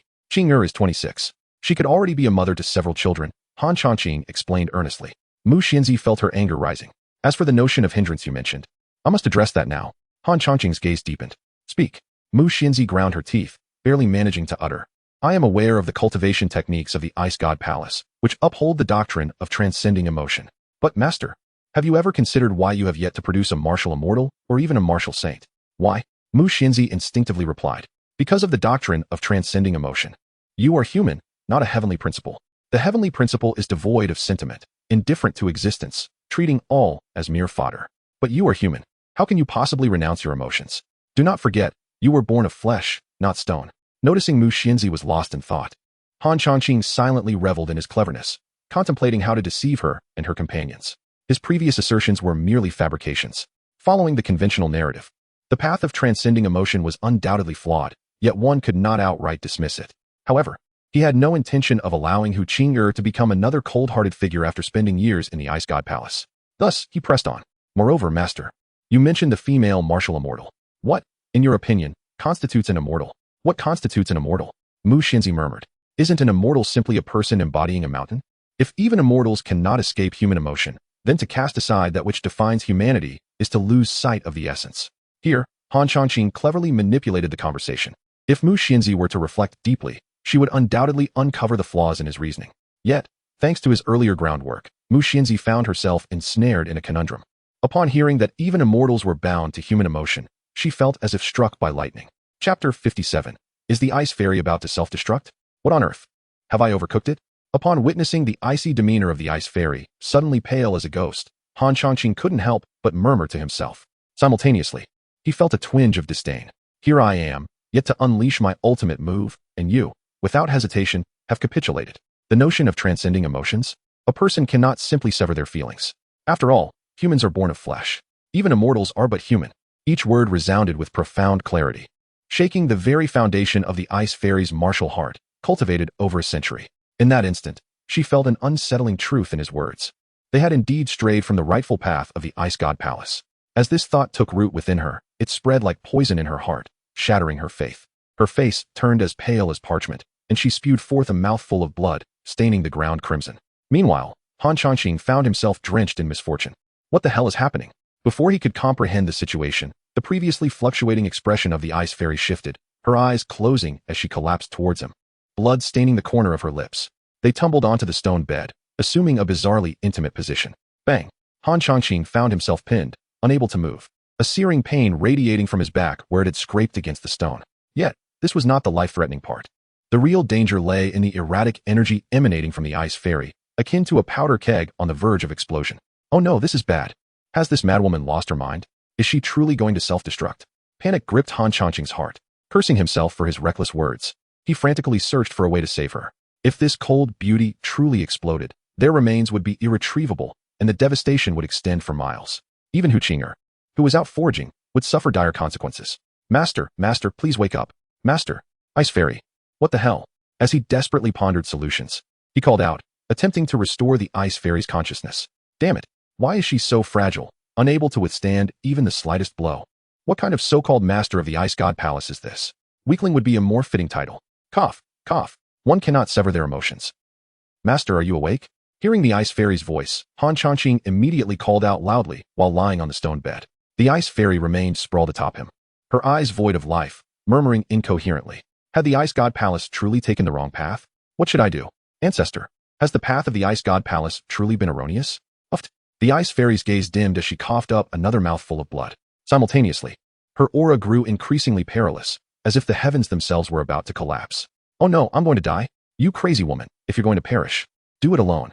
I'm still young and intend to pursue women. Han Changqing cursed inwardly. A warmth coated his chest, the blood spilled by the Ice Fairy soaking into him, as she remained entrenched in her own despair, digging deeper into a mental quagmire. Where lies the path ahead? The ice fairy murmured unconsciously, her energy becoming more chaotic, like a volatile powder keg ready to ignite. Why not seek a companion to share love with and reconcile those 7 emotions and 6 desires? In the end, isn't the pinnacle of emotional detachment merely a return to emotional attachment? What a foolish fixation. Han Changqing cursed vehemently. Had his arms been functional, he would have given this ice fairy a good thrashing, followed by a scathing reprimand. Are you truly so daft as to become entangled in something so trivial? Boom. A surge of energy erupted, startling the 3 amidst the swirling clouds, shaking the mountaintop. Debris cascaded down as a tempest formed around the ice fairy, producing a sonic boom. After several moments, the strange phenomenon subsided. Han Changqing lay drenched in sweat upon the stone bed, his eyes unfocused. What is happening, master? You? Clatter. Hu Qing'er's basket fell to the ground, her beautiful eyes wide with disbelief. The astonishing surge of energy had propelled her to hastily return, fearing for their safety, only to witness. What? Her master sprawled across her man's chest. This. Hu Qing'er felt her mind spiral into chaos. She could accept Han Changqing seeking companionship, but how could he lay hands on her master? In that moment, the world felt as though it was crumbling, leaving her frozen in place, her gaze vacant and unblinking. Perhaps Hu Qing'er's exclamation startled the 2 from their stupor. First, Han Changqing's voice rang out. I'm not dead. Qing'er, my dear, hurry and help. Your master almost self-destructed with me just now. The ice fairy, regaining her senses, found her veil of white silk had vanished, revealing a delicate, fair visage. Beneath her softly arched brows were captivating phoenix eyes, a sharp nose, and a pair of lips tinged with red, creating a visage of haunting beauty. Upon hearing Han Changqing's desperate cries, an unbidden blush graced her pale cheeks. If the other members of the Ice God Palace were to witness this, they would surely be left speechless. Qing'er. The ice fairy hastily donned her veil again, concealing her enchanting features. Han Changqing could only click his tongue in regret. She was simply exquisite. In comparison, Hu Qing'er was not lacking in beauty, but the ice fairy possessed an unparalleled aura. Hu Qing'er resembled a delicate gem, while the ice fairy exuded an icy, ethereal quality, akin to a celestial being untouched by worldly affairs. Naturally, Han Changqing, with his lecherous tendencies, couldn't help but steal a few more glances. Hearing Han Changqing's pained wail snapped Hu Qing'er back to reality. Without a second thought, she leapt to their side. The ice fairy had by now regained her composure. Standing on the opposite side of the stone bed. You fool, what happened? Why are you injured again? Seeing Han Changqing's battered state, Hu Qing'er immediately understood her earlier misinterpretation, her eyes brimming with concern as she examined him from side to side. Don't touch him. 3 ribs are broken, and his back is injured too. The 2 women finally noticed the blood seeping from Han Changqing's back, hidden from view. Ah! Hu Qing'er gasped, her heart aching at the sight. How could this happen? The ice fairy stood awkwardly to the side, pondering the situation. Why did it come to this? She felt the heat rise to her cheeks. Seeking a companion to love, for reasons unknown, her gaze instinctively flickered to Han Changqing. No, I mustn't indulge in such thoughts. He is Qing'er's husband, and I cannot act against my disciple's interests. The ice fairy chastised herself for being shameless. However, having been stuck at the late stage of the heavenly ascendance for nearly a century, this emotional upheaval had unexpectedly propelled her to the peak of the heavenly ascendance. Setting aside her scattered thoughts, the ice fairy took out a healing elixir from the Ice God Palace and handed it to Hu Qing'er. Qing'er, first tend to his wounds. We will discuss everything later. Chapter 58. Recovery of injuries and Mu Xianzi's confusion after a stick of incense had passed. Hu Qing'er gazed with her sparkling eyes, shifting her attention between Mu Xianzi and Han Changqing. So, master, you nearly fell into madness just because of a few words from that scoundrel? Heavens! What kind of sect have I joined? Hu Qing'er sighed dramatically, her expression exaggerated. It's not entirely untrue. My master has been pondering the path in the late stages of the Tongtian realm for nearly a century. One could say that young Master Han's words were quite timely. Mu Xianzi lamented. If Han Changqing had been even a moment slower, they might have vanished from this world entirely. It seems this was all destined. Their fates were not meant to end here. Scoundrel, I wonder if you'll still speak so carelessly in the future. Hu Qing'er glared at Han Changqing after hearing this. I wouldn't he want to, but who knew your master was so fragile, incapable of bearing even this slight setback? Han Changqing retorted. You are the fragile one. Hu Qing'er defended her master, noticing that although her master had broken through to a new realm, she was on the verge of self-destruction, which could not have been easy. In her heart, she secretly criticized Han Changqing, thinking he was utterly lacking in compassion. How could he upset such a beautiful master? Master, do not worry. If that scoundrel dares to provoke you again, I shall help you teach him a lesson. Yes, a severe lesson, she declared, shaking her small fist at Han Changqing. Enough of that little thought, Mu Xianzi chuckled, gently tapping Hu Qing'er's forehead.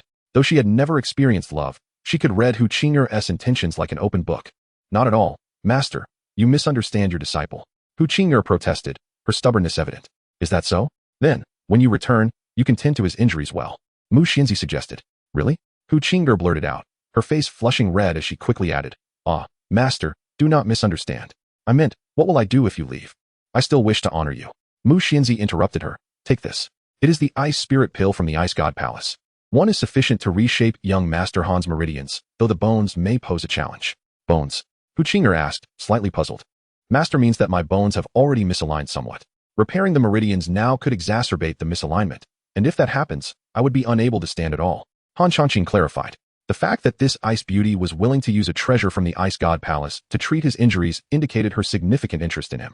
He felt a surge of pride within. Ah, Hu Qing'er exclaimed in surprise. Then, what should we do? Simple. Just shatter the bones and reattach them. Mu Xianzi replied nonchalantly. Oh, and do not circulate true energy to avoid further misalignment, she added. Ah, won't that hurt terribly? Master, is there no other way? Hu Qing'er expressed her concern. Come now, this is nothing for a man. Pain is merely a triviality, Han Changqing boasted bravely. 3 breaths later. Ah, wow, what bliss. More. Han Changqing howled from the bed, his face a mask of anguish. Hu Qing'er looked on with deep concern. Mu Xianzi's lips twitched as she observed his antics. He truly was insufferable. Thus, she inadvertently applied a bit more force than intended and misaligned the bones slightly. Crack. The sound of a leg bone fracturing echoed through the room. Son of a... Han Changqing gasped in pain, his teeth chattering. This woman must be doing it on purpose, he would report her. However, the agony was so intense that he could not utter a single word. Master, please be gentle. Hu Qing'er pleaded, her heart aching for him. It matters not, they are all nearby. It's perfect timing to break them and let them heal together, Mu Xianzi said resolutely, proceeding to crush the bones in Han Changqing's other leg. Damn, Han Changqing felt a piercing pain surge through him, unable to endure, and he fainted. Scoundrel, scoundrel. Hu Qing'er lamented. Enough, do not wake him. It would only lead to more suffering. Mu Xianzi quickly intervened. Ah, oh. Hu Qing'er halted her calls, observing her master as she pressed and prodded Han Changqing, who lay there like a lifeless dog, subjected to her whims. After a moment, Mu Xianzi finally ceased her actions, saying, Qing'er, feed him the ice spirit pill. His shattered bones have been reattached. Oh yes.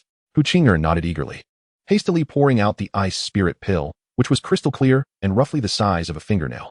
It shimmered with a mystical light and emitted a fragrant aroma. Moments later. Master, the scoundrel has fainted and cannot eat. Hu Qing'er exclaimed. Are you not his wife? You can feed him, Mu Xianzi replied matter-of-factly. Ah, feed? Hu Qing'er was taken aback. Noticing her master's gaze shift from her lips to Han Changqing's, she suddenly understood. Is that what you meant? Master, could you turn around? Hu Qing'er blushed. Mu Xianzi silently complied. Hu Qing'er took a deep breath, placing the pill into Han Changqing's mouth. Then she leaned in slowly until their lips met. Still not good? Mu Xianzi impatiently prompted. Disciple, have you considered the feelings of those around you? Fine. Hu Qing'er reluctantly released him, her face flushed and lingering, her adorable little tongue darting out to lick her lips. Master, why isn't the scoundrel waking up? Hu Qing'er asked anxiously after a while. Just a little longer, Mu Xianzi assured her. After a further pause, Master, the scoundrel still hasn't woken up. Patience, Mu Xianzi replied. Mas, do not ask, he has awakened. Mu Xianzi interjected, her lips twitching. In a mere half-stick of incense, her precious disciple had asked no less than 20 times. She wondered where the pride and modesty of his former paramours had gone. On the other hand, as Han Changqing regained consciousness, he immediately felt a change. He had broken through to the 3rd level of the Ningdan realm, filled with explosive power. His true energy flowed through his meridians faster than ever, now double their previous width. This was a fortuitous turn of events. Unable to contain himself, he let out a roar that sent shockwaves reverberating outward. After a moment, Han Changqing clasped his fists in gratitude towards Mu Xianzi. Thank you, Mu Xianzi, for this second chance at life. This time, he refrained from calling her master in a jesting manner. The ice spirit pill's efficacy in reshaping his meridians far surpassed that of the body-forging pill, allowing him to unleash even greater power. Take good care of Qing'er, Mu Xianzi instructed. Rest assured, I shall cherish her as long as I draw breath. I will not allow her to suffer, Han Changqing vowed sincerely, his gaze earnest. Scoundrel. Hu Qing'er felt overwhelmed with emotion, embracing Han Changqing tightly.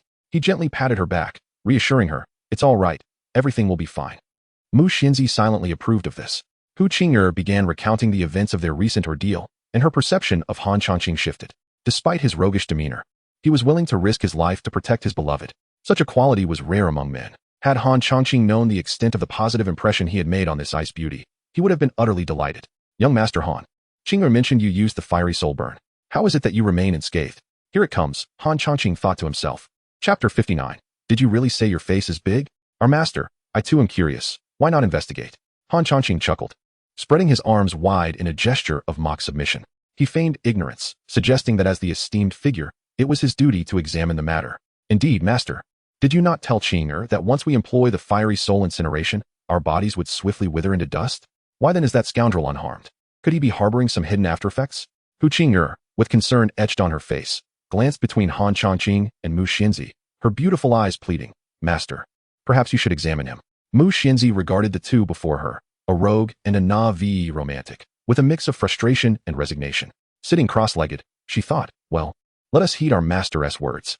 Han Changqing quickly settled onto the stone bed in a meditative posture. The rogue. Mu Xianzi sighed inwardly, lifting her long skirt and positioning herself behind Han Changqing for a more intricate examination. She intended to utilize the Ice Divine Palace's secret technique to navigate through his entire being, seeking any signs of a special constitution, perhaps the fabled eternal body. Before long, Mu Xianzi formed a gesture, and a flash of white light enveloped her. A slender jade finger touched the center of Han Changqing's back. Bang! A radiant aura erupted forth, and both of them immediately closed their eyes. Hu Qing'er stood anxiously by the stone bed, alternating her gaze between Han Changqing and her ice-cold master, her face reflecting her distress. As Mu Xianzi's spirit traversed Han Changqing's meridians, she soon sensed something amiss. What are these? Her spirit was astonished, for she discovered a celestial expanse of stars shimmering within the rogue's veins. How could human meridians be adorned in such a manner? Mu Xianzi pondered, having employed this secret technique multiple times before, including with Hu Qing'er, yet never had she encountered such a bizarre phenomenon. Could this be the reason why this rogue remained unscathed after employing the fiery soul incineration? Yet, an eternal body should not manifest in this way. The eternal body is one of the 10 most formidable constitutions in existence, characterized by blood flowing like a torrent and bones gleaming like jade, exuding an aura of sanctity and inviolability, instilling a sense of profound stability. This, however, was nothing like the starry expanse within this rogue. Mu Xianzi recalled the descriptions of the 10 constitutions, none of which seemed to fit. Very well, let us examine his dantian. Following the flow of energy, Mu Xianzi soon arrived at an open expanse. It was a space approximately 10 zhang high and 50 zhang wide, with a large lake at its center, where azure liquid circulated languidly. Observing this well-structured dantian, Mu Xianzi found herself momentarily entranced. This rogue's dantian was several times larger than that of an ordinary warrior, explaining his remarkable cultivation level far exceeding that of his peers. However, after a brief observation, she could not discern anything particularly unusual within. Aside from the lake of true qi that sparkled with starlight, there remained one final area to explore. Mu Xianzi's spirit exited the dantian, ascending through the meridians until she reached the most enigmatic realm of a warrior, the spiritual mind. Before her stood a faint membrane barrier. Mu Xianzi hesitated. A warrior in the nascent stage of spiritual cultivation could condense their spiritual energy into a human form within this realm, albeit without sufficient prowess to manifest clothing, which could be somewhat awkward. After some contemplation, Mu Xianzi recalled her disciple's pleading gaze and decided to proceed. She closed her spirit's eyes and burst through the membrane, instantly finding herself amidst a celestial realm. The sky was adorned with twinkling stars that playfully danced from time to time, casting down a gentle light that enveloped her in a comforting embrace, reminiscent of a spring breeze. Mu Xianzi, welcome to my world. Is it not beautiful? A male voice broke the tranquility, revealing Han Changqing behind her. Did you conjure this? Mu Xianzi instinctively turned, but halted mid-motion as a realization struck her. Indeed, a celestial expanse. In time, I shall also bring forth the sun and moon, he replied. Are you preparing for a dermic form? Not quite. I haven't contemplated that far yet, Han Changqing responded nonchalantly, aware that he still had a substantial cultivation reward to claim, and was uncertain what level he might achieve. Since you have called me master, Mu Xianzi paused before continuing. Since ancient times, many have sought to explore the cosmos, yet the heavens are too distant. Even at the pinnacle of the celestial ascendancy, one cannot traverse the gale of the 9 heavens.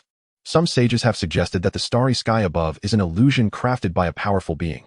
Using it for a dermic form may yield a false void, thereby hindering future cultivation. Thus, Mu Xianzi implied that Han Changqing should not aim too high, but rather remain grounded.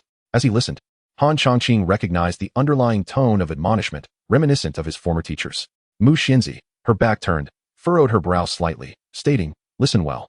Were it not for my regard for Qing'er, I would not waste my breath on you. Ah, my thanks to you, master, Han Changqing replied, his words dripping with flattery. I too am curious as to what Qing'er sees in you. The two exchanged light banter before returning to the matter at hand. Are you aware of the peculiarities surrounding your meridians? Mu Xianzi inquired. Meridians? What issues could there possibly be? Han Changqing feigned surprise, his expression bright with amusement, though Mu Xianzi remained oblivious to the smile playing on his lips. Indeed, the phenomenon of starry meridians has never before been recorded in the Great Yin, Mu Xianzi stated. Her tone flat, seemingly unaware of the scrutiny directed at her by the one behind her, though an inexplicable blush crept across her fair cheeks. Is that so? I wondered why Qing'er mentioned that the fiery soul incineration couldn't be sustained for long. Upon using it, I felt invigorated and empowered. As though your Ice Divine Palace's technique awaited my arrival, Han Changqing mused. In truth, he was well aware of the situation. It was merely a manifestation of the longevity rewards granted by the system that allowed him to use the fiery soul incineration without harm. As long as the stars endure, he would continue to revel in this state, taking whatever he desired without concern. Did you really say your face is big? And you truly brought it up? Mu Xianzi felt the urge to strike him. Chapter 60. Come on, I shall not resist any longer. Our fairy Mu is a woman of action. Thoughts translate into deeds. With a delicate grip of her hand, a flash of white light illuminated the surroundings. It was as if the myriad stars had been subdued, enveloped in a veil of mist. Upon closer inspection, it revealed itself to be an icy aura. As Fairy Mu froze Han Changqing's mental space with a mere wave of her hand. Han Changqing felt tears welling up in his eyes, bewildered by this sudden aggression from the old woman. This freezing was a grave matter. The illusion of clothing he had conjured with his mental force vanished in an instant. Fairy Mu, what are you planning? He protested, although he was acutely aware of his inferior strength. Yet he resolved to struggle against her will. Come at me then. He feigned an expression of submission. Bah. Fairy Mu silently spat. I shall not waste words with you. Qing'er is not here, so I will speak plainly. Today, I will take her back to the Ice Divine Palace. What? So soon?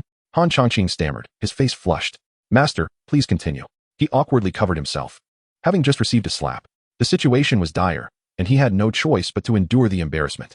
Rest assured, the words you spoke today have revealed certain flaws upon reflection, but you have touched upon a valid point. I can agree to your terms. Qing'er shall determine her own path in her cultivation. As for your marriage, when you have gained renown in Dian, you may come to the Ice Divine Palace with a proper betrothal gift. I trust you have confidence in that. Fairy Mu's intentions were sincere. Concerned for her disciple's potential disappointment, she employed a strategy of provocation. Do not worry, master. I have already promised Qing'er. Han Changqing patted his chest in affirmation. Is it not merely a matter of gaining renown in Dian? Fear not, I shall conquer the Dian dynasty. He reveled inwardly, imagining their Ice Divine Palace reduced to submission. Yet his exterior remained solemn. Very well, let it be so. Fairy Mu gestured dismissively, her form flickering as she departed from Han Changqing's presence. Farewell, Fairy Mu. Do visit often, he called out, indulging in his own whimsy. Outside, Fairy Mu opened her eyes and stood up. Master, how is that insufferable fellow faring? Hu Qing'er inquired anxiously. He's fine. Quite well, Fairy Mu replied, waving her hand. Just then, Han Changqing also opened his eyes, a glimmer of blue light flashing within. Qing'er, do not fret, what master said is true. I am in excellent health. He raised his arm, demonstrating his robust biceps. Look, are these muscles not impressive? Full of strength and explosive power. How obnoxious, Hu Qing'er rolled her eyes. Do you not see our master is here? Show some decorum. Fairy Mu's lips twitched slightly. She felt the urgency to depart before her temper flared. Qing'er, pack your things. We are returning to the Ice Divine Palace. Ah, so soon? Hu Qing'er appeared taken aback. It is not soon. You have delayed for several days already. But, her gaze fell upon Han Changqing, filled with reluctance. He has only just recovered, and now I must leave? Do not worry, go with your master. She has just informed me that when you reach the Dharma form stage, you may venture out on your own. Han Changqing winked. Ah, master, you are so wonderful. Hu Qing'er exclaimed, quickly embracing Fairy Mu's arm.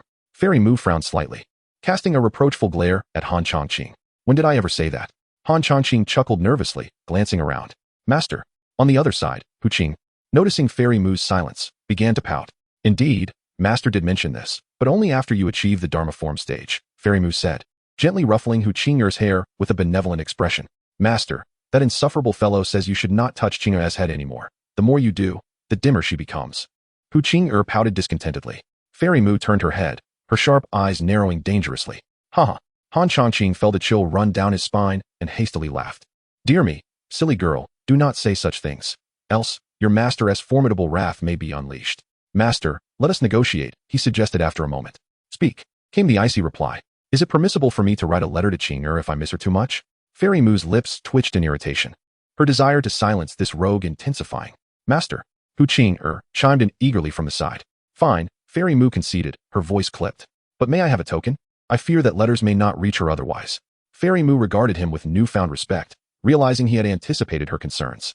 She had initially thought that entry to the Ice Divine Palace was restricted to ordinary mortals. How could one send a message without being stopped at the gate? Yet Han Changqing had cleverly blocked her countermeasures. Is that unacceptable? Han Changqing feigned a distressed expression, testing the waters. Upon hearing his melancholic tone, Fairy Mu's brow furrowed deeper. After a moment of silence, she managed to temper her anger and retrieved a piece of white jade pendant, tossing it to him. This is my identity token, containing a fragment of my divine consciousness. It cannot be faked and must not be misused. She emphasized the last two words heavily. Understood, Han Changqing replied, taking the pendant, which still radiated warmth and a faint fragrance of lilies. He was uncertain if he had imagined it, and instinctively sniffed. A piercing glare fell upon him, prompting Han Changqing to hastily stow the pendant away. What a delightful scent of lilies, exquisite, he mused internally, maintaining an impassive facade. For Fairy Mu's frosty expression was enough to chill him to the bone. Do remember to write to Qing'er, who Qing'er lamented nearby, still immersed in the sorrow of parting, cherishing her moments with Han Changqing. In a short time, Hu Qing'er felt a joy she had never experienced throughout her life. Although she felt heartache for the insufferable fellow's injury, he still managed to tease her, urging her not to be sad. I will. Every month. I shall write to you. How does that sound? Han Changqing embraced the fair maiden, soothing her. Yes, Hu Qing'er sniffled. Then let us make a promise. Agreed. A pinky promise for 100 years, unchanging. They lingered in their tender exchange for a while, until Fairy Mu could no longer bear to watch. She directly pulled her disciple away and soared into the sky, disappearing from sight. TSK, TSK. Such impatience. Once the two beauties had departed, Han Changqing's demeanor shifted, and he prepared to advance his cultivation.